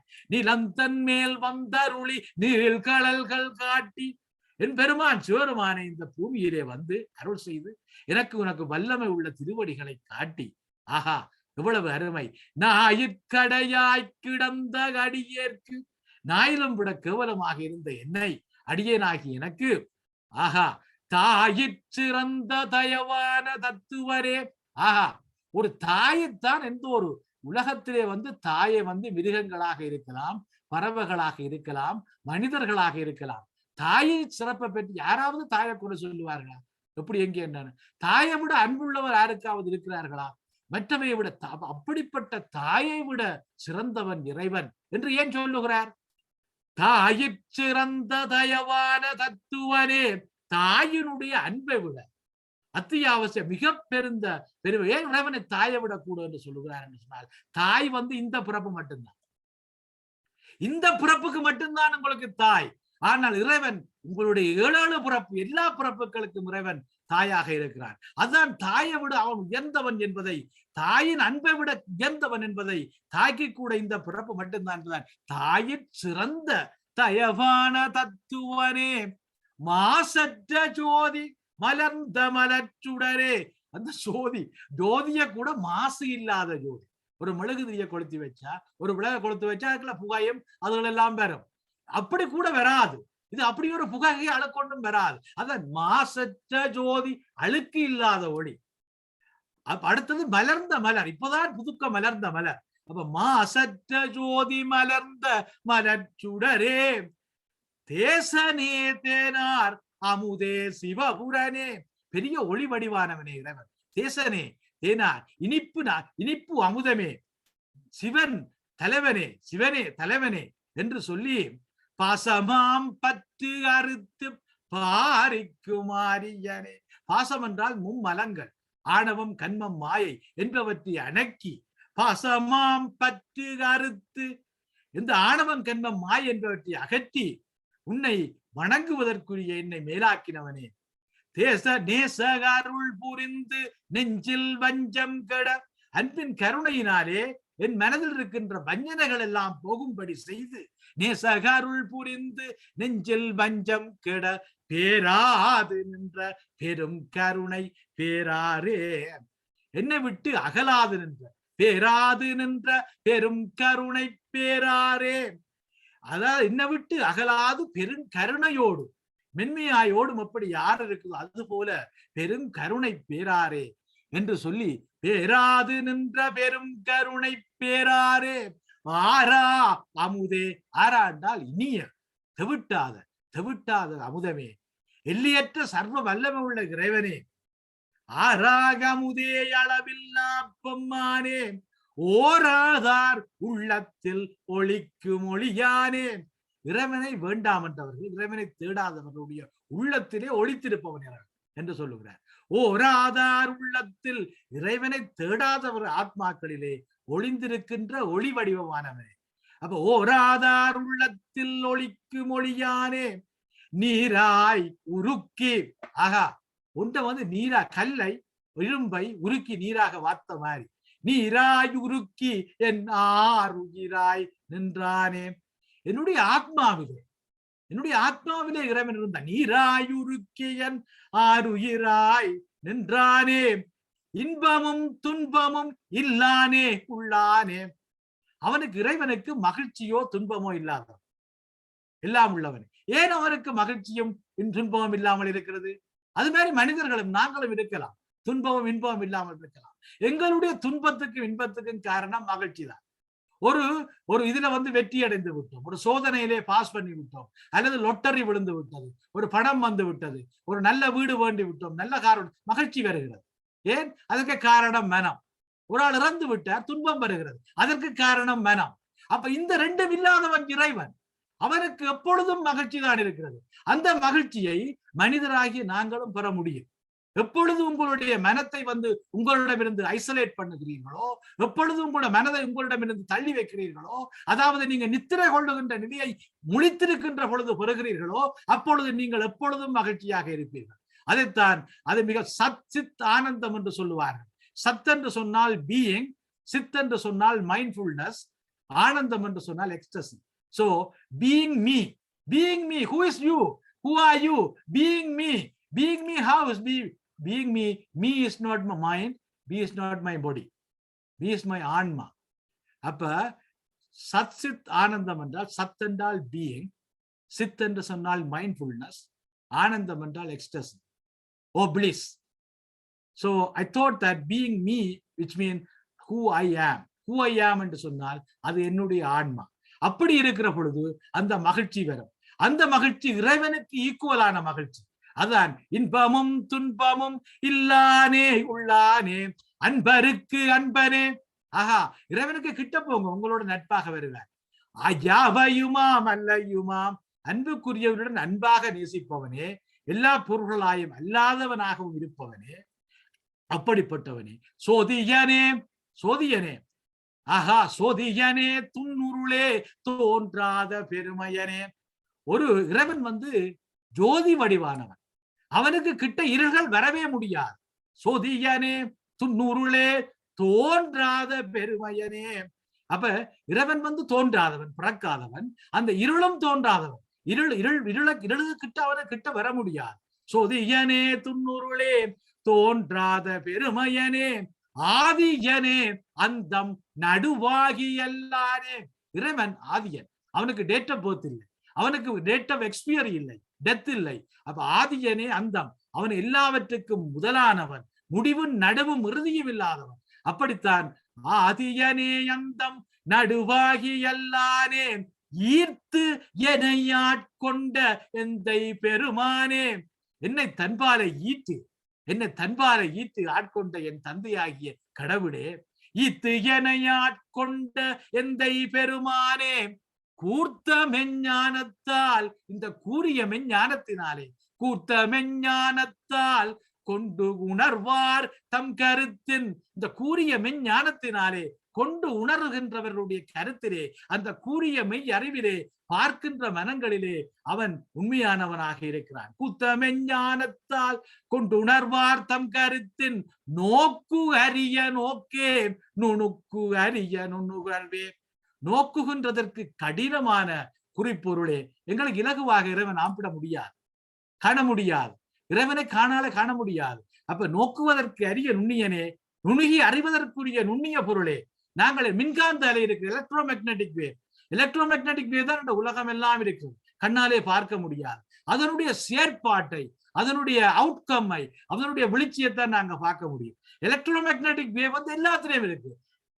ஆல்பா ரே, காமா ரே, எக்ஸ்ரேல இருந்து யூவி ரைட், அல்ட்ரா வயலட்ல இருந்து, விசிபிள் ஸ்பெக்ட்ரத்துல இருந்து, இன்ஃப்ராரெட்ல இருந்து, மைக்ரோவேவ்ல இருந்து, ரேடியோவேல இருந்து, டெலிவிஷன் வேவ்ல இருந்து எல்லாம் எலக்ட்ரோ மேக்னெட்டிக் வேவ் ஆக இருக்கிறான் இறைவன். அப்படிப்பட்ட இறைவனை போக்கும் வரவும் ஒரு புணர்வும் இலா புண்ணியனே. போகின்றது என்றால் இறப்பது, வருவதென்றால் பிறக்கிறது, அந்த ரெண்டும் இல்லாதவன் இறைவன். போக்கும் வரவும் ஒரு புணர்வு என்றால் இருப்பது, இந்த உலகத்திலே அந்த வாசத்தோடு கட்டுப்பட்டு இருப்பது. போக்கும் வரவும் ஒரு புணர்வும் இலா புண்ணியனே காக்கும் என் காவலனே. என்னை காக்கின்ற இறைவன், காக்கும் என் காவலனே காண் பெரிய பேரொளியே. அப்படிப்பட்ட காக்கின்ற என்னுடைய காவலன், காண்பதற்கு அரிய பேரொளி இறைவன், ஒளியின் வடிவம் தான் இறைவன். ஆகையினாலே காண்பதற்கு லைட் இஸ் காட் என்று சொல்லுவார்கள், லவ் இஸ் காட் என்று சொல்ற மாதிரி light is God, God is light என்று சொல்லுவார்கள். அப்ப ஆனபடியால் இறைவன் ஒளி வடிவமானவன், இறைவன் அன்பே உருவானவன். ஆற்றின்ப வெள்ளமே அத்தாமிக்காய் நின்ற, ஆற்று இன்பம் ஆறு போல இந்த இன்பங்கள் பாய்ந்து கொண்டிருக்கின்ற மகிழ்ச்சியின் வெள்ளமே, அனைத்து வழிகாட்டுதலை மிஞ்சி நிற்கின்ற ஒளியினுடைய தந்தையாரே. ஆற்றின்ப வெள்ளமே அத்தாமிக்காய் நின்ற தோற்ற சுடரொளியாய் சொல்லாத உணர்வாய்.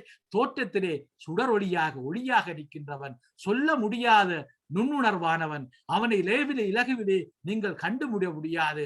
அவனுடைய நிகழ்ச்சி, அவனுடைய விளைவு, அவனுடைய செயற்பாடு, அவனைத்தான் நீங்கள் காண முடியும். மாற்றமாம் வையகத்தின், மாறுகின்ற இந்த வையகத்திலே அறிவை போல மாறுகின்ற வைகளிலே ஒவ்வொரு வடிவமாக இறைவன் வருகிறான். மாற்றமாம் வையகத்தின் ஒவ்வொரே வந்தறிவாம். உங்களுக்கு தெரியும், முருகனை ஏன் உருவாக்கினார், பிள்ளையாரை ஏன் உருவாக்கினார், தேவைக்கேற்ப உருவாக்கினார்.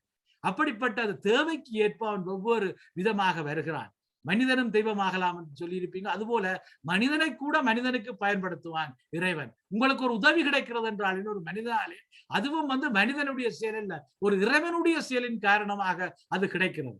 ஆகையினாலே அப்படிப்பட்ட தோற்றனே தேற்ற தெளிவே என் சிந்தை உள் உண்மையான முழுமையான உறுதி உள்ள ஒளிமயமானவனே, என் சிந்தைக்குள்ளே அறிவை நீ அறிவாய் என்று சொல்லி, உற்றான குன்னார் அமுதே உடையானே, உள்ளே ஊறுகின்ற நீரூற்றாக இருக்கின்ற இறைவனே, வில மதிப்பு அற்ற அமிர்தமே, என் உரிமையாளனே, என்னுடைய உரிமையாளனே, அமுதை உடையவனே என்று சொல்லி நெக்குருகி மிகவும் அருமையாக சிவனை தன்னை சொல்ல முடியாத எல்லாவற்றையும் சொல்லிக்கொண்டு, எனக்கு சொல்லுவதற்கு இல்ல வார்த்தை இல்லை என்று கூட சொல்லிக்கொண்டு, எவ்வளவு தூரம் இறைவனுடைய அவருக்கு இருக்கின்ற அளவு கடந்த அன்பு, அடக்க முடியாத அன்பு, பிடிக்க முடியாத பிணைப்பு, அத்தனையும் சேர்ந்த விதமாக உணர்ச்சி பிரவாசமாக மாணிக்க வாசக சுவாமிகள் பாடிக்கொண்டே போகிறார். வேற்று விகார விடக்கு உடம்பினுட்கிடப்ப, இந்த உடம்பு விகாரமானது, இந்த விகாரமான பெரிய உடம்பு, இந்த உடம்பிலே நான் இருக்க மாட்டேன். இது ஒரு டெம்பரரியானது, இது பெர்மனன்ட் இல்லை. நான் ஐ நெவர் டை. இந்த பாடி தான் டை பண்ணுது. நாங்கள் we never die. our body is only die. அப்ப இது ஒரு வேர்ஷம். இப்பொழுது நாங்கள் ரயில் பயணம் மாதிரி இப்போ ஒரு பிறப்பு எடுத்திருக்கிறோம். எங்களுடைய லைஃப் டைம் 60 வருஷம் 70 வருஷம் 80 வருடம் இருக்கிறது. நாங்கள் சாவதல்ல, இந்த பொடி தான் சாகிறது. அதைத்தான் வேற்று விகார விடக்கு உடம்பின் உட்கிடப்ப மாட்டேன் ஆற்றேன் ஐயா அரணே ஓவென்று. ஓ சிவபெருமானே, உன்னுடைய பரிசுத்தவான்களின் யாவரும் உம்மை துதிக்கிறார்கள். அப்படிப்பட்ட இறைவா, உன்னை போற்றி புகழ்ந்திருந்து பொய்கட்டு மெய்யானார், பொய்யிலே இருந்து விடுதலையாகி உண்மையை கண்டறிந்து உண்மையை புகழ்ந்து மெய்யுணர்வு பெற்றவர்கள். போற்றி புகழ்ந்திருந்து பொய் கட்டு மெய்யானார், மீட்டு இங்கு மீண்டும் இங்கே மீண்டும் இந்த பிறவியிலே மீட்டு இங்கு வினை பிறவி சாராமே. மீண்டும் நான் திரும்பி பிறந்து இந்த வினையோடு கூட பிறவியை சாராமல், இறைவா நான் உன்னோடு இருக்க விரும்புகிறேன். என்னுடைய பிறவிகள் எல்லாம் முடிந்து விட்டது. நான் எத்தனையோ பிறவிகள் எடுத்து களைத்து விட்டேன் இறைவா. வீட்டு எங்கு வினை பிறவி சாராமே, கள்ள புலக்குடம்பை கட்டளிக்க வல்லானே. இந்த புலனுடைய உடம்பை, கள்ளப்புலன், இந்த ஐம்புலன்களும் என்ன ஏமாற்றி கொண்டிருக்கிறது. பார்க்கக்கூடாத பார்க்குது, கேட்கக்கூடாத கேட்குது, செய்யக்கூடாத செய்யுது, சாப்பிடக்கூடாத சாப்பிடுது, மணக்கக்கூடாத மணக்குது, தொடக்கூடாத தொடப்படுது. அப்படிப்பட்ட இந்த கள்ள புலனை இந்த கட்டு அழிக்க வல்லவன், அப்படிப்பட்ட புலன்களுடைய உணர்ச்சிகளை கூட கட்டளிக்க வல்லவன் இறைவன் என்று சொல்லி, நள்ளிருளில் நட்டம் பயின்று ஆடும் நாதனே. இதெல்லாம் ஒரு பெரிய சிக்கல் வருது. இந்த வசனத்தை, இந்த வரியை ஆக்கள் வித்தியாசமாக பல பேர் பொருள் கண்டிருக்கிறார்கள். அதாவது இறைவன் நடுநிசையிலே இரவிலே நடனம் ஆடிக்கொண்டிருக்கிறார் இறைவனை நாங்கள் ஒளி வடிவம் என்றே சொல்லிக் கொண்டு வருகிறோம். அவனுக்கு கிட்ட இருட்டே வர முடியாது என்று சொல்லுகிறோம். பிறகு நடுநிசையிலே எந்த புத்தகத்தை எடுத்து பார்த்தீர்கள் இப்படித்தான் சொல்கிறார்கள். நள்ளிருளில் நட்டம் பயின்று ஆடும் நாதரே, நடுவிரிவில அடர்ந்த இருளிலே நின்று கொண்டு ஆடுகிறார் என்று சொல்லி. இருட்டு என்பது நமக்கு தெரியாமல் இருக்கு, இருட்டு எங்களுக்கு தெரியாது. அதுபோல நமக்கு இறைவனுடைய செயல்கள் எல்லாம் தெரியாமல் இருக்கிறது. ஆனால் இறைவன் எப்பொழுதும் எந்த நேரத்திலும் நாங்கள் நித்திரை கொள்ளுகின்ற பொழுது கூட இறைவன் இயங்கிக் கொண்டுதான் இருக்கிறான். ஆகையினாலே அந்த எமக்குத்தான் அது இருட்டாக இருக்கிறதொழிய, எமக்குத்தான் தெரியாமல் இருக்கிறதொழிய இறைவன் தொடர்ந்து ஆடிக்கொண்டேதான் இருக்கிறான். அந்த விதத்தான் நள்ளிருளில் நட்டம் பயின்று ஆடும் நாதனே, தில்லையுள் கூத்தனே, தில்லியம்பதியிலே நடனம் ஆடுவோனே, தென்பாண்டி நாட்டானே, தென்பாண்டி நாட்டுக்கு சொந்தக்காரனே என்று சொல்லி, அல்லல் பிறவி அறுப்பானே ஓவென்று இந்த பிறப்பு சுழற்சியினுடைய துன்பத்தை அறுக்கும் இறைவனே, ஓ இறைவனே என்று சொல்லி, அல்லல் பிறவி அறுப்பானே ஓவென்று சொல்லற்கு அறியானை. அப்படிப்பட்ட இவ்வளவு சிறப்புக்குள்ள உள்ள, இவ்வளவு பெருமைகள் உள்ள, இவ்வளவு மகிமைகள் உள்ள அப்படிப்பட்ட சொல்லற்கு அறியானை சொல்லி திருவடிக்கீழ், இப்படிப்பட்ட இறைவனை சொல்லி விவரிக்க முடியாத இறைவனை எப்படியாக இருந்தாலும், கடினமான விவரிக்க முடியாமல் இருந்தாலும் அப்படிப்பட்ட இறைவனை சொல்லி அவனுடைய கால்களுக்கு கீழே வணங்கி, அவனுடைய திருவடியை வணங்கி, சொல்லிய பாட்டின் பொருள் உணர்ந்து சொல்லுவார். பாடுகின்ற பொழுது சிவபுராணத்தை பாடுகின்ற பொழுது அதனுடைய அர்த்தத்தை தெரிந்து பாடுபவர்கள், பாடும் பொழுது சொல்லிய பாட்டின் பொருள் உணர்ந்து சொல்லுவார் செல்வர் சிவபுரத்தினுள்ளார் சிவர் அடிக்கீழ். சிவலோகத்திலே வசிக்கின்ற சிவனின் திருவடியின் கீழே எல்லோரும் செல்லுவார்கள் என்று கூறி பல்லோரும் ஏத்த பணிந்து, அப்ப சிவனுடைய பாதங்களிலே கீழே எல்லோரும் வணங்குவதன் மூலம் விடைபெறுவோம் என்று கூறி இந்த அருமையான நேரத்தை, நான் நேரம் போய்விட்டதோ தெரியவில்லை, அருமையான சந்தர்ப்பத்தை எனக்கு அளித்து என்னை மகிழ்ச்சியில் ஆழ்த்திய உங்களை, ஏன்னா இந்த இப்படி நான் பேசுறத வீட்டில பேச முடியும், அடுத்து திருத்திடுவாங்க. உங்களோட நீங்க வாய்ச்சிருக்கிறீங்க, எனக்கு அவங்களோட நான் பேசி போட்டு இப்படிச்சுதான் வீட்டிலேயும் திளத்திடுவாங்க. ஆனபடியால் எல்லோரும் இன்பமே சூழ்க, எல்லோரும் வாழ்க என்று நான் வாழ்த்துகிறேன். ஆண்டவன் உங்கள் எல்லோருக்கும் மிகவும் அருளையும் மகிழ்ச்சியையும் சந்தோஷத்தையும் சுபிட்சத்தையும் கொடுக்க வேண்டும் என்று கூறி, வான்முகில் வளாது பெய்க மறிவளம் சுரக்க மன்னன் கோள்முறை அரசு செய்க குறை விழாது உயிர்கள் வாழ்க நான்மறை அறங்களோங்க நற்றவம் வேள்வி மல்க மேன்மைகொள் சைவ நீதி விளங்குக உலகமெல்லாம். நம சிவாய. நன்றி, வணக்கம். நன்றி டாக்டர் உதயன். ஒரு நல்ல தெளிவான மொழிநடையில எங்களுக்கு கணிரண்ட குரலில ஆழ்ந்த சிவசிந்தனை ஒரு இலகுவா, அப்படி ஒரு இலகுவா விளங்கப்படுத்திருக்கிறீங்க. மெத்தப்படி நன்றி உங்களுக்கு. கேள்விக்கு நேரம் குறைந்தா இருந்தாலும் இந்த சிவபுராணத்தின் தன்மையை கருத்தில் கொண்டு யாருக்காவது கேள்விகள் இருந்தால் கணக்க சைவ சித்தாந்த உரை தத்துவங்கள் இதுக்குள்ளே கூறப்பட்டுள்ளது. ஸோ உங்களுக்கு கட்டாயம் ஏதாவது கேள்வி இருக்கும், அதை நான் பின்னுக்கு போடாமல் இலகுவாக குயிக்கா இருக்கா யாராவது கேள்வி இருந்தால் நீங்கள் சாட் பாக்ஸில் போடலாம், இல்லாட்டிக்கு உங்களோட கையை உயர்த்தி தெரிவித்துக் கொள்ளலாம். தயவு செய்து கேளுங்கள்.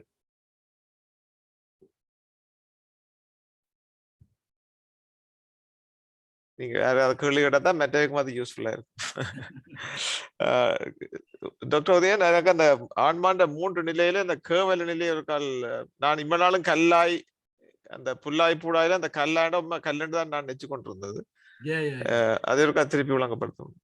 இல்ல, அது நீங்க சொல்றதும் சரி, வெள்ளியாண்டு இல்லை. என்னன்னு சொன்னா அது அப்படியான விளக்கம் எனக்கு இருந்திருக்கிறது. என்னென்று சொன்னா இயக்கம் இல்லாத நிலை என்று சொன்னால் இயங்காத நிலை. இயங்காத நிலை எப்போ ஏற்படும் என்றால் உயிர் இல்லாத உடல் இல்லாத நிலைதான் இயங்காத நிலை. எப்போ ஒரு உயிரினம் அது மனிதனாக இருக்கலாம், அல்லது மரமாக இருக்கலாம், புழுக்களாக இருக்கலாம், உடம்பு இருந்து உயிர் இருக்கிற பொழுது அது இயங்க தொடங்கிவிடும். அப்ப இந்த உடம்பு இல்லாத பொழுது, உயிர் தனித்து இருக்கிற பொழுது தான் அந்த இயக்கம் இல்லாத நிலை இருக்கும். உயிர் எப்பொழுது தனித்து இருக்கும் என்று சொன்னால், எங்களுடைய சைவ சித்தாந்தப்படி என்றாலும் வேதாந்தப்படியும் அல்லது இந்த இந்து சமயப்படி என்று சொன்னாலும், உயிர் எப்ப தனித்து இருக்கும் என்று சொன்னால் இறந்த பிறகுதான் இருக்கும். அந்த இறந்திருக்கின்ற நிலை அடுத்த மறுபிறவி எடுத்து வேற உருவம் வருவதற்கு முதல் இருக்கின்ற நிலைதான். அதோட அந்த வேர்ட் ஒரு அப்படியான வேட்டு கேவல நிலை என்ற அந்த வேர்ட் இருக்கிறது ஒழிய அது ஒரு இயங்காத நிலை, அடுத்த பிறப்பு எடுக்கும் வரையும் காத்திருக்கின்ற ஒரு நிலை. அப்படிப்பட்ட நிலை அந்த நிலை பாவங்களும் உயிரும் சேர்ந்து கட்டுப்பட்டிருக்கிற நிலை. அடுத்த பிறப்பு அந்த பாவத்துக்கு ஏற்ற மாதிரி எப்படி பிறக்க வேண்டும் என்று தீர்மானித்திருக்கிற நிலை. அந்த நிலையத்தான் கேவல நிலை என்று சொல்லுவார்கள்.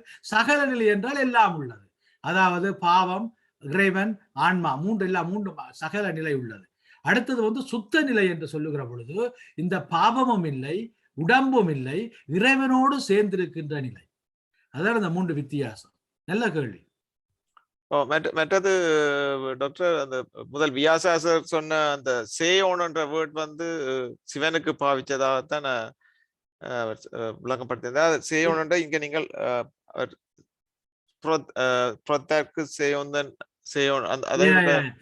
அந்த சொல்லிலே என்னன்னு சொன்னா தமிழ் ஆங்கில சொல்லிலே ஒரு சொல்லுக்கு கல கருத்து இருக்கிறது. அப்ப இதுக்கு என்ன சொன்னா அந்த கண்டெக்ஸ பார்க்கணும். இப்ப ஒரு வசனத்துல எந்த சூழ்நிலையிலே இது சொல்லப்பட்டது என்ற ஒரு நிலைமை இருக்கிறது.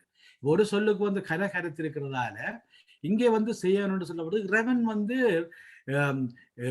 தூரத்திலே இருப்பதும் செய்யணுன்ற அந்த கருத்து இருக்குது அந்த வேர்டு சொல்லு. அப்ப ஆனபடியால் தான் வந்து அந்த என்ன கண்டெக்ஸ்ட்ல சொல்லப்பட்டிருக்கிறத பொறுத்து இந்த மீனிங் கருத்து வேறுபாடும். அப்படித்தான் நீங்க எடுக்க வேணும் வழியா அவர் சொல்ற கருத்து அந்த அந்த கண்டெக்ஸ்ட்ல சரியா இருக்கும். நன்றி நன்றி. அம்மா கேள்வி உங்களுடைய அம்மா கமலா அம்மா. சரியா டாக்டர் உதயன் நீங்கள் தொடர்ந்து இருப்பீங்கன்னு நினைக்கிறேன். யாராவது பின்னுக்கள் இருந்தா கேட்கலாம். இன்னொரு நாள் டாக்டர் ஷான் வெயிட் பண்றார். அவருக்கு டைம் நாங்கள் முடிவில் 7 மணிக்கு இமெயில் பண்ணலாம். நன்றி நன்றி நன்றி நன்றி டாக்டர். தொடர்ந்து நாங்கள் அடுத்த நிகழ்வுக்கு செல்லலாம். நன்றி நன்றி டாக்டர் உதயன். அடுத்ததாக எங்களுக்கு ஒரு உரையை வழங்க நிலை சார்ந்த தனது அனுபவத்தை எங்களுடன் பகிர்வதற்காக டாக்டர் ஷான் லக்ஷ்மணன் இருக்கிறார். டாக்டர் ஷான் லக்ஷ்மணன் வந்து is vice chancellor of the Veda center for transdisciplinary studies and a Harvard trained scientist. He received his PhD in applied physics from Rutgers University in New Jersey. So here, Dr. Shan, you can carry on. Thank you, Dr. Shan.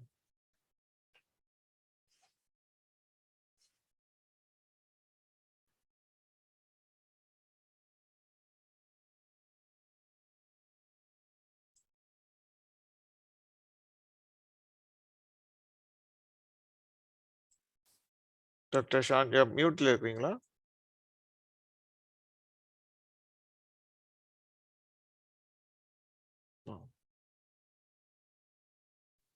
Hello, கேக்குதுங்களா? இப்ப கேக்குது. எல்லாருக்கும் பணிவார்ந்த வணக்கம். வாழ்கை வையகம், வாழ்க வளமுடன்.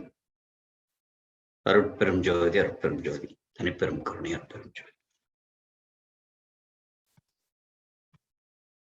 இன்று ஒரு சிறப்பான நாள். இந்த நாள் எப்பவுமே இருக்கும் நம்ம கூட. We have this kind of day always. நாம இது ஒரு எக்ஸாம்பிள் டே, அவ்வளவுதான். நமக்குள்ளே இருக்கக்கூடிய விஷயம் நாம் தெரிந்து கொள்வதற்கு வாய்ப்பு அமைத்து கொடுத்திருக்காங்க நம்ம பெரியோர்கள். என்னிலே இருந்த ஒன்றை யான் அறிந்ததில்லையே, என்னிலே இருந்த ஒன்றை யான் அறிந்து கொண்ட பின், என்னிலே இருந்த ஒன்றை யாவர் காண வல்லரோ, என்னிலே இருந்து யான் உணர்ந்து கொண்டேனே. இப்போ நம்ம எல்லாரும் ஒரு பயிற்சி பண்றோம். என்ன பண்றோம்னா,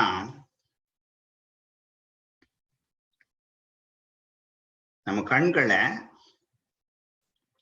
பார்த்துட்டு இருக்கணும். கண்களை ஓபன் பண்ணிட்டு இருக்கணும். So open your eyes. ஆனா நான் சொல்ல போறத நீங்க தெளிவா நினைக்கணும். கற்பனை சக்தி அனுமானம் பண்ணணும். Bring your imagination, visualize. You have to visualize. கான்சென்ட்ரேட்டிவா இருக்கணும். கண்கள் திறந்து என்னை பார்த்துட்டே இருக்கணும். ஓகே, கான்சென்ட்ரேஷன் எங்க இருக்கணும்? விஜுவலைஸ் பண்ணணும். ஓகே, கண்களை திறந்துக்கங்க. இப்போ சூரியன் நினைச்சுக்கணும். சூரியனை நினைத்து கொள்ளுங்க. சூரியன் ஒரு பெரிய நெருப்பு கோளம். பூமியை விட ஒரு 19 லட்சம் மடங்கு பெரிய ஆற்றல் மிகுந்த கோள். கோளம் தான் சொல்லுவோம் நம்ம. கோள், நம்ம அதையும் கோள் தான் சொல்லுவோம் நம்ம தமிழ்ல. கோளம், உருண்டை, மிகப்பெரிய நமக்கு ஒரு ஞானம் இதெல்லாம் கொடுக்கக்கூடியது சூரியனுடைய ஆற்றல். நமக்கு ஞானம் கொடுக்குது, அட்மினிஸ்ட்ரேட்டிவ் பவர் கொடுக்குறது நம்மளுடைய எலும்போடு நெருங்கி தொடர்புடையது. ரொம்ப சூடா உஷ்ணமா இருக்கும் நடுவுல. இங்க நடுவுல அப்படியே போங்க, இந்த சூரியனுக்கு நடுவுல கண்ணை திறந்துக்கோங்க, மைண்ட் அங்கே வச்சுக்கிங்க. ஓகே, வச்சிட்டீங்களா? ஓகே,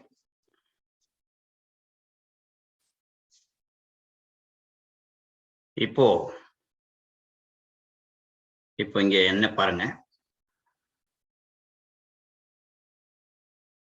இப்போ நீங்க இந்த விஷயங்கள்லாம் பண்ணும்போது, சூரியனை கவனிக்கும் போது நான் ஒரு 2-3 விஷயம் பண்ணேன். என்ன பண்ணேன்? What did I to?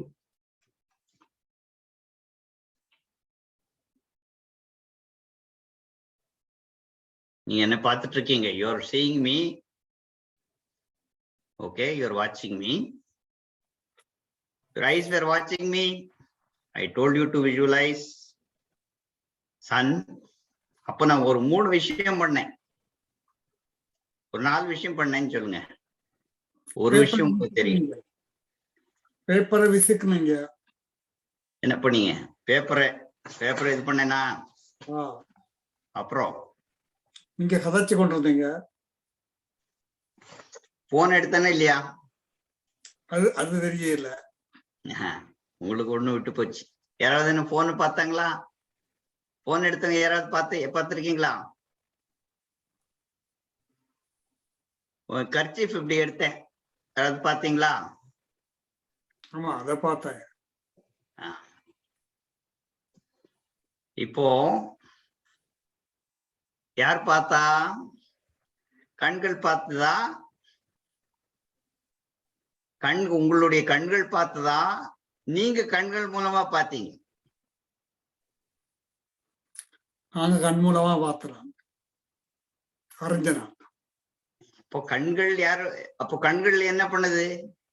கண்கள் திறந்த நம்ம என்ன சொல்றோம், கண்கள் சரி பண்ணிட்டோன்னா, கண்களை ஆப்ரேட் பண்ணி சரி பண்ணிட்டோம்னா கண்ணு சரியாயிரும் சொல்லுவோம் இல்லையா?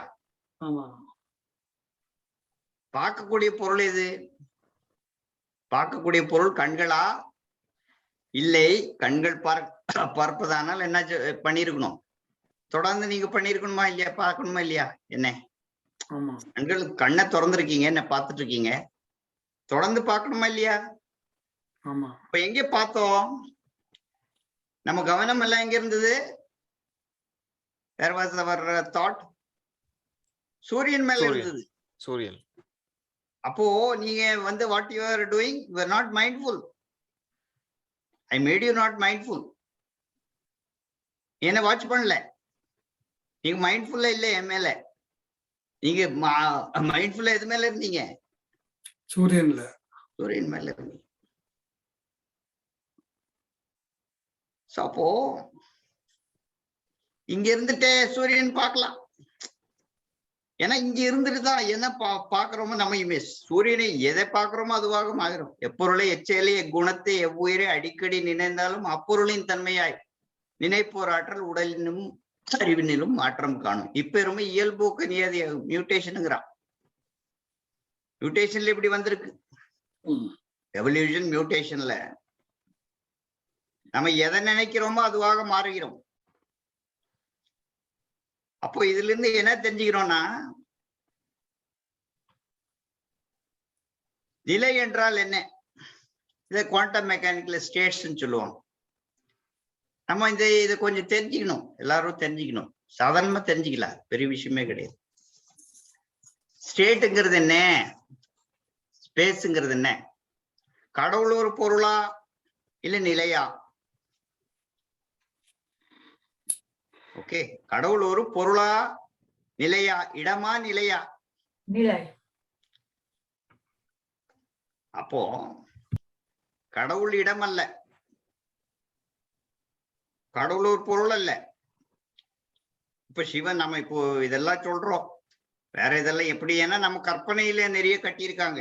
கடவுள்னா சிவம்னா மீசை வச்சுட்டு இருக்கணும், இப்படி இருக்கணும், மேல தலையில இது இருக்கணும், இந்த பாம்பு இருக்கணும், இப்படி இருக்கணும்னு. அது எதை சொல்றாங்க குறிப்பிடுறாங்க? சிவன் தான் நம்மளையே தான் குறிப்பிடுறான். சிவன் இப்படி வந்ததுக்கு பரிணாமம் சொல்றான். இப்படிதான் சிவன் வந்தான். உள்ள அர்த்தம் உள்ள அணுக்கள் சுத்துது, இப்படி சுத்துது கிளாக் வைஸ், லீவர் ரோட்டேட்டரி, டெக்ஸ்ட்ரோ ரோட்டேட்டரி. இப்படி கொஞ்சம் அணுக்கள் சுத்துது, அப்படி கொஞ்சம் அணுக்கள் சுத்துது, எதிர்மாறாக சுத்திட்டு இருக்கு. அது அப்படியே அந்த ரேஷியோல ஓடுது, ஆண் பெண் அந்த ரேஷியோல ஓடுறதுதான் அது சிவபெருமான் சொல்லுவோம். ஒரு நரம்பு அப்படியே வந்து வேல் மாதிரி வரும், அது மூளையில கரெக்டா அந்த நரம்பு நிற்காது, அப்படியே வேல் தான் அது மேல இதுல போய் நிற்கும். அது வழியா மேல ஏறினாதான் இந்த தில்லை நடராஜன் முதல்ல எங்க ஆடுறான், நாங்க இங்க ஆடுறோம். ஆட்டம் வந்து இங்கதான் இந்த வைப்ரேஷன். ஏன்னா எங்க இருந்து பிறந்திருக்கோம்? இந்த பிரபஞ்சம்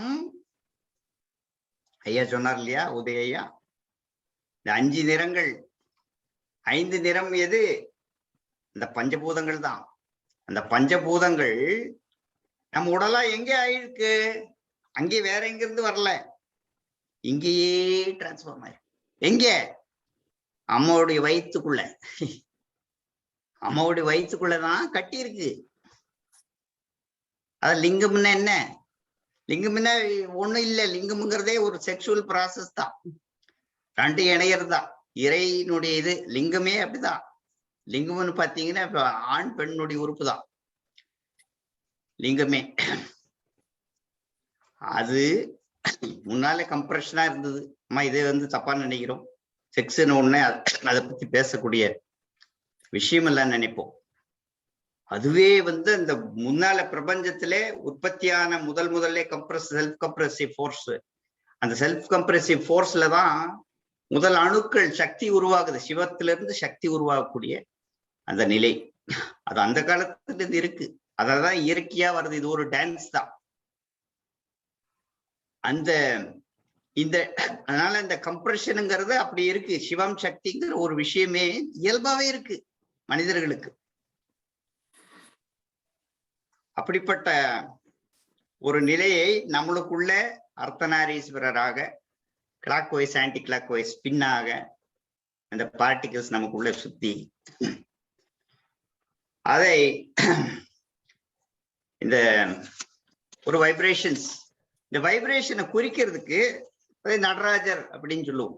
அந்த வைப்ரேஷன் முன்னால் இருக்கக்கூடிய அந்த வைப்ரேஷன் தான் எல்லாம் நிறைந்திருக்கக்கூடிய இடத்துல. இப்போ ஆழமாக ஒரு கடலுக்குள்ள போறோம். கடலுக்குள்ள என்ன இருக்கு? மேல அலை இருக்கு. கடலுக்கு ஷோர்ல போனீங்கன்னா அடிச்சு தள்ளும் நம்மள. அப்புறம் கொஞ்சம் தூரம் போனீங்கன்னா ஓரளவுக்கு அலை அப்படி நீச்சல் அடிச்சு பழகிட்டீங்கன்னா அந்த அலை மேல போகலாம். இன்னும் கொஞ்சம் நீச்சல் அடிச்சு பழகணும்னா உள்ள போலாம். உள்ள என்ன இருக்கு? உள்ள அலை இல்லை அப்படின்னு நினைக்கிறோம். ஆனா உள்ள அந்த ஃப்ரிக்ஷன் இருக்குது இல்லையா, உரசல் கீழே இருக்கக்கூடிய நிலம் இருக்கு, அதோட அந்த தண்ணீர் உரசும் போது ஃப்ரிக்ஷன் ஏற்படுது. அதனாலதான் வைப்ரேஷன் ஆகுது. அந்த வைப்ரேஷனை ஒண்ணும் நீங்க ஸ்டாப் பண்ண முடியாது. மேல வர வர அது அப்படியே கன்ஸ்ட்ரக்டிவ் இன்டர்ஃபரன்ஸ்ல ஆகி பெரிய வேவா வரும். இதுதான் நம்ம மனமே. இந்த மனம் அப்படியே அடங்கி ஒடுங்கி கீழே போகும்போது ஒன்றுமற்ற நிலை போக மாட்டோம். ஒன்றுமற்ற நிலை இல்லை இங்கே. அதுல வைப்ரேஷன் தான் இருக்கு.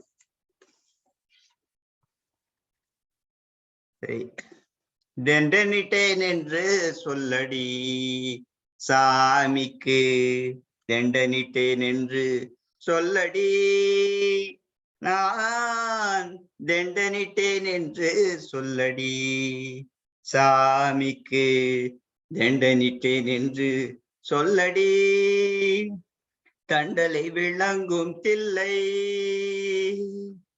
தண்டலை விளங்கும் தில்லை தலத்திற்போன் அம்பலத்தே, தண்டலை விளங்கும் தில்லை தலத்திற்போன் அம்பலத்தே, கண்டவர் மயங்க வேடன் கட்டியாடுகின்றவர்க்கு, கண்டவர் மயங்க வேடன் கட்டியாடுகின்றவர்க்கு, நான் தண்டனிட்டேன் என்று சொல்லடி சாமிக்கு தண்டனிட்டேன் என்று சொல்லடி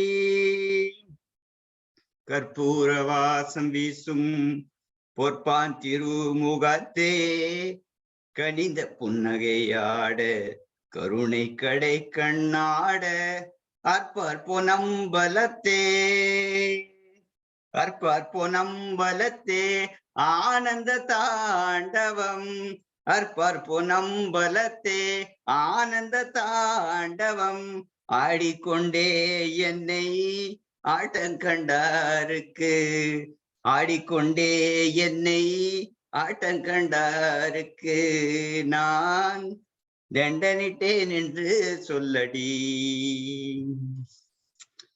இப்படி அந்த பொற்பார் நம்பலம் நமக்குள்ளேயே, இந்த சிற்றம்பலம் உள்ளே இருக்கு, நமக்குள்ளேயே ஆடிக்கொண்டிருக்கக்கூடிய ஒரு இடம் இங்கேதான்.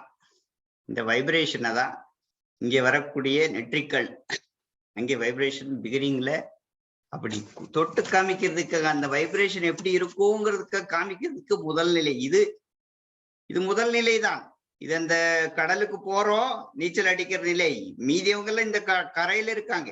கரையில இருக்கிறவன் பார்க்க மாட்டான், கடலுக்குள்ள போக மாட்டான், அவன் அங்கேயே இருப்பான். அது பக்குவம் அப்பக்குவம் அபக்குவம் அப்படிம்போம். ஆன்மாக்கள் பக்குவ ஆன்மாக்கள், அபக்குவம் ஆன்மாக்கள் அதை பண்ண முடியாது. இந்த பக்குவ ஆன்மாக்கள் என்ன பண்ணலாம், கடல்ல முன்னால அந்த அலையே, இங்க அலைதான் மனம் ஓடிட்டு இருக்கும்.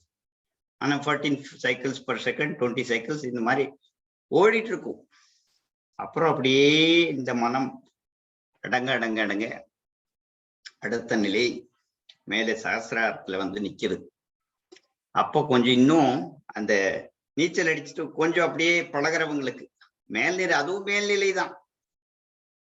அப்புறம் அப்படியே கீழே இறங்கும் போது மெதுவாக வெளியே இந்த பிரபஞ்ச அறிவு போகும். இந்த பிரபஞ்சத்திலிருந்து வெட்டவெளி சுத்தவெளி அறிவு. இது இப்போ பிரபஞ்சத்துல வெட்டவெளி தூரம்னு நினைக்கிறோம். இப்ப அப்படி கிடையாது. இது ஊடுருவிக்கூடிய நிலை. பிரபஞ்சம் எல்லா இடத்துல இருக்கு. ஆனா ஏன் வந்து பிரபஞ்சத்தை தாண்டி இருக்கு இந்த சுத்தவெளி வெட்டவெளி அப்படின்னா, அப்படி ஒன்று விஷயமே கிடையாது. அது ஊடுருவி இருக்கு, எல்லா இடத்துலயும் ஊடுருவி இருக்கு. அதனாலதான் இதை நிலை சார்ந்த நீங்க இவ்வளவு பண்ணோம், என்ன பண்ணோம். ஆனாலும் இந்த எக்ஸாம்பிள் சொன்னேன், நீங்க வந்து இந்த மாதிரியான இடத்துல நீங்க இதே இடத்துல இருந்தீங்க, இருக்கிற இடம் ஒண்ணுதான், என்ன பார்த்தீங்க.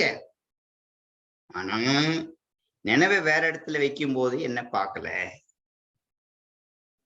அதே போல இதே இறைநிலையை இதே பாடியிலிருந்து நினைவை வேற மாற்றும் போது இறைவனாக நாம் மாறிவிடுகிறோம். இறைவனாக மாற்றம்தான் அடைய முடியுமே ஒழிய தனியான இறைங்கிற ஒரு பொருளும் கிடையாது. அதுதான் சைவ சித்தாந்தம். தனியாக ஒரு இடம், இறைவன் என்ற ஒரு பொருளை பார்த்து வெளியிலிருந்து ஒரு இறைவன் வந்து அப்படியே காட்சி கொடுத்து உங்களுக்கு ஒரு டான்ஸ் ஆடிட்டு போற மாதிரியான இறைவனே கிடையாது. அப்படி ஒரு இறைவனே கிடையாது. இதுதான் நம்ம வந்திருக்கிறதே இறைவன் தான். இறைவன் தான் இந்த வடிவத்தில் இருக்கும். ஆக இந்த நிலையை குறிப்பதற்கு இதெல்லாம் குவாண்டம் மெக்கானிக் ஸ்டேட்ஸ் அப்படின்னு சொல்லுவோம். ஸ்டேட்ஸ்ல E1, E2, E0 அப்படி போவோம் லெவல்ஸ். இல்லைன்னா ஒரு லைட்டு இங்க இருக்கு, ஒரு பல்பு, அந்த பல்புக்கு சுவிட்ச் வந்து நாப் இருக்கு. அப்படியே திருப்பினீங்க ரெட்டு, இன்னொரு இதில் திருப்பினீங்கன்னா கிரீன், இன்னொன்னுல ப்ளூ, திருப்பிட்டே போகலாம். என்ன ஆயிடுச்சு, ஒரே பல்பு தான், ஒரே பல்பு தான். ஒரு நிலை சிவப்பு நிலை, அது அனிமல்னு வச்சுக்கலாம். இன்னொரு நிலை ஒரு ப்ளூ நிலை மனுஷன்னு வச்சுக்கலாம். அதே மாதிரி கிரீன் நிலை பச்சை நிறம், அது வந்து கடவுள்னு வச்சுக்கலாம். ஒரே நாபதான் திருப்புறோம், ஃப்ரீக்குவன்சியை மாத்துறோம். இடம் மாறல, ஒரே பல்பு தான், இடம் அங்கேயே தான் இருக்கு. நாம் எங்கேயும் போக வேண்டிய அவசியம் கிடையாது. நாம் இங்கேதான் இருக்கோம். நிலை மாற்ற வேண்டும். இந்த நிலையை மாற்றுவதற்கு இதெல்லாம் வெளியே ஒரு மாயை, இதெல்லாம் ஒரு மாயை தோற்றம் தான். நாம் நிலை மாறிவிட்டால் வெளியே பொருள் பத்தி நமக்கு கவலை கிடையாது. நாம் வெளியே பொருள் ஏன் பொருளோட தேடுறோம் அப்படின்னா நாம் மாறவில்லை. அப்போ இந்த தேடுதல் இருந்துட்டே இருக்கும் வெளியே.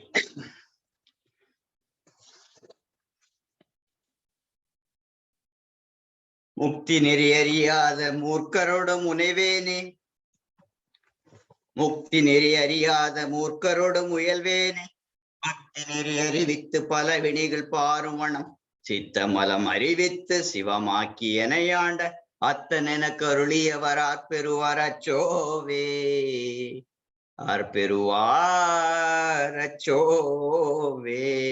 மாணிக்க வாசகர். நம்ம முக்தி நெறி அறியாத மக்களோடவே பேசி பேசி பேசி பழகிட்டோம். அப்படி அந்த பொய்யே உண்டு உண்டு உண்டு பழகிட்டோம். பொய்யான நூல்கள், பொய்யான கருத்துகள் இப்படி கேட்டு கேட்டு கேட்டு இந்த பொய்மையை அப்படியே வளர்த்துக்கிட்டோம், பெருசு பண்ணிக்கிட்டோம். அதனாலதான் கற்ற பொய் நூல்கள் எல்லாம் அப்படியே வள்ளலார் போடுவார்.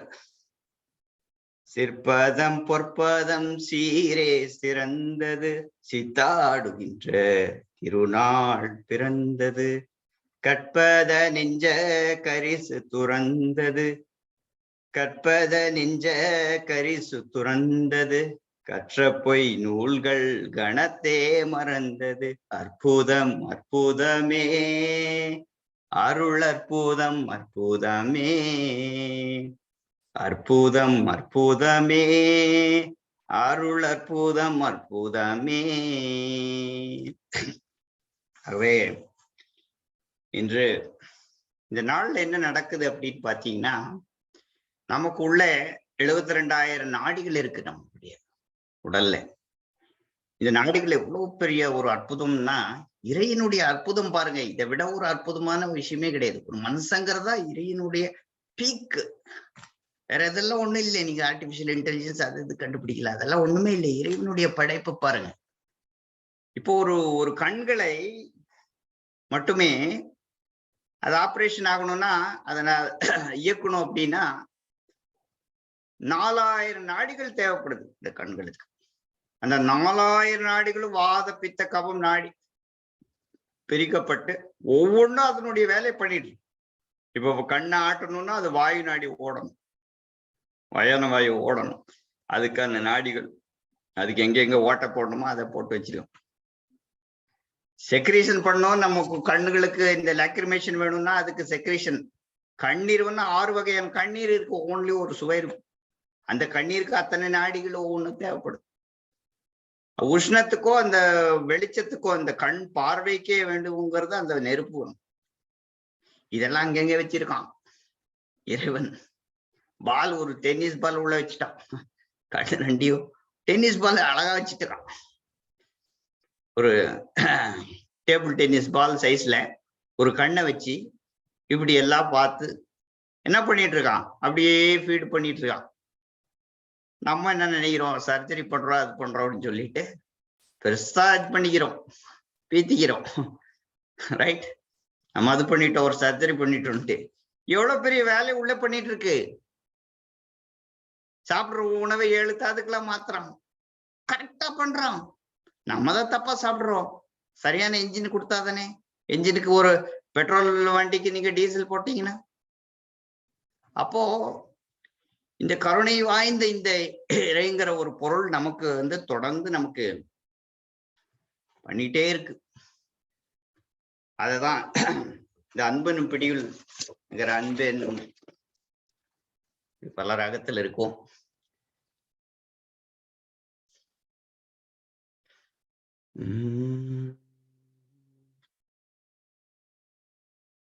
அன்பெனும் பிடியுள் அகப்படும் மலையே, அன்பெனும் குடில் புகும் அரசே. இப்போ இந்த பூமி இருக்கு, நிறைய ஒரு கப்புல தண்ணி வச்சுட்டு நீங்க அப்படியே இது பண்ணுங்க. இந்த கப்பில் தண்ணி இப்படி போட்டீங்கன்னா என்ன ஆகுது? கொட்டிரும். இந்த பூமியில அந்த பூமியில கடல் இருக்கு, மேல பக்கம் வருது, அப்படியே சாயுது, கீழே எங்க கொட்டுறதே இல்லையே. யோசனை பண்ணி பாருங்க, எவன் பிடிச்சிட்டு இருக்கான். சோ அதனால வெளிப்புற பிடிச்சிட்டு இருக்கிற அதே இறைதான் நமக்குள்ளேயும் பிடிச்சிட்டு இருக்குது, இவ்வளவு இயக்குது. அது சூப்பர் இன்டெலிஜென்ஸ், சாதாரண இன்டெலிஜென்ட் கிடையாது. நம்ம அப்படியே சாதாரண இன்டெலிஜென்ட்லயே பழகிட்டோம், நம்ம பெரியவங்க மாதிரி நினைச்சுக்கிட்டோம். இத்தனை பேருடைய மூளையிலேயோ அறிவு நிலையிலேயோ இத்தனை செயல்களிலும் அவ்வளவு பெரிய ஆற்றல் வாய்ந்த இறைநிலைக்கு முன்னால நம்ம ஒண்ணும் கிடையாது. ஆனா நாம் இறைவனுடைய பொருள், நம்ம சொல்ல பீத்திக்கிறதுக்கு பெரிய விஷயமும் கிடையாது, நோ பிராகிங். அதே டைம்ல நாம் இறைவனுடைய பொருள், இறைவனுடைய குழந்தைகள், ஒரு டிராப்லெட்ஸ். ஏன்னா அதுல ஈகோ இருக்கு. நம்ம நானா அப்படின்னு உடனே அந்த ஈகோ வந்துருது. நான் பண்றேன், நாம் அப்படி கிடையாது. நான் இறைவனில் ஒன்று, ஒரு பங்கு.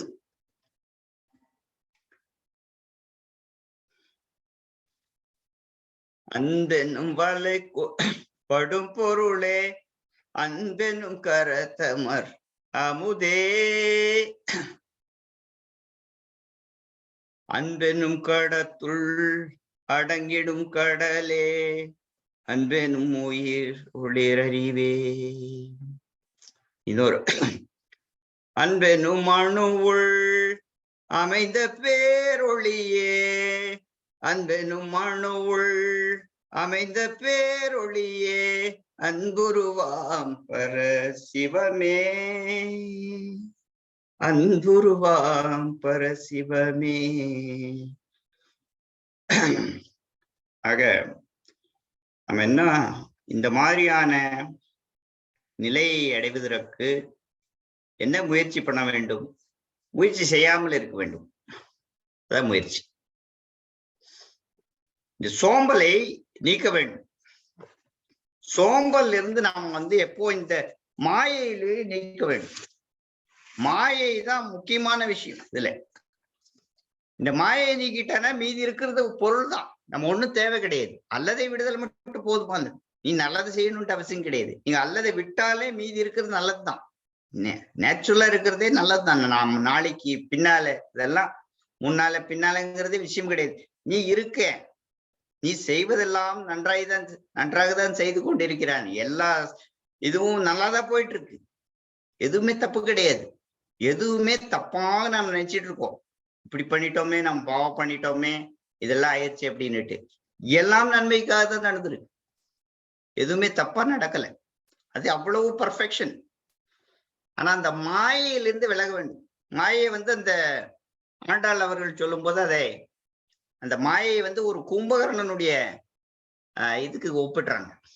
பெண்ணே, அந்த நோற்று சுவர்க்கம் அந்த 10வது நாள்ல பாடுறாங்க இல்லையா, அந்த இது, நோற்று சுவர்க்கம் புகுகின்ற அம்மனாய் மாற்றம் தாராரோ வாசல் திரவாதார், நோற்று சுவர்க்கம் புகுகின்ற அம்மனாய் மாற்றம் தாராரோ வாசல் திரவாதார், நாற்ற துளாய்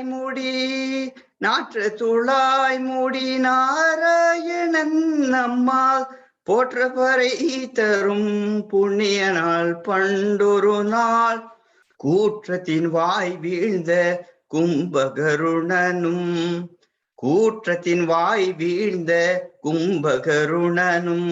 தோற்றம் எனக்கே பெரும் துயல்தான் தந்தானோ, ஆற்ற அனந்தல் உடையாயருங்கலமே, தேற்றமாய் திரவேலோரெம்பாவாய், தேற்றமாய் திரவேலோரெம்பாவாய். இந்த சோம்பல் எப்படி ஒப்பிடுறாங்க? இந்த மாயை தான் இந்த சோம்பல். நம்ம இதை நினைச்சிட்டு கூட பள்ளி எழுந்துறன்னா எப்படி காலையில எந்திரிக்கணும்னு நினைச்சிட்டு இருக்கீங்க? இப்படி கிடையாது. இந்த மாயையிலிருந்து விலக சொல்றான். கும்பகரண மாதிரி அப்படியே சோம்பேறியா இருக்காதேப்பா, தினம் தினம் வாழ்க்கை வீணாயிடுச்சு, எழுந்தரு, அந்த மாயையை விலக்கு. இந்த மாயை தான் தோற்ற மாயை. இப்ப தோற்றம் உண்மை என்று நினைக்கிறோம், பொருள் உண்மை என்பது நினைக்கிறோம், வெளியே ஐம்புலன்கள் பார்ப்பது உண்மை என்று நினைக்கிறோம். அவ்வளவும் உண்மை கிடையாது. இவ்வளவும் நமக்கு நாம் செய்யக்கூடிய ஒரு கற்பனை தான். அதை அடக்கிவிட்டால் உள்ளே இருப்பதெல்லாம் நிலை சார்ந்த இந்த சிவமேதான். பியூரா அந்த நினைப்பு அந்த டைம்ல அதுவே இருக்கணும். அதான் மைண்ட்ஃபுல்னஸ். இந்த மைண்ட்ஃபுல்னஸ்ல இருக்கதான் அதாவது முக்தி என்பது முன்னொரு சாதனை, சித்தி என்பது நிலை சார்ந்த அனுபவம். ரெண்டுக்கு வித்தியாசம் இருக்கு. அந்த நிலை சார்ந்த அனுபவத்தை தான் நம்ம தொட்டு தொட்டு தொட்டு பார்க்க அதை ருசிக்க அந்த நடராஜபதியாகி அந்த வைப்ரேஷன்ஸ்ல இருக்க நிறைய உள்ள இருந்து வரும். அந்த அறிவு நிலையில இறை நமக்கு நிறைய வெளிச்சத்தை கொடுக்கும். அதை நீங்க எல்லாரும் அனுபவித்து பார்க்கலாம். இன்று நேரம் சரியா இருக்குன்னு நினைக்கிறேன். அதனால வாய்ப்பு கொடுத்த எல்லாருக்கும் வணக்கம். உங்களுக்கு நன்றி கடன். கமலம்மா, சுபாங்கி, இவங்கெல்லாம் நல்லா அரேஞ்ச் பண்ணிட்டு இன்று இப்ப என்ன பேசக்கூடியவர்களை நான் இதுக்கு முன்னால பேசினவங்கள என்னால கேட்க முடியல. ஐயா உதய ஐயா அவங்க வரும்போதுதான் இருந்தேன். அவங்களுக்கும் நன்றி கூறிய. ஏதாவது கேள்வி இருந்தா ஐமார்ச்சின்னா ஓகே. நன்றி டாக்டர் ஷான். உங்களை சொற்பொழிவு கொஞ்சம் இயற்பியலோட சேர்ந்து அமைந்திருந்தது. அது கொஞ்சம் எங்களுக்கு பிரயோசனமாக இருந்தது, ரிலேட் பண்ணக்கூடிய இருந்துச்சது.